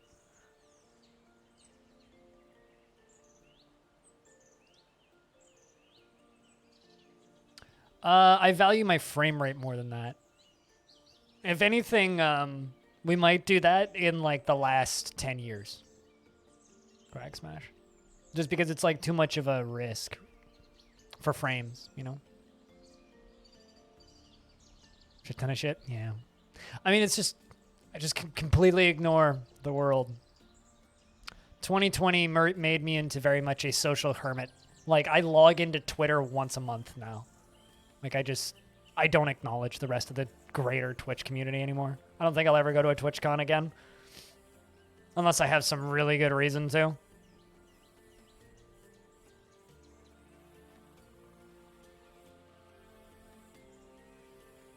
Might go to TwitchCon EU, but...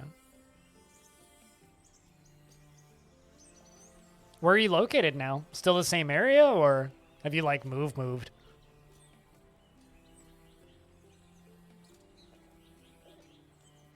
Ah, so you haven't moved that far. Gotcha. Gotcha.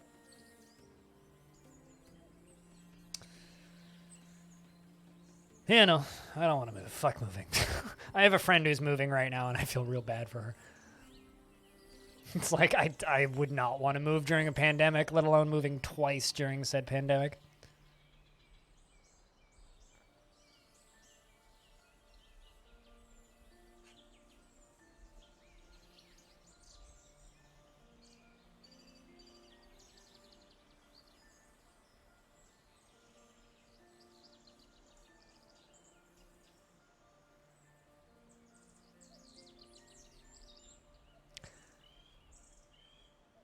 I saw a game pop up on Steam. Does this or does this not look like Motion Sickness the video game to you guys?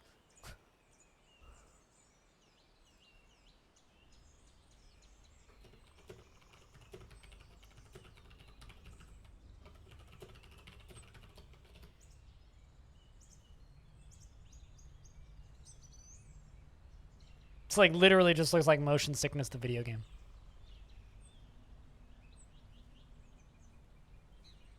But, Greg, by year 666, I'll be on the second cavern layer, though, most likely. I'm just... this entire fortress is built around safety, right? Like this big red thing in the middle, eventually I would like to dig down and just make it a drop zone to be able to drop things into the magma sea eventually. But we're still a long ways off of actually doing that. A long ways off.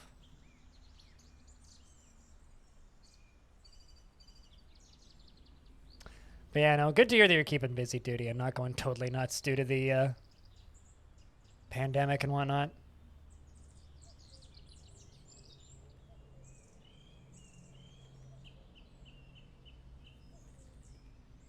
Sometimes I miss people that I used to talk with and chat with a lot, but more than anything, I just...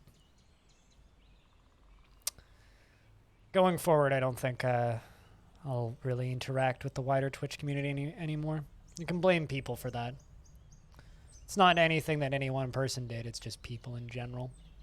It's like, there's my team, there's my stream, there's my community, and that's it. I just don't need to interact with anybody else that I don't need to.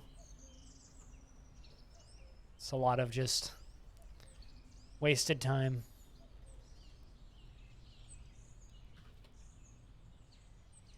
This god is funny to me. The god that this dwarf is worshipping. Shistak. The most often takes the form of a skeletal male dwarf and is associated with disease and death.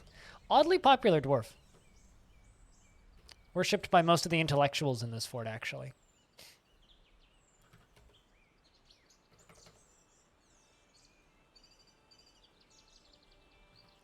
So we're into late spring.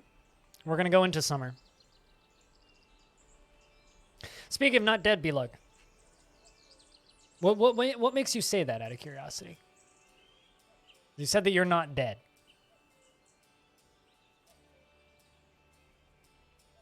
What, was I supposed to have been thinking that you were dead? Or just busy day at work? Busy day at the office? The name means starvation? Well, that makes sense. Disease and death. It's a pity it's not disease, famine, and death. It's a good evil god name, though. It's like it's sort of like famine. That's how I would read that.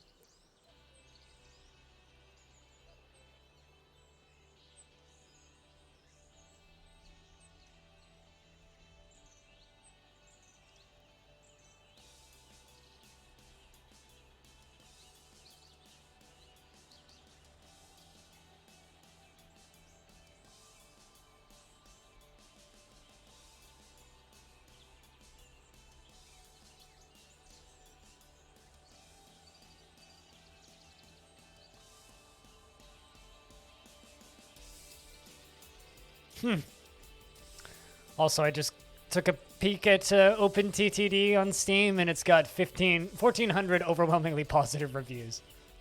It's about right for OpenTTD. Fucking brilliant game. Started raining. We are into summer now, so we will hang out here like this until the humans arrive, and then we will let the dwarves go back to their tasks. The king would like 2 ballista arrows. We'll set that on the queue before actually letting it roll out.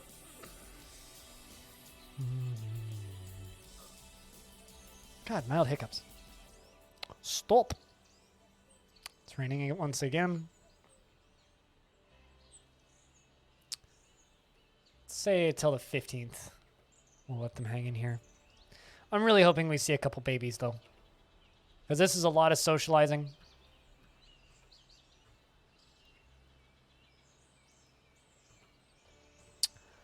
Just not seeing a ton of lovers.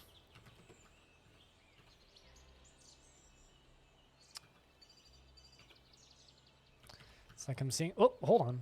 Who was that? Danny? All right, yeah. Danny's lover's dead. That's always unfortunate when it's like, oh, this dwarf has a lover. Oh, and they're dead. Cool. Well, there goes you out of the breeding pool. This Dwarf's got plenty of kindred spirits. And you're meditating on lust. Well, the embraced roses is the god of lust. Act on that, please, dwarves. Act on that. We need more of that. Another game that I think I should check back in with is I should see how Ultimate ADOM is doing. I'm thinking one more patch and then we'll play more Ultimate ADOM.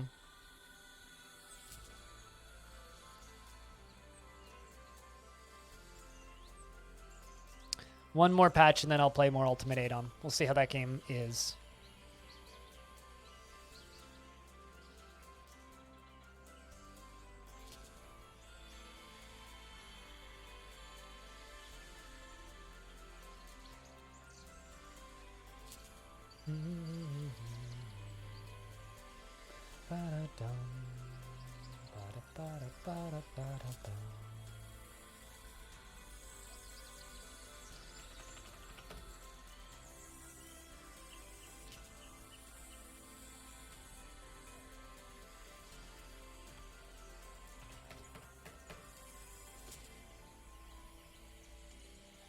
It's time to let the dwarves out because we're on the 5th, which is a little bit earlier than I was saying I was going to do that, but a little bit worried about food storage up there, so I'll just let them out. Don't really want negative moods from too much food. There's all the blueberry, or not blueberries, strawberries getting picked.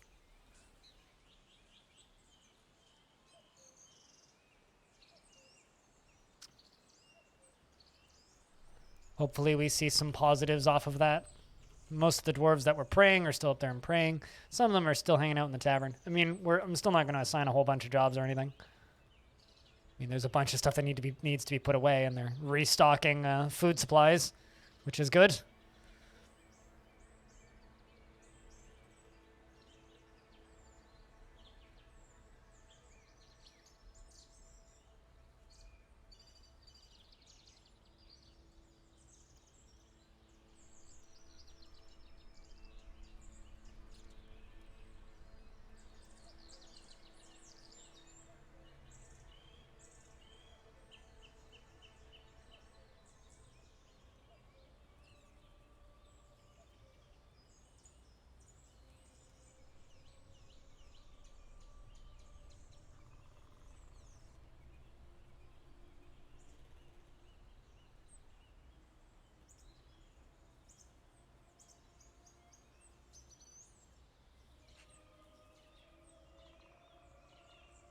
Refill for the next goblin pit? Goblin pit. But we're not really invading goblin pits, what? What do you mean? You know what's like the difference between my generation and the generation that's younger than me? So you never see anybody from my generation using the acronym WYDM. What do you mean? Literally never saw that until like maybe a year or so ago. I've realized that it's people that are about 8 to 10 years younger than me use that a ton. Isn't that very interesting?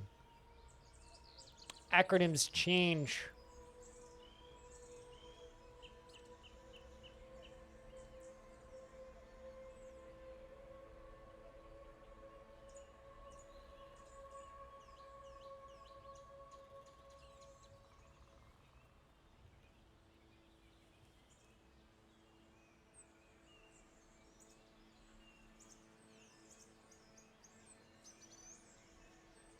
WDYM. What do you mean? Group love party, but goblin pit? Mosh pit.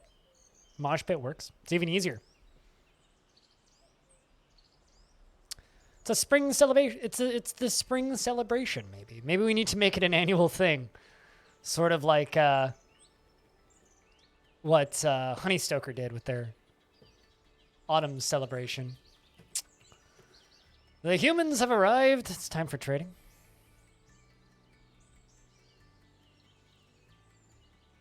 A quote that I won't get is probably what Grandpa Simpson wrote.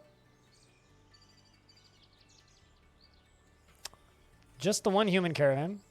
No traders. Or no royal treasurer. Fertility festival, sure. I mean, we have a god of fertility, so... Or rather, we have a god of love and lust. But how's that not really the same thing?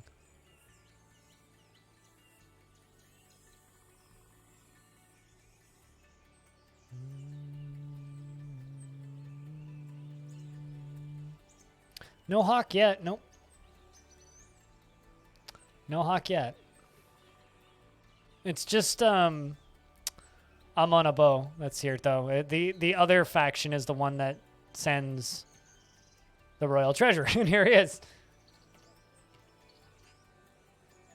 Hawk, yeah, there he is.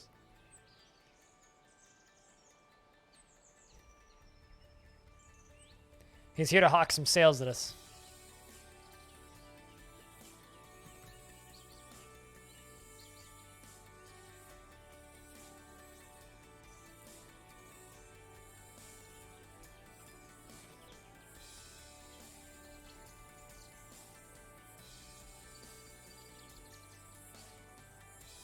Love's more romantic attraction, lust is more sexual attraction to your understanding. Yeah, I mean, you're not too far off. Those are the definitions. I just need babies, I don't care. Like, practical breeding is also a thing. Almost makes me wish that arranged marriages was a thing in DF, where, like, a king could force two people to get married. Here's the thing, we need to be more like the ancient Romans in Longdeath or we're fucked. Hawk says, on behalf of the Merchants Guild, let me extend my greetings to your people. There is much to discuss, of course. The world is the same as ever. What requests do you have of our merchants? Literally, we need babies in Longdeath. More triplets. We had that happen once. I need that to happen like 8 times a year. That would be great.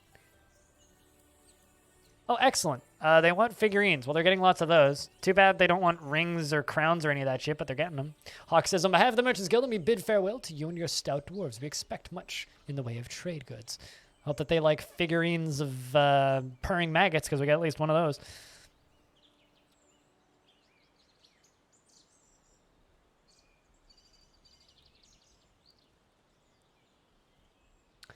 That sounds like a very... impractical method of survival for this fortress. Zycrom, thanks for the raid. Did Jess raid you or something? That's a big party you got there. What's up, man?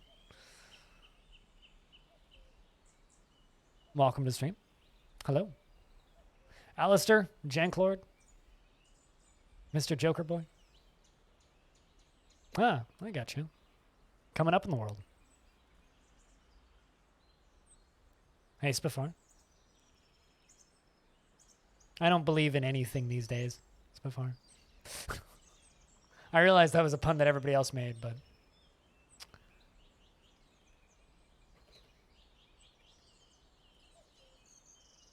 Got the 15-second ad? What? Oh, from the raid? I mean, maybe.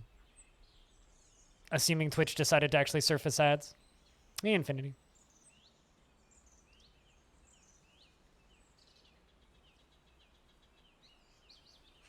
But how was the stream today? What were you guys playing? This is Longdeath Dwarf Fortress. We're trying to break the record for the longest documented fort, which we're actually kind of close to. We're almost halfway there. But we're getting there. Luck be a landlord? Playing Luck be a landlord? You're playing Lack of Grammar Simulator? What? That sounds awful. Worst person simulator. Landlords. Nobody likes them, but they're a relatively necessary evil in this world of gentrification that we live in. It's a slot machine roguelite. That's... What? I'm sorry that you had to put yourself through such a terrible sounding thing.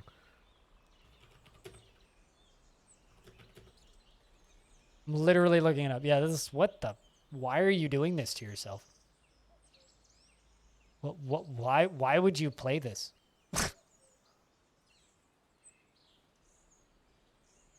Awful. That's my take on it. I'm sorry that you have to play such a strange looking game.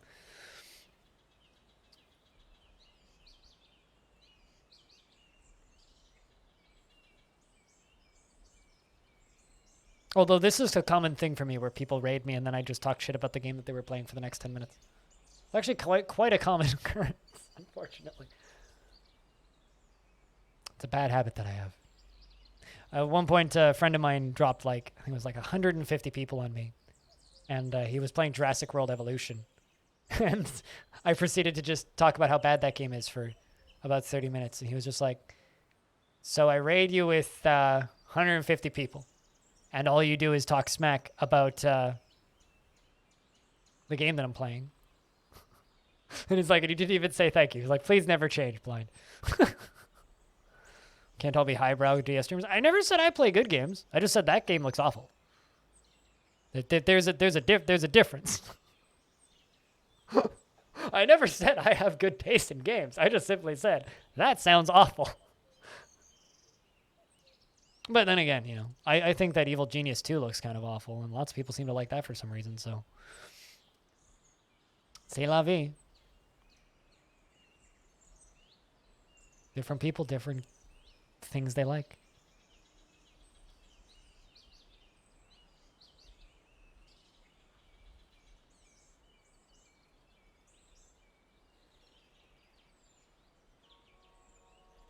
Or conversely, the chat can easily distract the streamers so they mess up the game. I don't understand how that game doesn't just look tedious to literally everybody. I mean, to me, Evil Genius 2 just looked like another 2 Point Hospital, and 2 Point Hospital is annoyingly tedious, with almost no actual amusing fun in it, and relatively poor balancing. So I was very cagey on it, especially the way they were treating the preview content for it. Like, generally, if a developer has lots of faith in their game to be good, they'll just let us play it. But if they super duper duper limit it on what we can do, then I usually assume that there's something wrong that they're hiding. Which, yeah.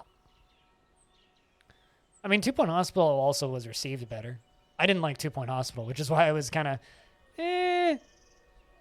It's like, I understand why people like 2 Point Hospital. I'm not into that kind of puzzle management. It's not really my shtick.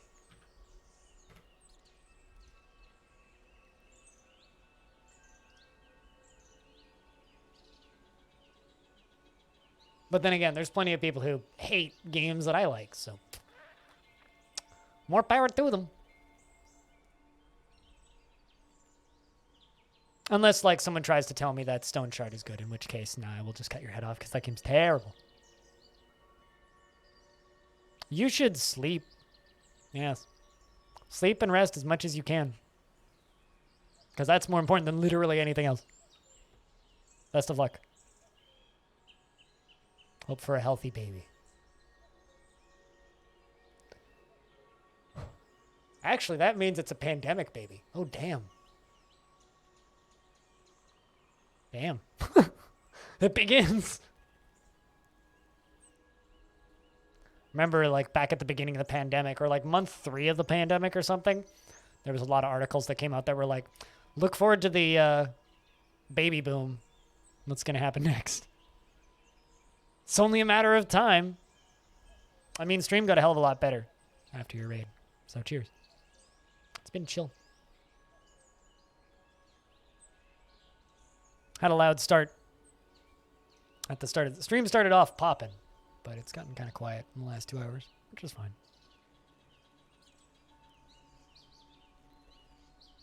You just happen to conceive during.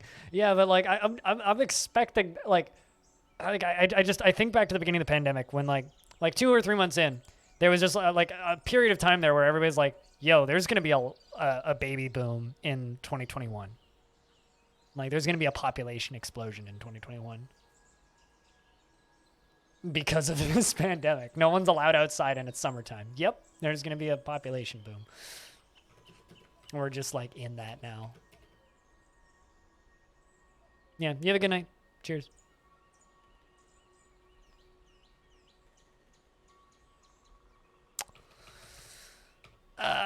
Rose gold plus black bronze, please. Brass, thank you. I'll take the brass. Now we just need to trade at the others, and then we're good. It's a ton of bone crafts they're all hauling.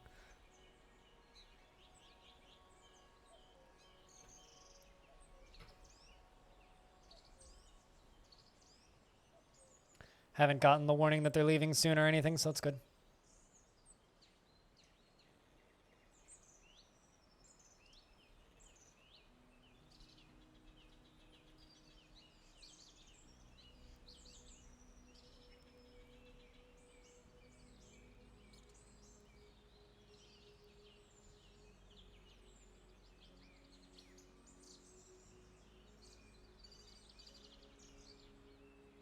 There we go.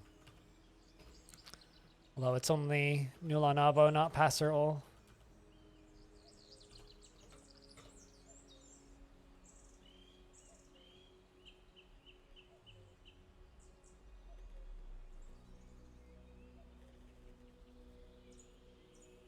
That is a lot of bone crafts.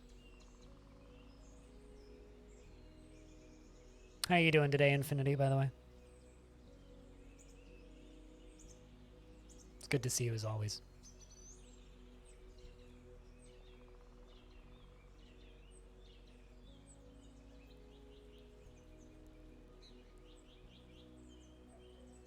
Slowly pulling all those out.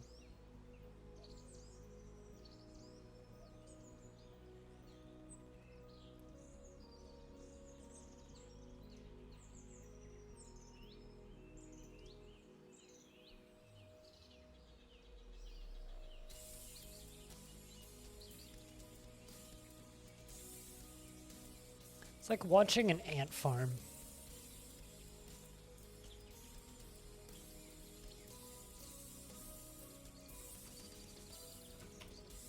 And just give them all those. Here, have a gifts. Gifts from the dwarves in the form of bone crafts made out of all of the livestock that we just got done slaughtering.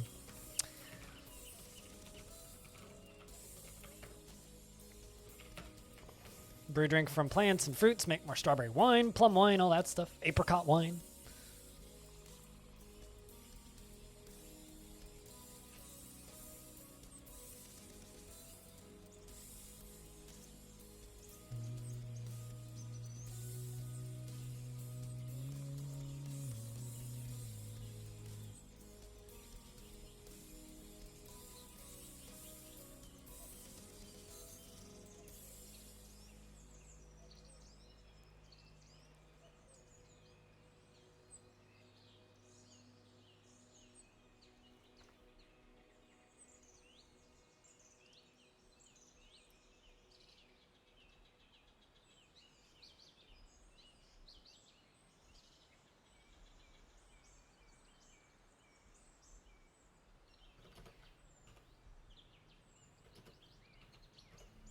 See if we can trade with the last little bit of stuff.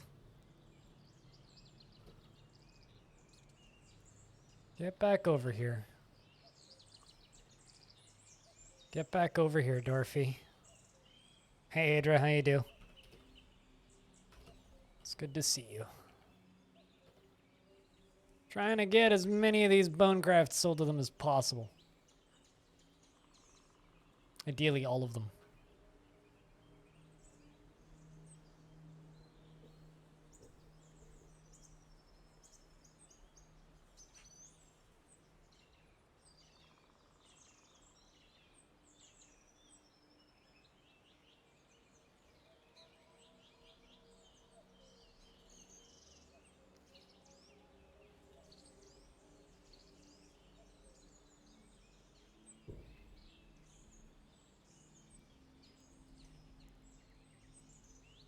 Oh, also, Adra, the venue that I go to shows at is selling tickets again.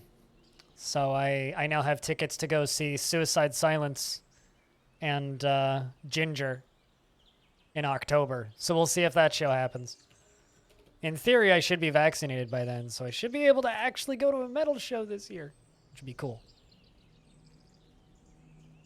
Part of me selfishly hopes it happens. but I'm worried that it'll still be in canceled season by then. Yeah, no, totally. Also, that would be a hell of a banger to start a new concert season with too, because Ginger's incredible, and I've always wanted to see Suicide Silence.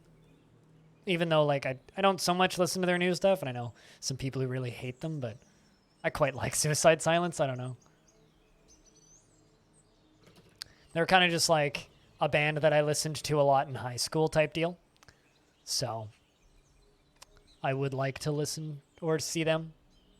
Just like I was happy that I got to see Within Temptation, even though like I'm not into them at all these days, but they put on a good show.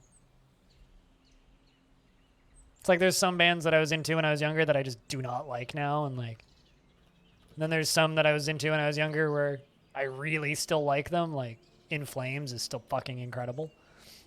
Same with Slipknot. Still love Slipknot. It's like I'm kind of neither here nor there on Suicide Silence these days, but totally will go see them. Just for all of the entertainment they gave me when I was younger. Okay, that's the first human caravan leaving. And the second one left. Darn, wanted to try and get one more trade in. Oh well. A weaving demonstration. Would you look at that?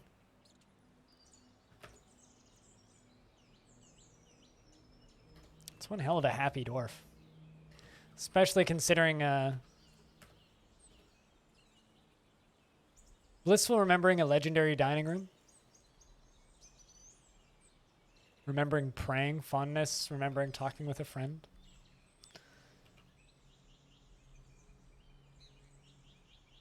Hope that this dwarf gets together with somebody sooner rather than later.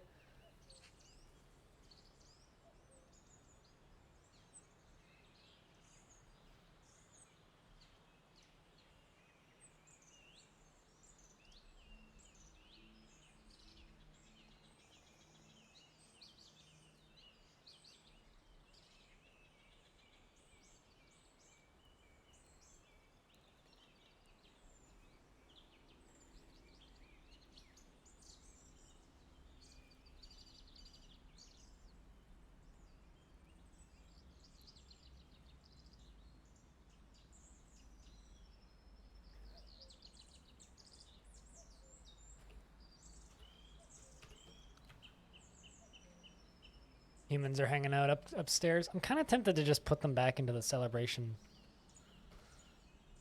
thing. It's kind of got a lot of dwarves that are just...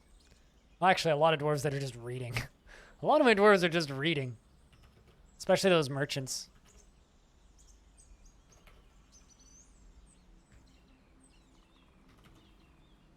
Phone app was janking. Oh no! You're way better than yesterday. That's good.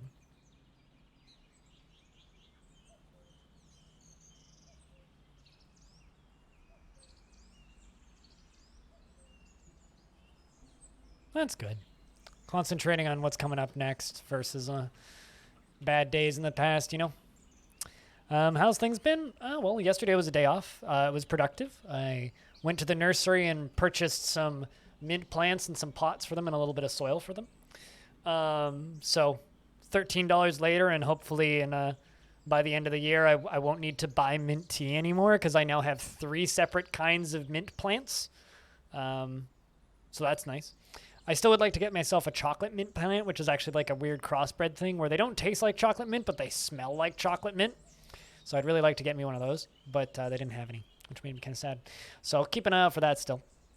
But yeah, I have a spearmint plant and a mojijo mint plant, which are both very nice, alongside of my lemon balm and then just plain mint plant. So now I have a handful of different varieties of mint, which is rather nice. Actually, I posted a picture on the Halcyon Frequency Discord if anybody saw it, but because this was what I planted yesterday. These guys. If you join the Halcyon Frequency Discord, HFD, you'll get kind of the community Discord for all of us. It's a nice little Discord, frankly. But yeah, that was my project yesterday. So I did that. I streamed with Evil Trick in the morning, and we just kind of hung out outside of that. It was a good time.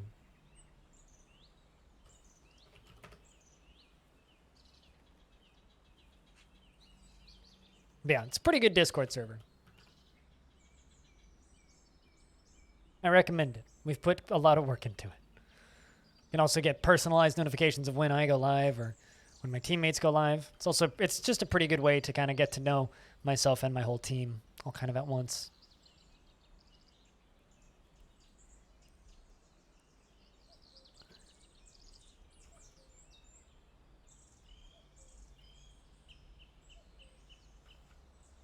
Assuming you want to do that. You know what I think I'm going to do? I think I'm going to put a bunch of windows in this wall. Knock all these out. Well, I mean, we'll see if they continue to. I mean, I just repotted them, right? They were in one pot. They were in these two little pots. And I moved them into those big pots. So now they're in these two big pots. With fresh soil and everything. So I'm assuming they'll still be fine, but there will probably be some growing pains because plants don't like being repotted. Even if it's a bigger pot that's better for them in the long run, in the short term, they never like it very much. So might take a little bit for them to look happy again.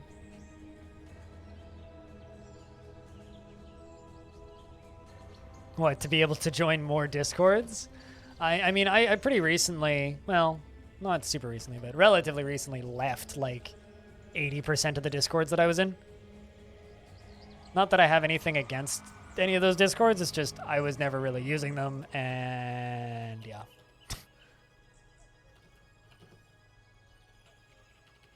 It's just easier to keep track of things if I'm just not in as many Discords, so.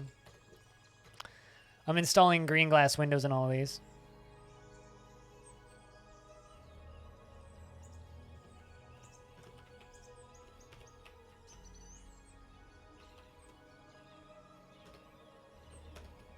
Oh, come on. Granite, I guess?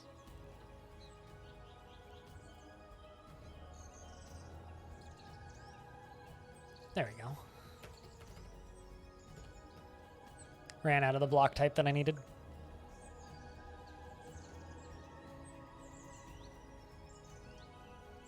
I don't know. I think everybody always has a few Discords that they're not using that they can leave. But I'd recommend joining it because it's where we're going to kind of promote things as a team, you know. And I think that one of the comments that I get very frequently from people in my chat is just like, "Wait, you have a team?" or like, "Who are your teammates?" kind of things. Like a lot of people, I guess, just kind of miss that. Which isn't, you know, necessarily a bad thing. It's just we need to do a better job kind of promoting ourselves as a group versus just trying to promote ourselves. You know, like this industry is very, not insular, but very solo often. And we need to do a better job at not being like that if we can avoid it.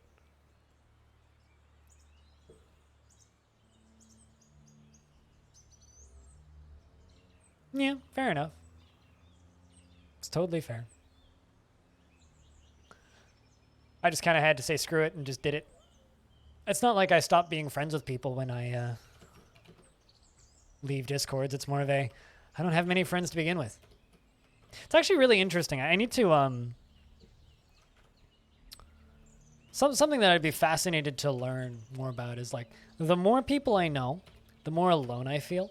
It's this really kind of weird brain thing. I don't know if anybody else ever runs into this, but like, I know a lot of people.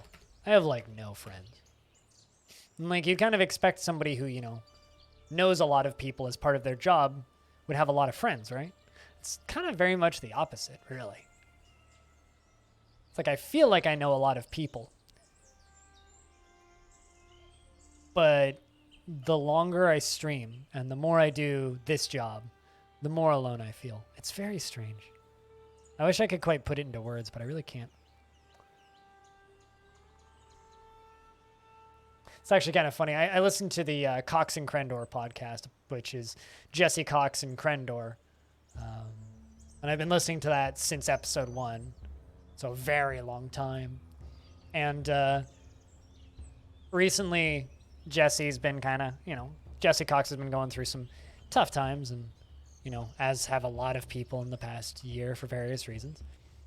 And it's really interesting listening to him complain about YouTube telling him to network. Like, he was talking about how he used to always get, or he used to, like, Jesse Cox, for those of you who don't know, was one of Total Biscuit's friends who basically built an audience on the fact that he was friends with other big YouTube, like up and coming and big YouTubers, right? Like his career is in a lot of ways owed to his friends who he used to collaborate with a whole lot. And YouTube was commenting, they're like, well, we noticed that this big dip happened in your stats when you stopped communicating and doing crossover stuff with other big YouTubers. And he's just like, well, listen, I'm in my 30s. Most YouTubers are like in their early 20s. And all of my friends that I used to collaborate with either moved primarily to Twitch and quit YouTube, got canceled, or have passed away. And I look at that and I'm like, man, that's relatable. Like, I'm not quite as extreme as that, but most of the people I knew have, and outside of like my team, have either done things that make me not really want to associate with them, got cooler friends, or simply vanished. It's such a weird space to be in.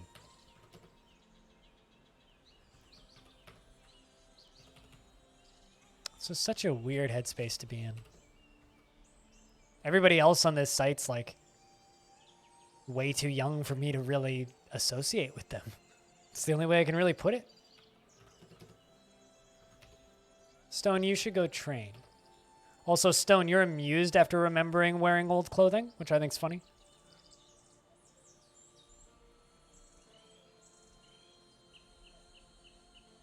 Hey, Jack. What's up, dude?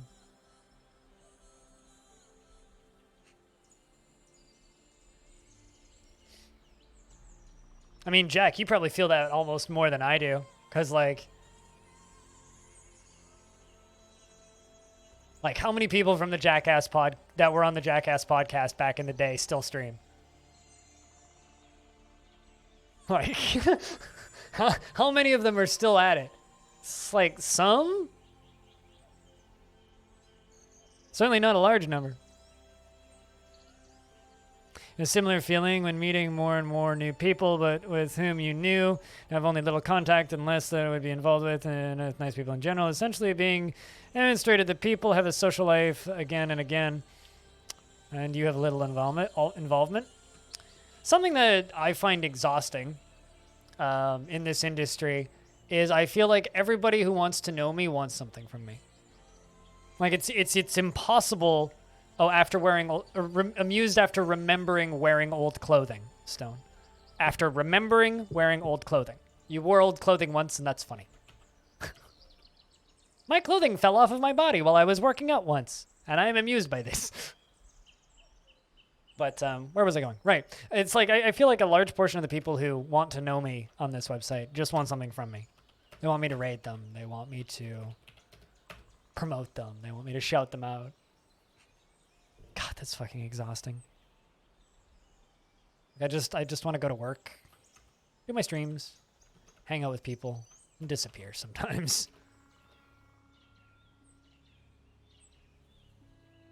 So you know what? Let's wait on that one for Windows.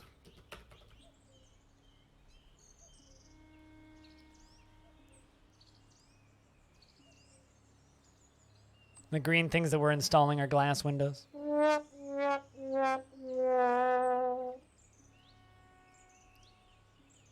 Exactly, yeah.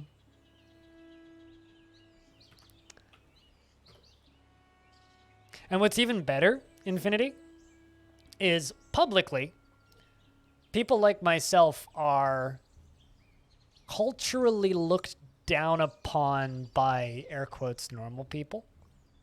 Like, being an influencer or a content creator is almost like a slur. Has forgotten a demand? What? But Oh, like you made a demand, we did the demand, and now you've forgotten? I don't believe I've ever noticed that before. What does that mean? The mayor has forgotten a demand? Huh. Got hit in the head. Now I don't know. How are we doing today, audio? How's things? But it's to the point where, like, if I randomly end up talking to one of my neighbors out in the smoking area, or meet somebody, or just talking in a bar in a normal world, like, I don't tell people what I do for a living. It's something I go out of my way to not do. How old is Sparkly? Oh, pretty old. 138? Okay, not that old. It was, they demanded a black bronze cabinet, which I made them.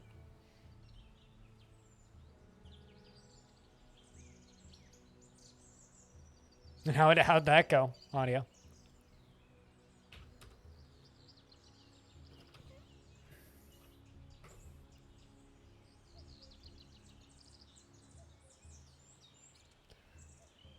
That's slow because something you were supposed to work on wasn't working? Was that why you were back in the office, was to work on that thing?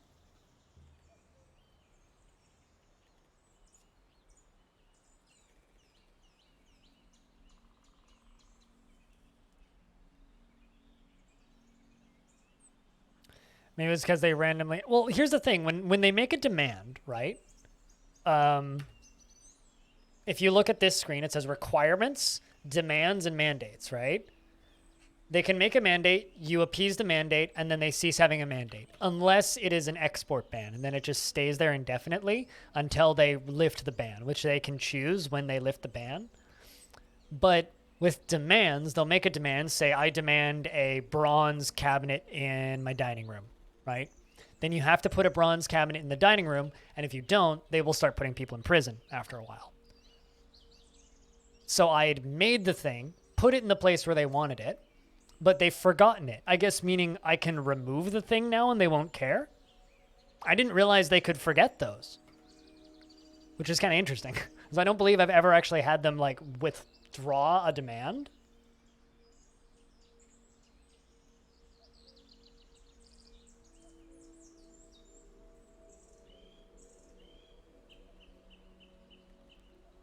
I don't know. I'm switching back and forth between subjects pretty quick and always just assume that Stone is talking about the game subject that I was talking about and not the other thing that I was rambling about.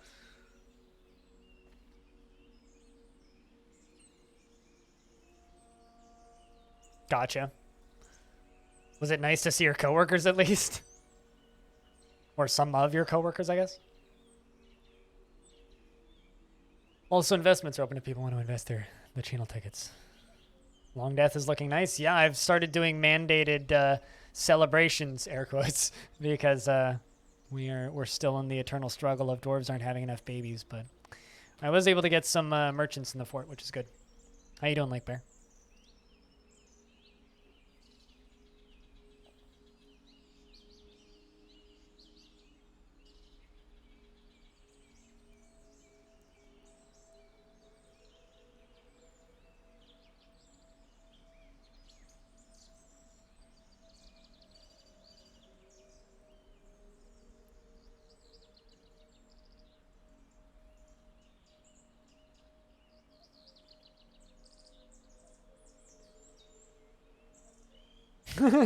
Yes. Quite to the contrary. Hope I'm keeping well. If my back would stop hurting, that'd be cool, but doing all right. You know, doing all right. Doing all right. I've talked about this a few times today, but I did a bunch of gardening on my day off, and outside of that, just, you know, chilling. Hanging in there, doing what we can. Doing the best we can.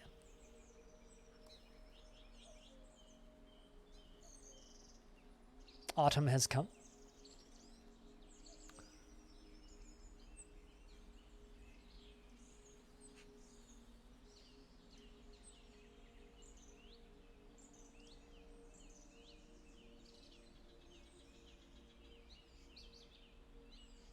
What part of gardening do I enjoy? Not being in my apartment. Here, I can show you my garden, Jack, if you haven't seen it. Once again, these pictures were posted on the Halcyon Frequency Discord, but I have these pots. And I'll just pop them up and make them bigger. These parts. I can tell you the part that I don't enjoy is the part where I have to fight snails for my food. This is just full of seedlings. That's mostly seedlings. That's also full of seedlings. And I got this, which is spices and stuff and tea. 3 different types of mint. Yeah. That's my garden. And the annual tributes have arrived. Duck for Coverstone. You're going to need it. Basti Pame and Nulanabo have both arrived.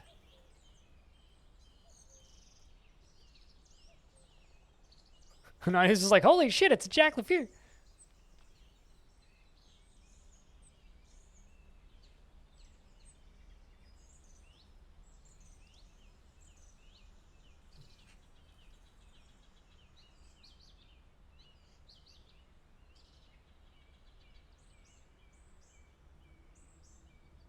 Because of the too old for the new Twitch crew? I mean, it's not necessarily too old. It's more just... I don't care. That's more what it is for me at this point. It's not that I'm too old for the young kids on Twitch. It's I just do not like a lot of the new kids on Twitch. Like, I feel like when I started on Twitch because it was a hobby, and it just kind of over time morphed into something I could do for a living. Whereas a lot of younger kids on Twitch that are like 5 years younger than me that started once this was already an industry, they look at it and they go, that's money. Let's go make some money. And then they get real frustrated, and it's frustrating to watch. But you're not wrong. I'm too old for Twitch. Holy crap, that was a big one. Wait, no, that's the Council of Men. That's a small one. They brought a tame... Oh, that's why it's small. They brought a tame hedgehog and an alpaca. A hedgehog and an alpaca. And a lead cage. And some fire opals. Ooh, shiny. Pouring coffee if you hear liquid drippling. I swear to God, I'm not peeing in a cup.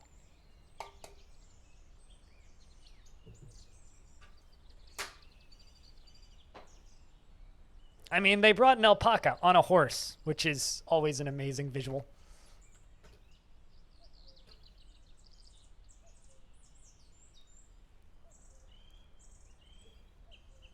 I don't know. I always go back to a story that you told, Jack, a number of years ago, where you mentioned that, I want to say that you said that you were going into a Walmart or something, and you had a Twitch shirt on, and a child pulled you aside and said that something along the lines of, like, why do you have a Twitch shirt on? You're too old. It's like, I fucking feel that. But I'm like, I'm not even 30 yet. But like, I look at half of the people on Twitch and I'm just like, Jesus, you're all children. And you talk like asshats and all of your emotes are Keck W's and fucking Pepe's. I want to leave. Like, call me when you find some adults. Which is why I watch streams put on by people that have been streaming for 17 years now, it feels like. Not quite that long, but like, I don't know.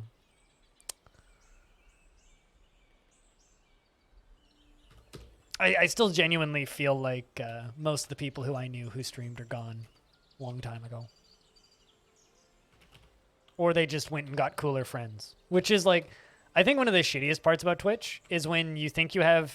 Or just, I guess, maybe any self-made industry where you feel like you have a large number of friends and then they just find contacts that are more famous or more helpful to them than you, and then they just stop talking to you. It's like, I've had that happen enough times now that I just... If it wasn't for the fact that I was in a team of people that I put together or helped found, I don't think I'd know anybody. How long has Twitch been a thing? Okay, so we're talking Twitch or Justin? Because Justin TV 2009, Twitch.television 2011. I think. So almost 10 years.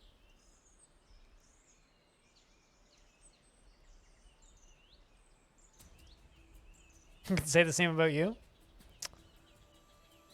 I feel like you're in a pretty similar situation to me, you know? Like, I watch your streams sometimes, but you strike me as somebody who's just kind of stopped giving a shit about the wider community and just kind of, you do your thing, right? Just, I mean, I'm over here streaming Dwarf Fortress and traditional roguelikes and ASCII, like, adventure games and weird shit. Like, I don't know, I used to try and play popular games and then replaying puzzle games from 5 years ago that I just feel like playing.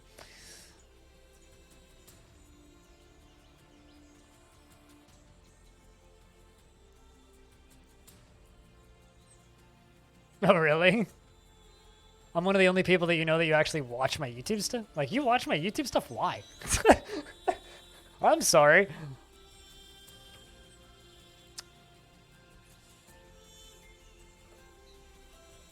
Unless you really want to keep up on DF news. That's what I'm good for.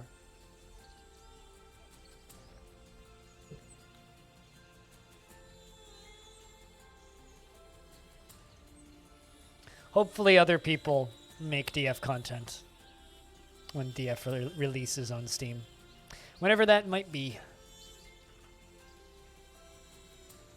Blind IRL, the guy on YouTube who talks really quickly about screenshots. That's what I do.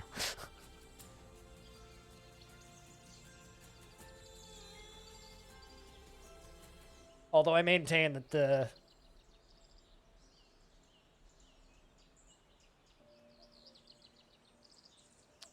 Although I maintain that my two favorite videos that I ever made were not about Dwarf Fortress. The Jupiter Hell big interview that I did and the interview that I did with Hugh Millward of Warsim.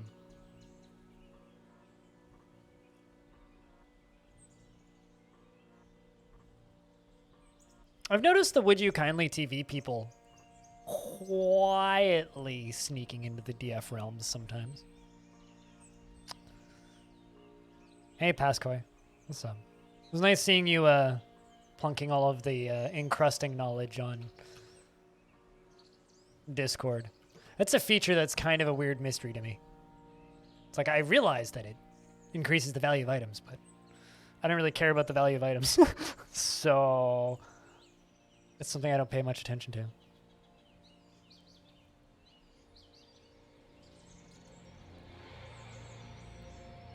I mean, every now and again, I can never keep track of that channel, but Rob and Dan, I see that channel streaming this every now and again. An Overboard TV, I think? I've also seen, whatever his name is.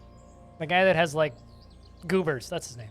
I wanted to say Boogers, but I knew that was wrong. Goobers. I've seen streaming this. Ficod says, I am your liaison from the mountain home. Says, I have been for a very long time, and let's discuss your situation. Streamer is now going to fly through the trading screens because no one likes staring at those.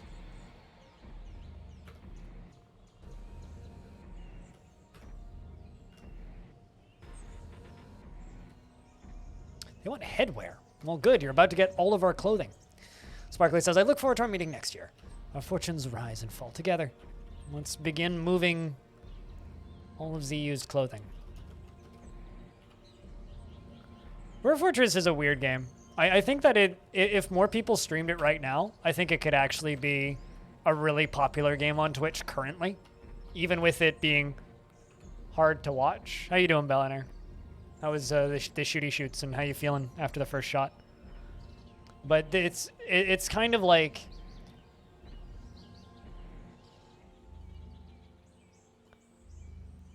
the way I see it is people who know Dwarf Fortress now, who start playing the Steam version and already know the game, will do a lot better when the Steam version comes out. So I think it's really wise of the Would You Kindly guys, like, lightly dusting off the directory a little bit. Do you have any other symptoms, or is it just sore arm? Also, which vaccine did you get, if I can ask? It pains you to see gems sold by the bin, knowing that you can get 2 times the value at minimum just encrusting it into a chair. Yeah, I mean, like, I'll do it sometimes, but... Oh, you got Pfizer? Okay, so you got the opposite one that I got. Although, not to be much of a fear monger, though, but that one seems less creepy than AstraZeneca. Worth the bus ride, though, I think.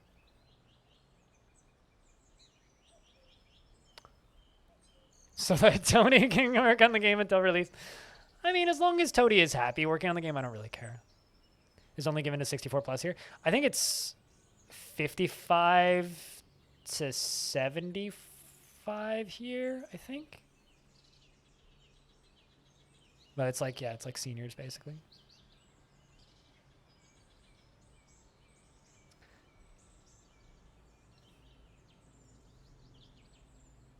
Should be fixed by a Steam release. Here's the thing though. Dwarf Fortress is perfectly watchable if you've played it. If you've played it, it's perfectly watchable. This is madness! Madness. This If you haven't played it. Yeet. Yeah, I guess Aqua, the trading screens are just less interesting in this fortress because I'm always trading them for the same thing, but yeah. Hey, Hobo, how's things? How's day been? I mean, you just asked me that. I did gardening yesterday. I went on a long walk, I gardened, and I got really baked in the evening. And tried to watch Gravity and got really mad at Gravity because that movie's really bad. And then turned it off halfway through and watched YouTube videos. I watched lazy game reviews until like 11 o'clock at night. And then woke up at 1 a.m. realizing I forgot to take one of my injections and felt like garbage. Cheers, Jack. It's good to see you. Thanks for swinging by as usual. Keep safe. Arm muscle is hurting, and around where they poked is kind of radiating this annoying numbing pain throughout the arm and shoulder. Yeah, been there. Been there. Definitely had that. I had that plus flu symptoms. But you want to know something fun? Like, you know that injection pain that you get? So, I give myself 4 injections a day, sometimes 5. That's my leg and my stomach all the time. So when I bitch about my body not working and being sore, that arm pain that you feel from that injection, granted, my needles are way smaller, so it's about half that. But that constant pain, it's just always there. Always. Spent most of your day dealing with the building and permit department. Why? What are you trying to build? Is Hobo building a mythal silo? Or a prepper bunker?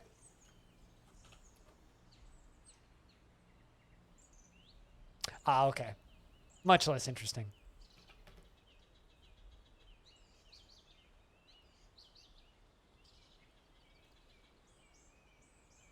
You got to listen to a live symphony orchestra for it? Wait, what? Hold on a second. When I got my stab done, it was literally like in a fairground warehouse. You got to listen to a live symphony? What? Where did you get yours done? The hell? I need to get my vaccinations done in Finland. Fuck this shit. I'm jealous, man. What the fuck?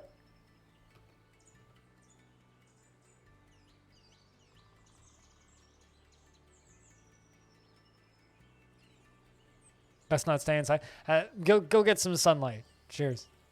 Thanks for swinging by and saying hello.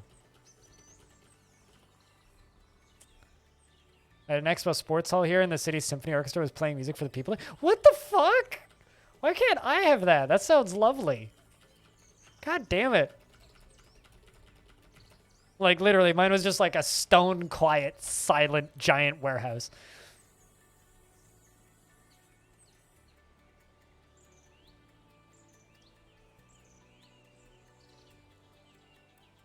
It's a lot easier to be happy when there's less people there, but...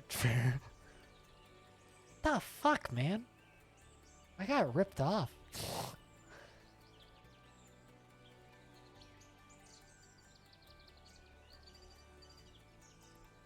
You waited in line for about 3 hours? I waited in line for about 25 minutes. The whole process for me was about 20 minutes, 25 minutes. It was like, walk in, dude with a clipboard handed me paperwork and a freshly cleaned pen, which was like on a string. Like the pen was on a fucking string, and I had to unstick it from the sticker at the end of the string. Unstuck it, sat down at the like freshly cleaned table, filled out my address and yada yada yada, signed all the consent forms, which took like 2 minutes, stood up, handed it back to him. He checked it, he pulled my portion off, handed it to me, checked my credentials, and then I just walked in, got in line. There was about 4 people in front of me. The line went almost immediately, sat down, got stabbed, and then was told to sit in a chair for 15 minutes, and then I got up and left, and it was done. It was like a 25-minute round trip for everything. Tops. 25 minutes tops. It was very organized. But we didn't have a fucking symphony playing. The hell?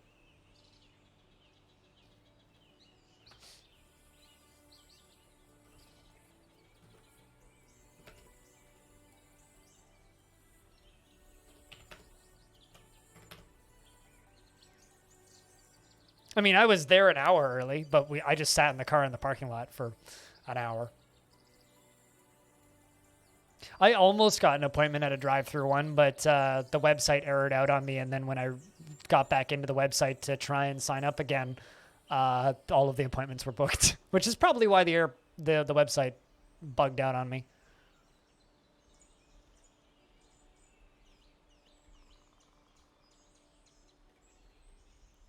You got fucking mugged off? What? What, for having to wait in line for 3 hours? Hey, at least you got it. Now I'm just stressing about when I'll get the second shot, but I don't know. I'm going to go get coffee from the coffee shop on Monday next week because that'll be 13 days since I got the injection, meaning I will be basically covered by Monday. They immediately gave the second times. They're supposedly they're going to send me another letter. So they mailed me a form that says I need to book my appointment. Apparently they're going to mail me a second one. Doesn't seem like the most efficient thing, but they're trying to keep people spread out, and our supply is very question mark right now.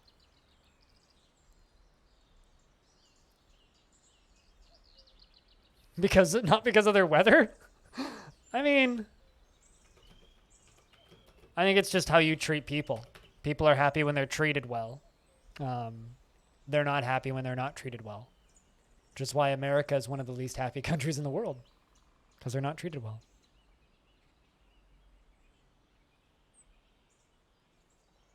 Oh, like the 7-7. Yeah. No, I mean, talking to the nurse there, she said, I will probably have my shot by June, but it's within the next 3 to 6 months. I will have my second shot booked.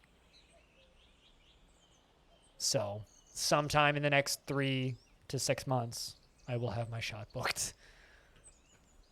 But apparently the way the second one works is they just give you a location and a place to show up. I don't know. We'll see. The optimal time. Yeah, I've heard that from a couple of places. Like optimal time to get your second shot is 3 months or 3 weeks. 3 to 6 weeks is the optimal time, but they're like 3 to 6 months. It's like, oh boy. But suppose everything that I've read says after the first shot of Moderna or Pfizer, you're about 80% covered, but can still carry it. After the second shot, you're almost entirely covered and probably can't carry it. So I'm going to start doing things for myself that include going outside sometimes once I've hit the 14-day mark. Purely because I'm so fucking tired of just being depressed and staying inside all the time. Which I think is understandable. You were reading them earlier? Interesting.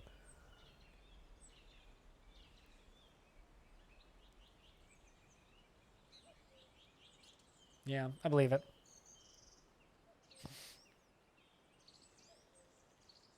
Did you qualify before she did, Belliner? I don't know. I will always echo the same complaint I did, which is the countries that did really well are getting punished with later vaccinations, which really fucking sucks. And countries that did shit have the most money, so they get cared for first, which really sucks.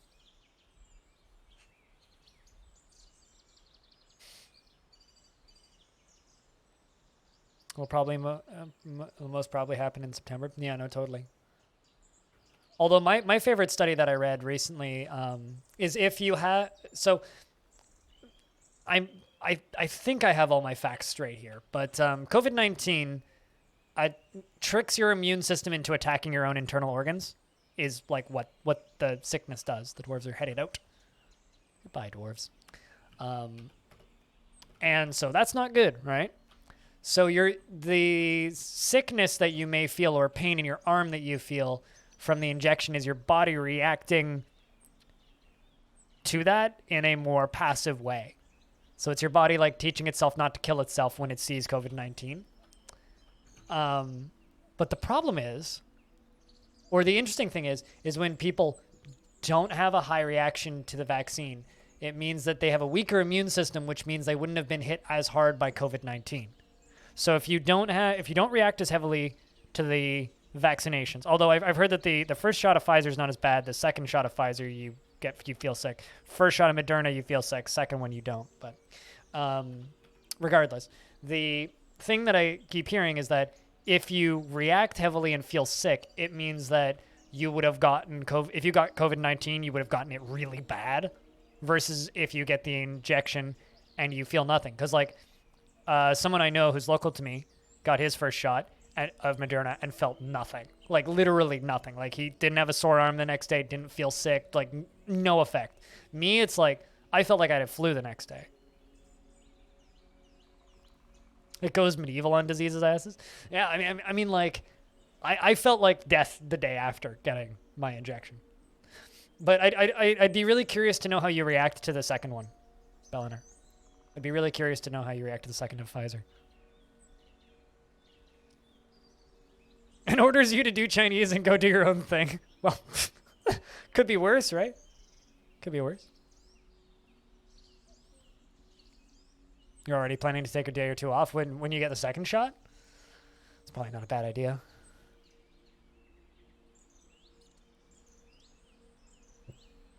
Excuse me. Speaking of plans, Bellinair, are you planning on playing on any servers that we run? When we run stuff? Or when we run stuff, rather. That's the proper thing to say.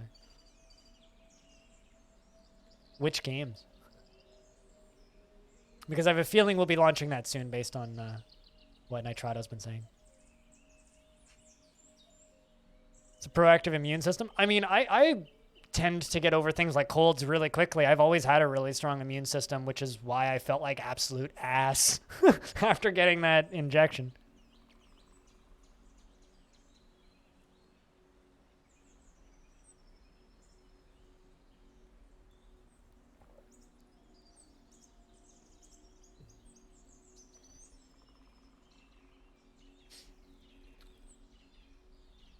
Although could do worse than Chinese. Chinese is pretty good.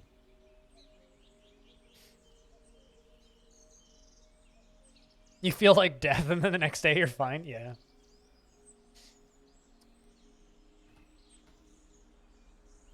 Ballista arrows. And I can now export grates if I really want to, but I can't.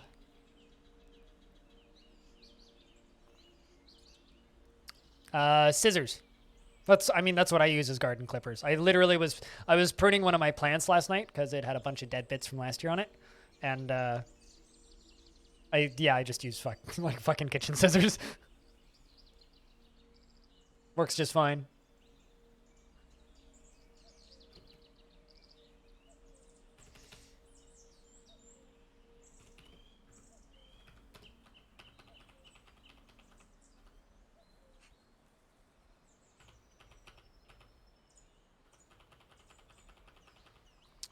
I'm looking for something real quick. Because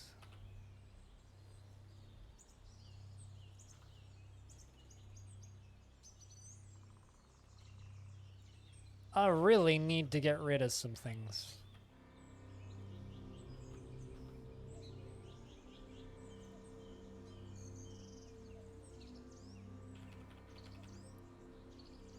Cabinets are fine.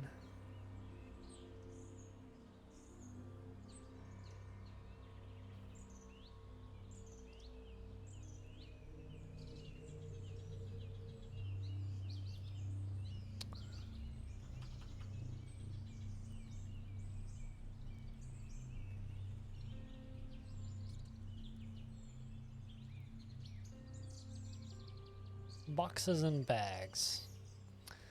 One of the more confusing screens.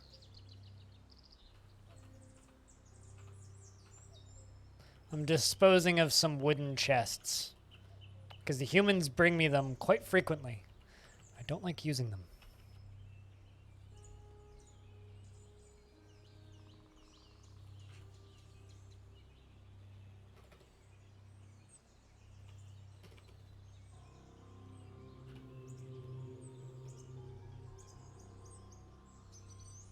Yeah, we were talking. Bellinaire got his vaccine, his first shot,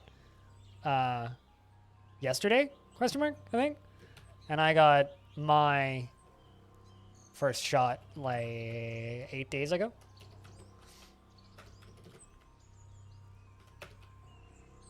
So. Oh, you got yours today. Okay. Yeah, I'm curious about how you feel tomorrow then. Do I use pedestals a lot? You're addicted to them? Well, I mean, here. These are all my first edition books, plus some extras. So these are all of the originals, non-copies, all bound. A little further down. Over here, these are all artifacts, and then I have a few other pedestals with artifacts on them. These are the skulls of chinchillas and rams. This is a pedestal right here with every history-heavy artifact on it. Yeah, I have a few places around them.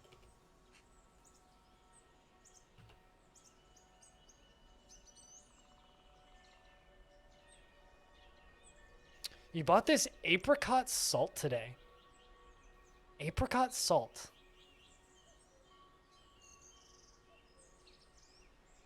I'm having a very hard time imagining that not like turning the salt into a rock because there's not much moisture, but it's like apricot's sticky. It must be really small apricot particles. Like it must be like pulverized powdered apricot, not just like apricot. Huh. That's interesting.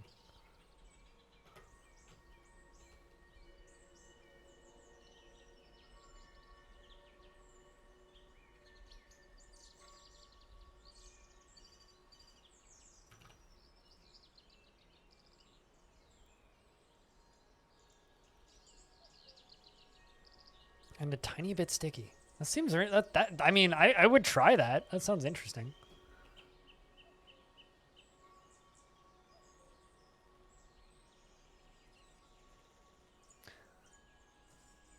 But yeah, no, I use pedestals pretty frequently. I think my main problem with or another pedestal actually with a bunch of stuff on it is this one.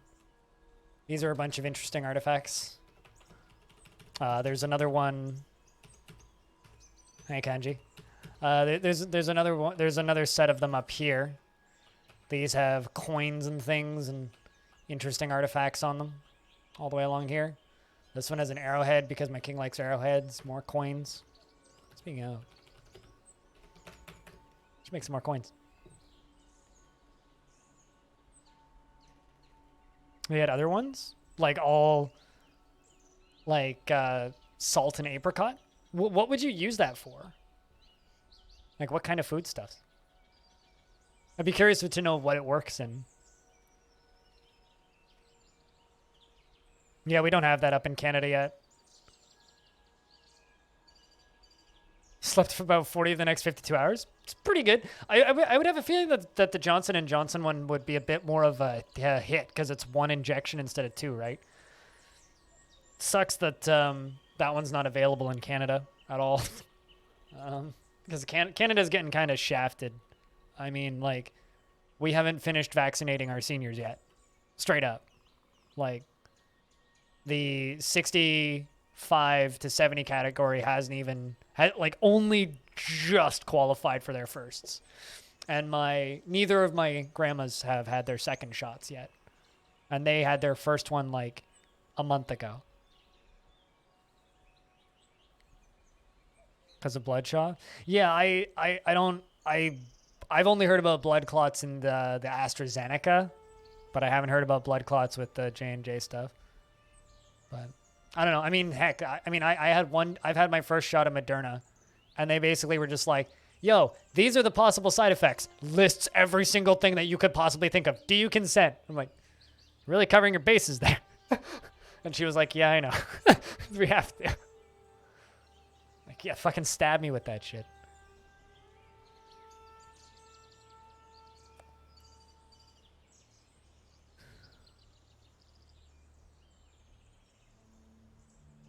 I don't know.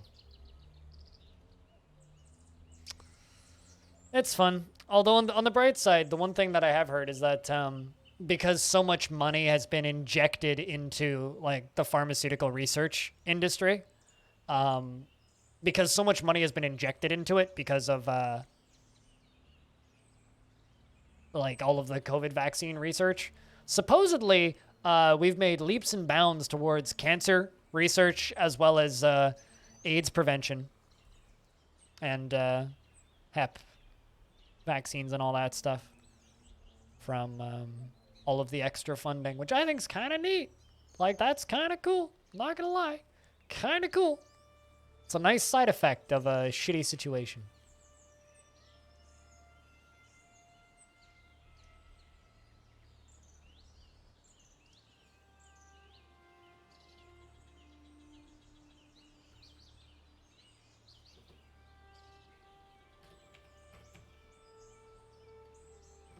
Corvius Suede is fighting with something.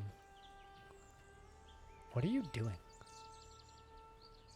It's like falling over repeatedly. What the hell was that? He was like falling flat on his face, standing up, falling down, standing up, falling down, standing up, falling down, standing up, falling down, standing up. You guys had a curfew? When did you have a curfew? I don't believe we've ever had a curfew since the start of the pandemic. Like, people have always been allowed to go outside, but there was a point there where all playgrounds were closed.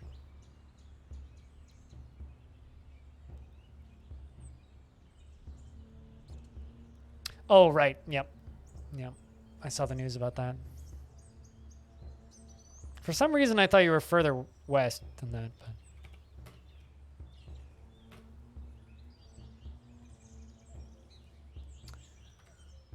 Getting those building blocks worked on.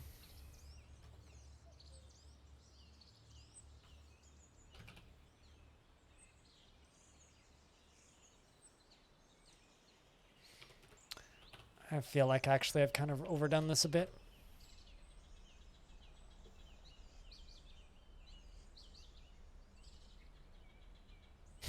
Scrappy sack.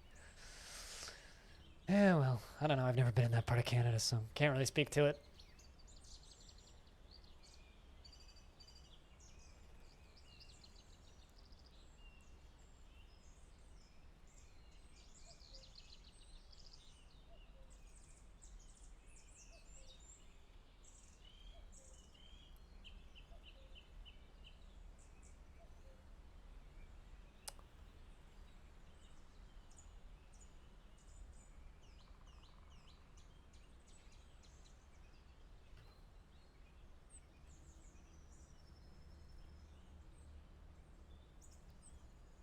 Apparently, Bitcoin hit an all-time high an hour ago. Wild. Hear that? It's the sound of the world burning. No, it really is. Right, you can have a bunch of metalsmiths. My favorite one is my doctor's, or my hospital doubles as a healing doctrine, which is my surgeon's guild. So most of my dwarves are skilled surgeons. Well, that's all good. I've told you this many times. You don't need to apologize for typing in long texts. Tentatively, you feel like a lot of the supposed results will not pan out. On the other hand, I think that they've achieved a lot of part of cancer research and funding is a big prestige and cash grab. Nope, totally. Unfortunately, the stuff unfortunately do stuff that impress the public and politicians in the short run, but scientifically worthless in the long run. Yeah. You're not wrong, but sometimes you got to look at the positives, you know. Sometimes you got to look at the positives. Not that there is many. Most of the negatives just make me want to jump off a bridge. So, there you go. There you go. Be like killed a buzzard. There's a buzzard in my tavern. Stab it to death.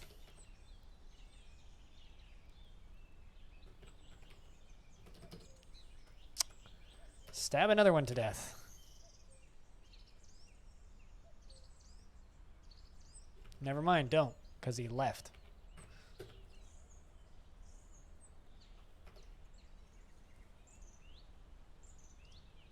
As a thieves guild? Yeah, the hunters guild is also interesting because they train ambushing. The hunters guild is the easiest way to train ambushing.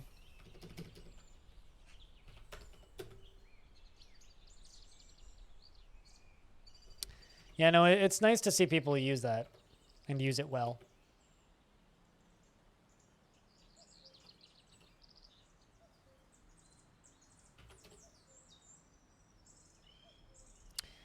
You're of the firm belief that a coin is never spent efficiently and can always be spent more efficiently, but the most important things is progress in single steps, not multiple leaps. No, I completely agree. I completely agree.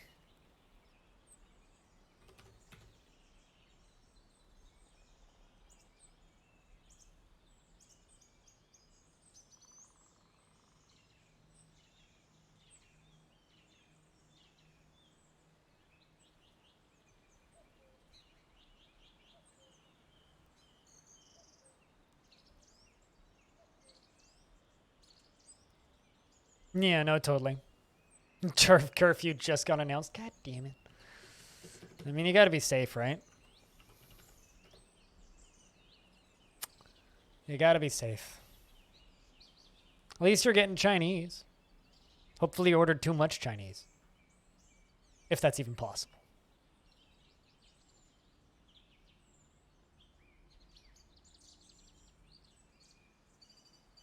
I mean, they definitely shouldn't underfund infectious. I mean, this is the one thing I always come back about this like pandemic.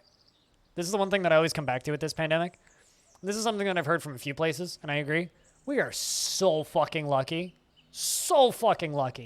that COVID-19 wasn't that bad and isn't that bad. Like, yeah, it's bad. You shouldn't get it. It's easy to spread. It could kill you. But my God, it could have been 1,000 times worse. Like, there are significantly worse infectious diseases just about that want to kill you horribly that are would be a significantly bigger problem if they got that widely spread that quickly. Like, it could have been so much worse. So, there we go. Dealing with those buzzards. One buzzard at a time. Bastards. How many more do we have left? 1, 2, 3, 4? Cool. Hopefully they all come in. See Plague Inc. I'm not going to say that Plague Inc. is necessarily a realistic example of what could go wrong in the case of a pandemic, but I mean more like just see Ebola.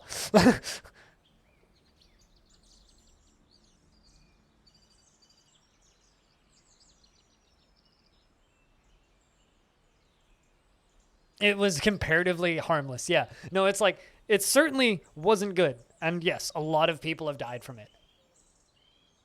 But holy God, it could have been worse. The nice thing about raiding is that you can get obscure things like troll products. And the worst part about it is the actual dice rolls versus active combat. Well, I mean, for me, I think the cooler part about raiding is being able to steal artifacts and going into the artifact screen and or reclaiming or thieving old artifacts. I think that's really fun. One of my favorite interactions I ever had with Dwarf Fortress was I was going through the... You know what I'm saying. Cooler. I went through the artifact screen over here. So went to the artifact screen and just like, not in this world, in a different world. But I found an artifact that was just in a mountain. And so I sent out a raiding party to go reclaim it. Turns out that mountain had a dragon in it. And it was a dragon who owned the artifact. We stole artifacts from a fucking dragon.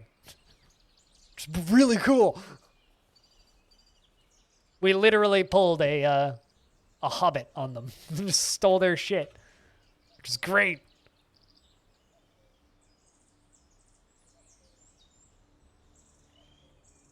I mean, I'll put it this way, Infinity, right? Like, I'm a diabetic, right? Type 1 diabetic. It sucks. I raised a bunch of money for JDRF last year. It was like $2,500 we raised. JDRF isn't a perfect charity. They have a lot of biases. They don't directly help people. But it's working towards a goal that I think is important, regardless of whether or not the charity necessarily does the best things that they could with that money. Especially like when I interact with them directly, which I have a couple of times, I always get kind of this weird feeling about them. I don't quite agree with a lot of the stuff that they do. That being said, I still want to raise money for them because I know how much of an effect that they do have.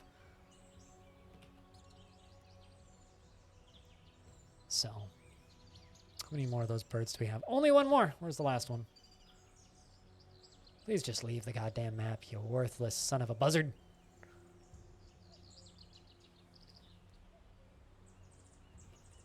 Oh, it's all good. Typing on phone, not easy. You're doing a very good job.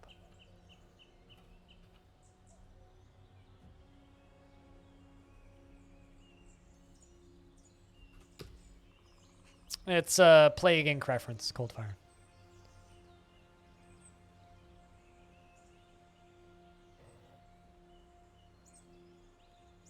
You couldn't form a military because the commander went to steal a spear artifact.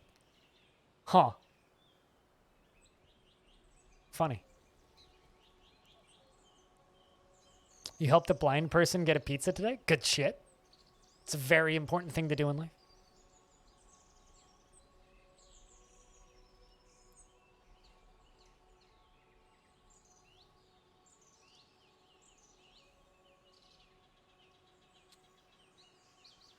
There's a pretty good documentary series on Netflix called Pandemic, which oddly enough came out like early. It was either late 2019 or early 2020,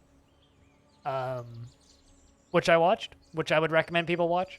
It's kind of horrifying in the context of 2021, but like it's worth watching. I'll put it that way.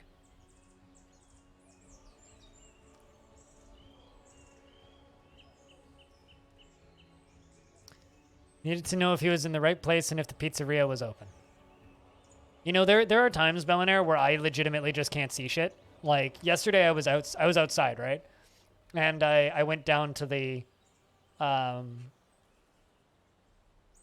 the nursery to go buy those mint plants that I posted pictures of me planting. An emu is fighting. An emu just fell somewhere. I think an emu just broke its neck. Emu's back takes the full force of the impact, bruising the muscle. So, no, its right lower leg got bruised. Okay, well, it tripped. That poor emu. Okay, we're into early winter. I think I'm going to lock the dwarves back into the celebration chamber. Go make friends. Go make friends. Go make friends. You twits. Anyway, I've been trying... but anyway, it was quite sunny yesterday. It was kind of windy, and I realized pretty quickly that I couldn't see at a point when I was outside and walking. Like straight up, I couldn't see. the combination of the bright lights, the blind spots in my vision, and not being able to keep my right eye open at all due to the bright light, and having to squint so much with my left eye, like, I don't think I have a lot of time left before I need a white cane to go outside. Because, like, I can still see and I can still get around, but it's not really safe for me to cross the road. I'll put it that way. Like, there's certain things that I used to be able to see, like, 4 or 5 years ago, like crossing streets and stuff, where and it's bloody obvious because of the amount of time I've spent inside over 2020, right? And, like, I can still stream, no problems. I can still play games. I can still, like, read on a computer, but, like, websites are all 150% zoomed in now instead of 110. Twitch chat is now 200% zoomed in instead of 120 or so. I had to, earlier last year, I had to go find a doctor's office to drop off some paperwork. And it took me an hour to find it in the building because I didn't see the sign. It was relatively obvious sign, but I wandered around that area for a good 35 minutes and had to go ask for help because I couldn't find it. And it was in a very obvious place, and I felt like an idiot. It's like, I don't think I have much time left before I have to actually start using a white cane. It's a fun realization to come to. It's like inside and in dim light, totally fine.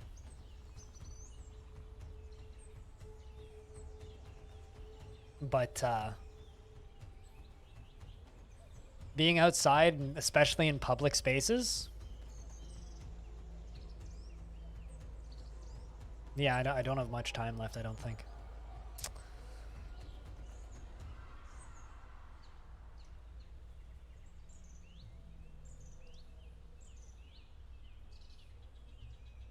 It's a super good vibe.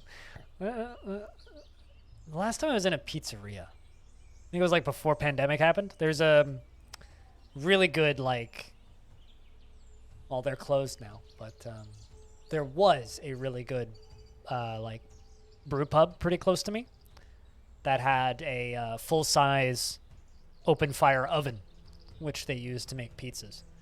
And it was absolutely excellent for their pizzas. My God, they made such goddamn good pizzas. Miss it. Very much so. Ooh. Pictures? Ah, yes. I think I recall you taking pictures of this. So that was in a restaurant? I like that plate. I want that plate. The food that Bellinair just posted a picture of this. I want that plate. That's a nice plate. It's like made of wood and shit. It's fancy. God, that looks good. I could eat 3 of those right about now.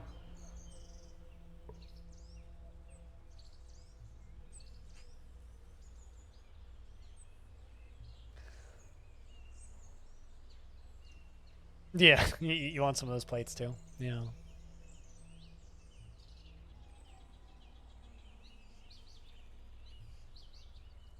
Probably not dishwasher safe though.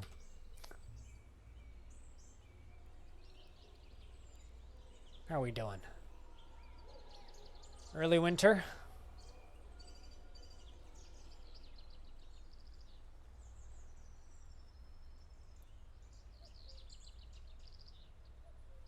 Eating from a nice plate or bowl improves the food. Yeah, I have this like set of gray bowls that you've probably seen me take pictures of before, Bellinair, that I really, really like.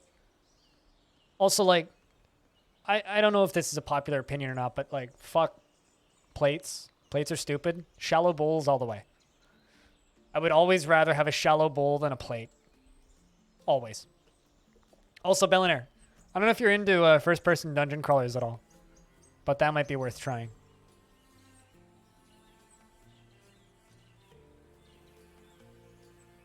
It's a first-person dungeon crawler game jam.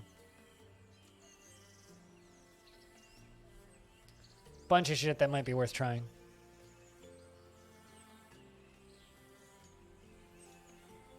Yeah, I have 1 flat plate. 1 large one and 4 small ones. It's like the only time I've ever used, or I used to have 4 large ones, but the only time I ever used them was when we had people over. Or when I would have people over, and then I'd use them as share plates, but like, I don't know. I would rather just have like 3 bowls. Or 4 bowls. Or like a share plate bowl.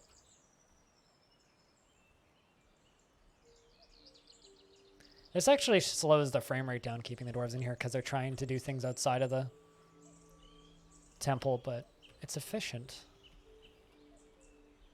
Everybody's socializing.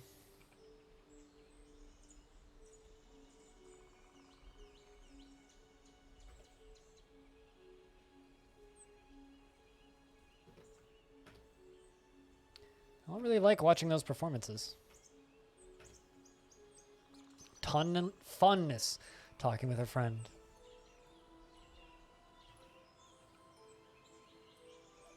$145 old. Some of these dwarves are so old. The king? The king's mood is fine. Yeah, he created an artifact before King was a king. Meditating on lust. Feels enraptured after communing with the embraced roses. I think currently wants me to make them a thing. Yeah, they made an artifact before they were king. They have a lover, but they're not married. Still young, though. I'm gonna turn this off for a little bit. Let them go make those ballista arrows, and then we'll lock them back in here. The king is horny. Now, the king is meditating on lust. Does not mean king is horny. Although, I will say, aren't all kings always horny? I mean, come on. Haven't you read the Bible? Kings are very horny. You shouldn't read the Bible. It's boring as shit, but...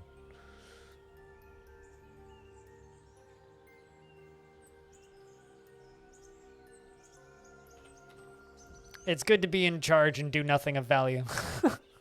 I agree with these statements.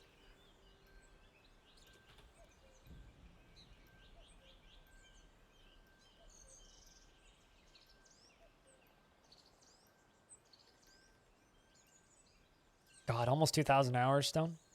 Hot damn.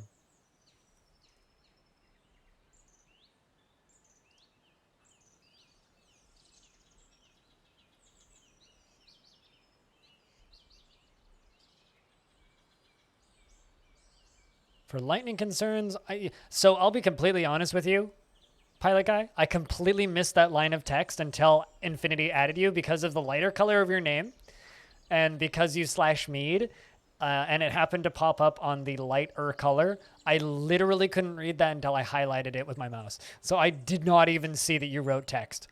But I hope that... I mean, thunderstorms can be fun, but like, I hope you don't have any power problems.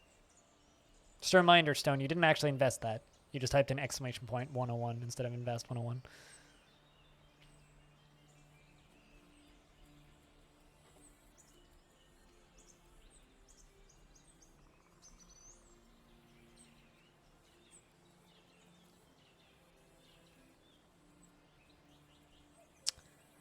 Ah. Fair enough. Balliner, I haven't seen that one. Thankfully. I mean, do you have a power bar? Because if you do, you should be fine. It's only really an issue if your computer's plugged directly into the wall. If you have a surge protector, you should be fine.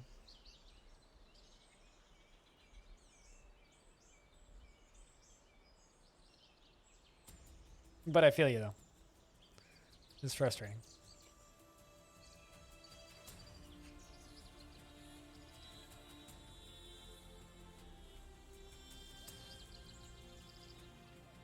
So where the Spanish Inquisition is basically doing a musical while torturing people?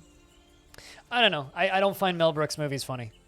I've seen Blazing Saddles, I've seen Men in Tights, and I've seen Spaceballs, and I dislike every single one of those movies. I respect what Blazing Saddles is going for, but I don't find it funny. It's just not my sense of humor.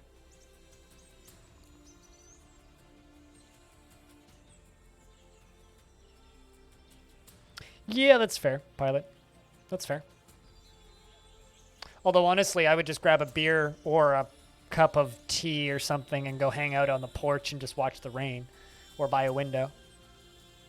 Or watch the thunder, because I love that sound. Just being close to an open window during a thunderstorm is wonderful. One of the best feelings in the world.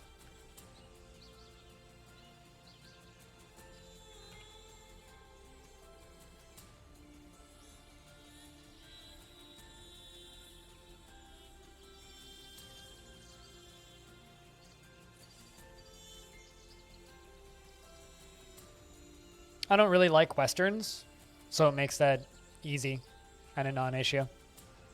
The only Western I've ever actually enjoyed was Butch Cassidy and the Sundance Kid. You kind of want to try it? I can tell you right now you won't like it, Billionaire. Because, like, whenever you talk about beer, all of the things that you don't like about it is what makes beer beer. So when are you ever going to actually enjoy a beer? You're like, there's not enough fruit flavor and too much alcohol. It's like, well, yeah, it's a beer, not fruit juice. I actually, although there was a beer that I tried once that you might like, which was a rhubarb. It was a rhubarb watermelon sour. And it was like drinking rhubarb watermelon juice. Which was very, very, very, very good. I mean, drunk as fuck, though. Miss those days. I miss the days where alcohol didn't make me want to saw my head off.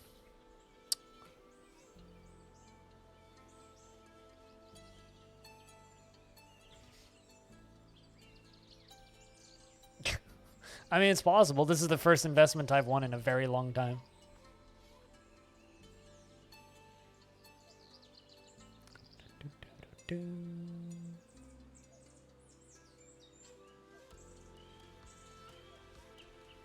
Fair enough, Pascoy. I don't like Westerns.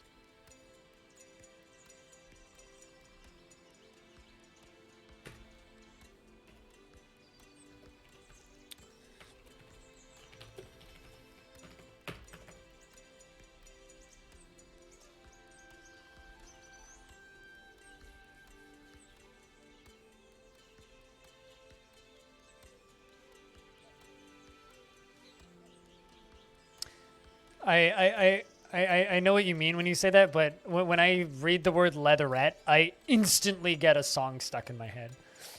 When I read the word leatherette, I always hear warm leatherette just stuck in my head now, which is a song about a car accident.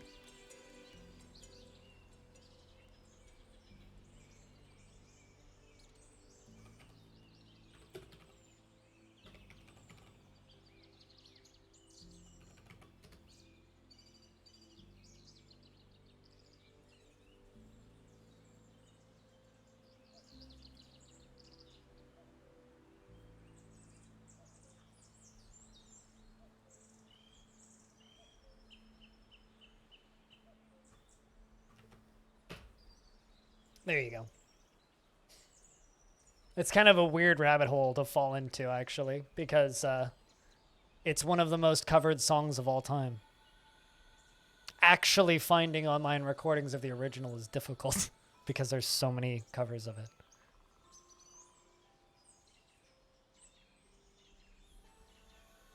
You had a really good rhubarb cocktail when you took a Scandinavian Airlines flight once? Oh, really?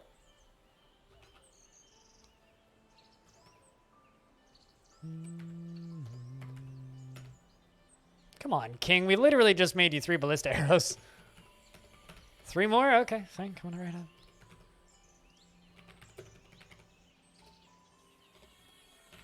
Let's make 40 more arrowheads. I think I'm running low.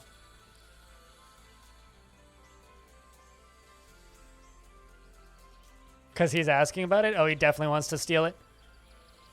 But if you don't give it to him, it'll potentially start a war.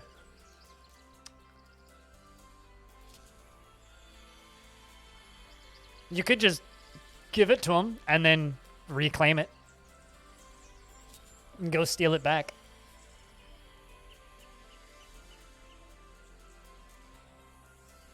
I kind of like those people that show up where they're like, I am on a quest from God to get this artifact back. It's like, but we made it 6 weeks ago. It is my birthright to own this artifact that was passed down through generations, but we just made it. It's always funny. At least I think it's funny.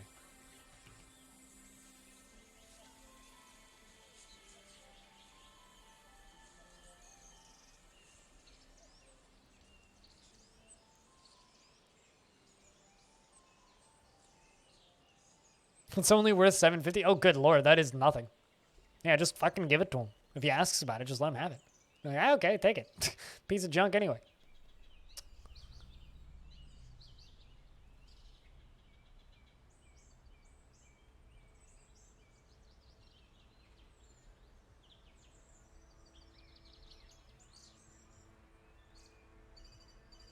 Also, Bellinair, in regards to those crisp shrooms, I'd imagine that these would taste very, those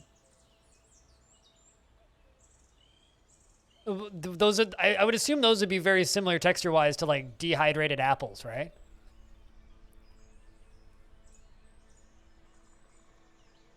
Like I have a feeling they would be about the same as dehydrated apples.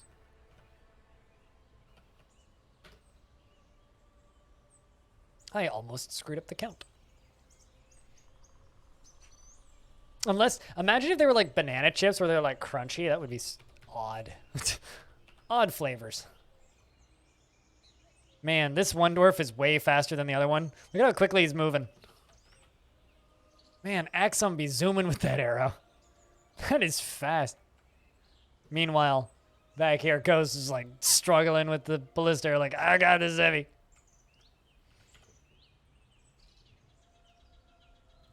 I had a giant show up with 20-something artifacts on its body once. It was like rings, crowns.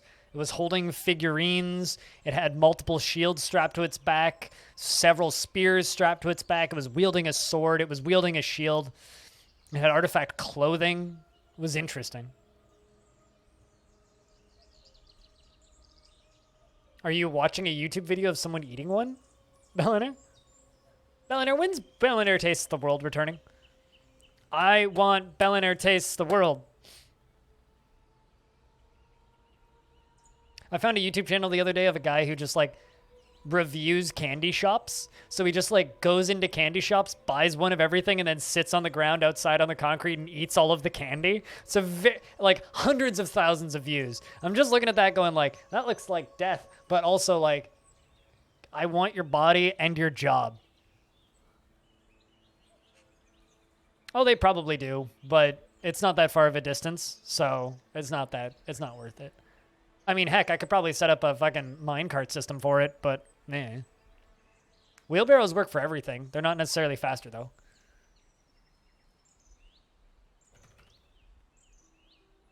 I'd rather just haul them and get them done, you know? You want his metabolism? That too. He was fucking skinny.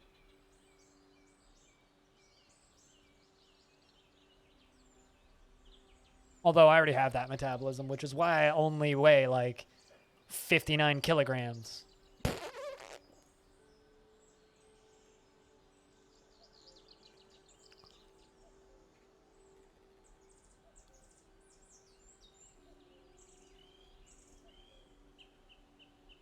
There's a game that came out recently that I really want to stream called Before Your Eyes, but I don't know how well it would work on stream. Because the whole gimmick of the game is you're re-experiencing someone's life, the entirety of their life. But if you blink, it ends the sequence. That's the whole shtick of the game. It looks at you through your webcam, and if you blink, it ends the sequence.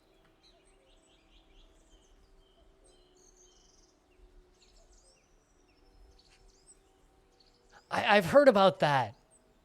Dehydrated water stuff. That stuff sounds so strange. It's like hard water or something, where it's more like a gelatin. It's for people that have trouble swallowing. Anyway, I feel like that would be a really neat game to play, but So hold a Polaroid up to the cam. I mean, you could just turn the feature off if you want to completely avoid it. But like, it's not the entirety of the game that's if you blink, you miss it. It's towards the end of every sequence, a notifier pops up in the bottom right-hand corner that if you blink, it ends. And that's supposed to be the whole shtick of the game is like, life passes by before your eyes, and if you blink, you'll miss it, right? So I think that would be like defeating the purpose. Sarlacc. Just as an art piece, it looks like a really interesting video game. I feel like it'd be really obnoxious to watch because you guys would have no control over it, and it would be all when I blink. So I don't know. No, I'm not down to fuck up the whole point of the game. I mean, if I really wanted to fuck up that point of the game, you could just disable that feature. The game is playable with that feature turned off. But that's kind of like playing that one tactics game where you're supposed to use your voice to tell the soldiers what to do. It would be like playing that game, but like turning off the voice command feature, which is the whole point of the game. It's like, what's the point of playing the game if you are removing the main feature pitch of the game?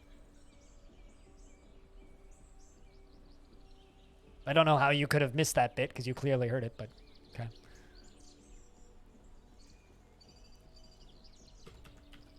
It's a game I'd really like to stream, but I feel like it would be obnoxious to watch.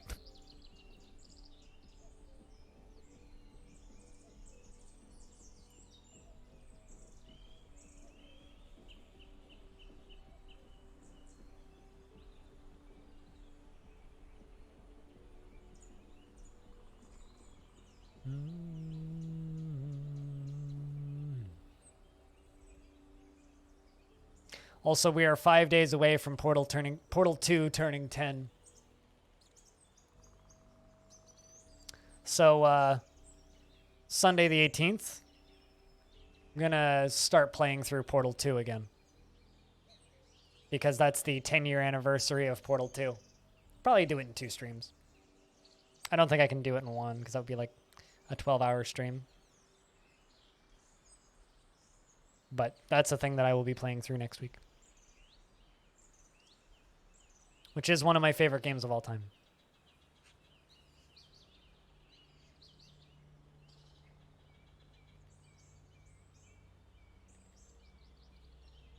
Make you feel extremely old? I know that feeling, yeah. I know that feeling.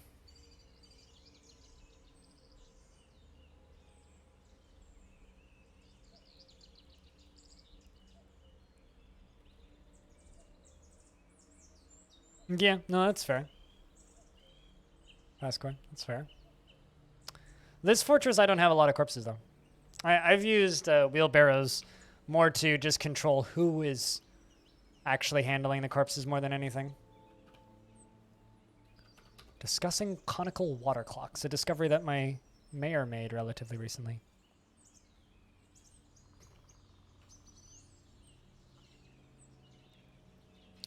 This dwarf is interesting, though, because this dwarf, or maybe it wasn't this one. I had a dwarf that was dreaming of making a great discovery. Who was it? No, I don't know. Was it Tiny Goliath, maybe? Yeah, this one. This dwarf. Dreams of making a great discovery. So basically, they have to be a scholar for a long period of time. With Toy Story turning 25, have you watched the original Toy Story recently though? That movie looks old. Holy shit! The original Toy Story looks so old now. Like it's aged well as a movie, but visually, like I remember that movie looking incredible, but like when you hold Toy Story 1 up alongside of Toy Story 3, I haven't seen Toy Story 4, so I don't know what that, I'm sure it looks great. Like it is so different. It's like a night and day difference.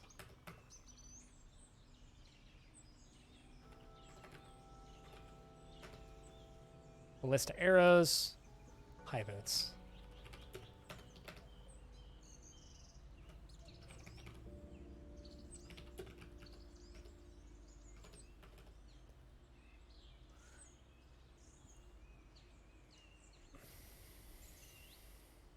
I want your body, your job, and your motorbike. Yeah, pretty much. I'll be back. Commands, voice, annoy me? Is that what you're looking for? What are you looking for?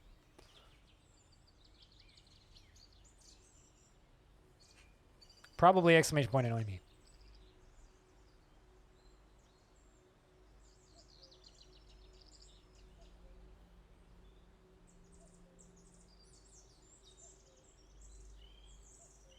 There you go. You found it.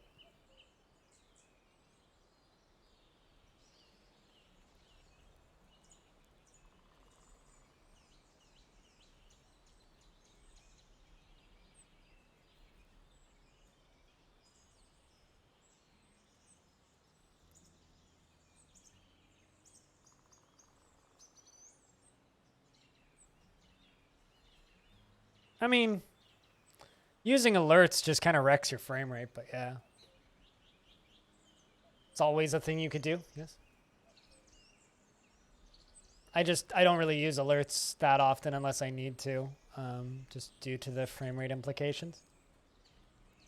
I find that children tend to just kind of hang out in public spaces where there's toys. So if you put toys in the guild halls, they'll just kind of go hang out there.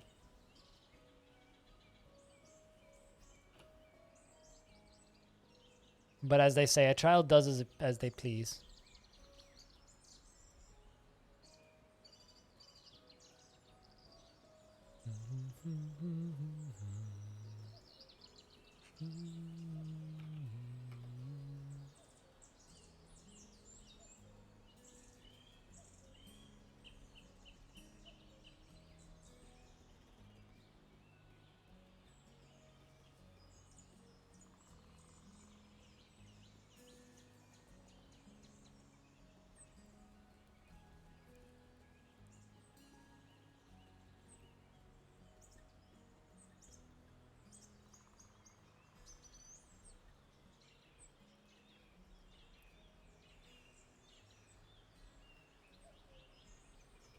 The only time I've really used alerts to control children was when children were riding their parents to death during that one weird bug window where children would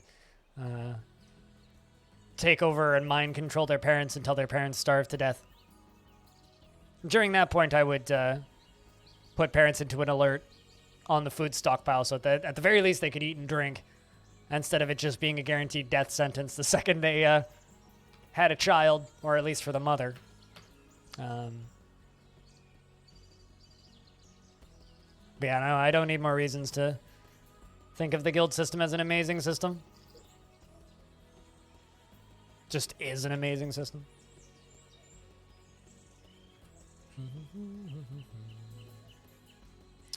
Almost into spring again. Then I think we'll go do more line puzzles. And I think Thursday this week we'll do a full day of Song of Six.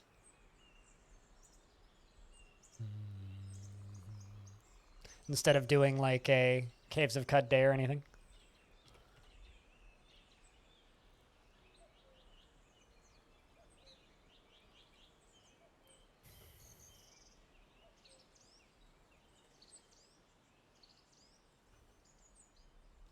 Did you sign up at a Patreon tier that I'm not aware of?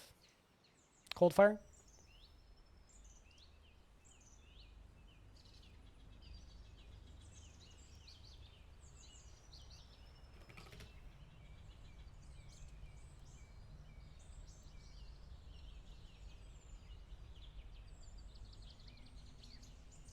Yes, you did. Okay, so you have to tell me. You have to tell me. It doesn't matter if you use the app or anything, but you gotta tell me, because like I've just gone to to Patreon and I see it here. Patreon doesn't send me a notification on the website itself for about 30 minutes, and they don't send me the email for up to a few hours. So I don't know. So I have to manually set shit up on my end. Like it doesn't just automatically make things work. I see it. I'm setting it up. So you gotta tell me. So if people just like randomly start putting in commands, it's like, Did I not do? Do I need to do something? Because I have to do the thing. It's not the first time that's happened. So done. Okay. Exclamation point. Annoy me now, and it'll give you the list instead of the ad for Patreon.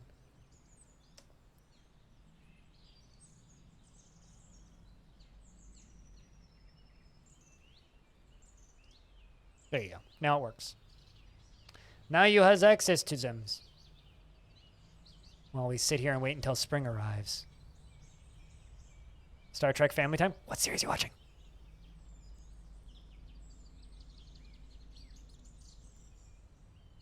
Whoa, dude, fuck yeah. Next Generation, good shit, man. Woo! Good shit, man. But thank you very much. Huzzah, New Year. Yeah, we'll find out if anybody died. I just have one more list to add your name on to before I forget. Because I will forget and remember once it's too late. I have 2 lists that I keep. One for credit stuff on YouTube, and then one for the sound commands, because they're separate. But there you go. They all work now. We have a merchant that has arrived who's bringing us tribute, and I don't believe I lost anybody. At least nobody super important. Maybe a merchant. I don't see anybody dead, so that's good.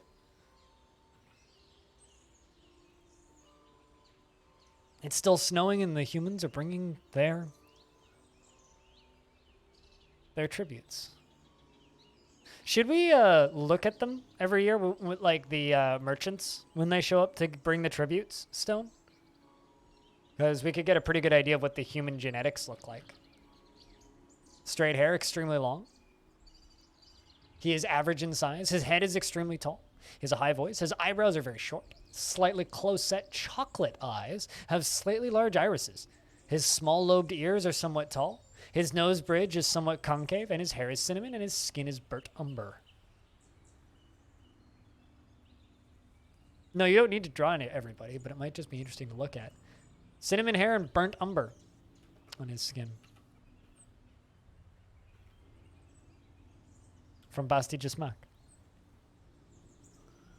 Well, that's a nice short one.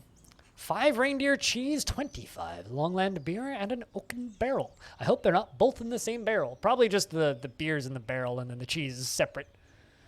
Beer and cheese. You know, you could do worse as far as like bringing a tribute to dwarves. Beer and cheese. I'll roll with that.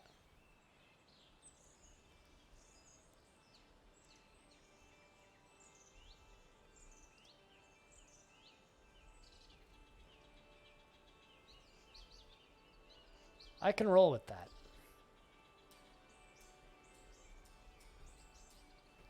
I want beer and cheese too. Oh, there we go. Someone did die. Feb died. Feb was one of the unnamed older merchants who was in the fortress. I think the one that was 164 or something. So not too surprised. Died of old age. Natural causes, of course. Off to go get buried.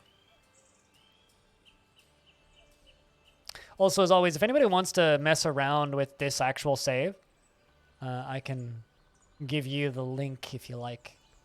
It's just a Google Drive download.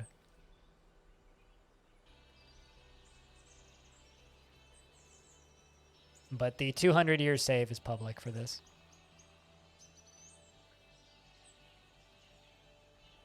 You can see how poorly organized my fortress is.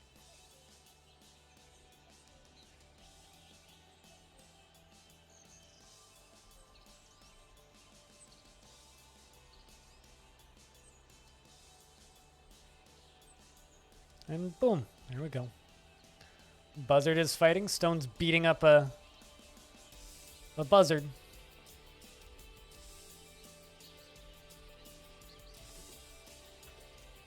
Feels ferocity after being attacked.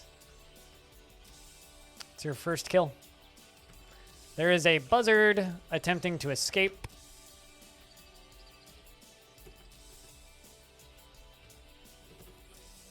Looks like Stone is now stressed out again.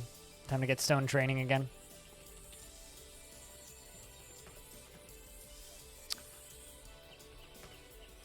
All right. So that kind of concludes about close to 6 hours of Longdeath. We've done, well, we started in year 209, early spring, and we're now in 211, early spring. So it's 2 years, which is about what I was aiming for. We small successes today. We got a bunch more merchants into the fortress.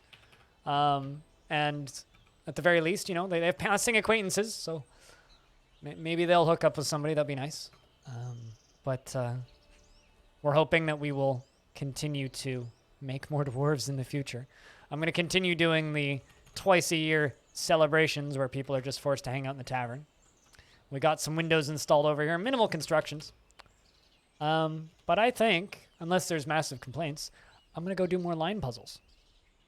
Because I've been enjoying line puzzles. There is a buzzard stealing my food once again. It's right there. See? There it goes.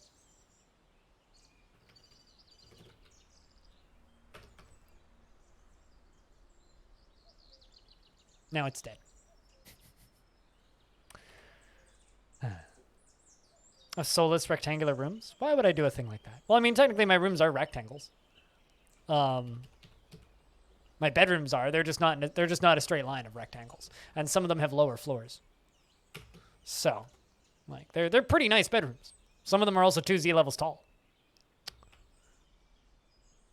But they are still square bedrooms. But anyway, that's our day of Longdeath for today. We're going to go do some line puzzles. If you'd like to stick around for line puzzles, that would be rad. If not, I recommend that you go watch my stuff on YouTube where I upload roguelike and Dwarf Fortress related things. If you're peacing out and want to support the stream directly like Coldfire just did, I have a Patreon where you can give me money directly so that I can pay bills, eat food, and sit at my computer and play video games and hopefully entertain some people. We're going to go play The Witness after this for the remainder of the stream, which will probably be like, I don't know, 3 or 4 hours. It's been a pretty long stream already, though. Almost at 8.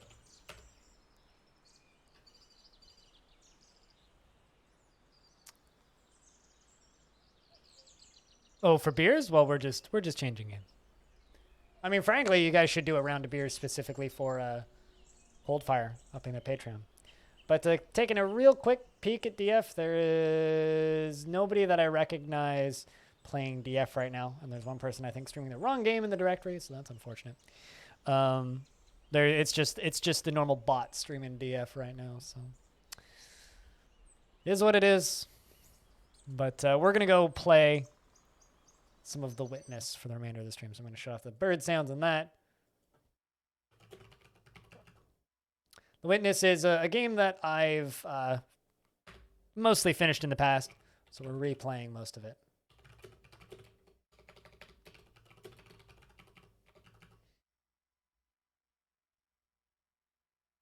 And one more. There you go. One more beer. What day is this? I think this is day 5? 4? Well, let me check.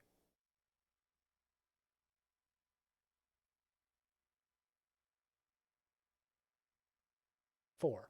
Day 4.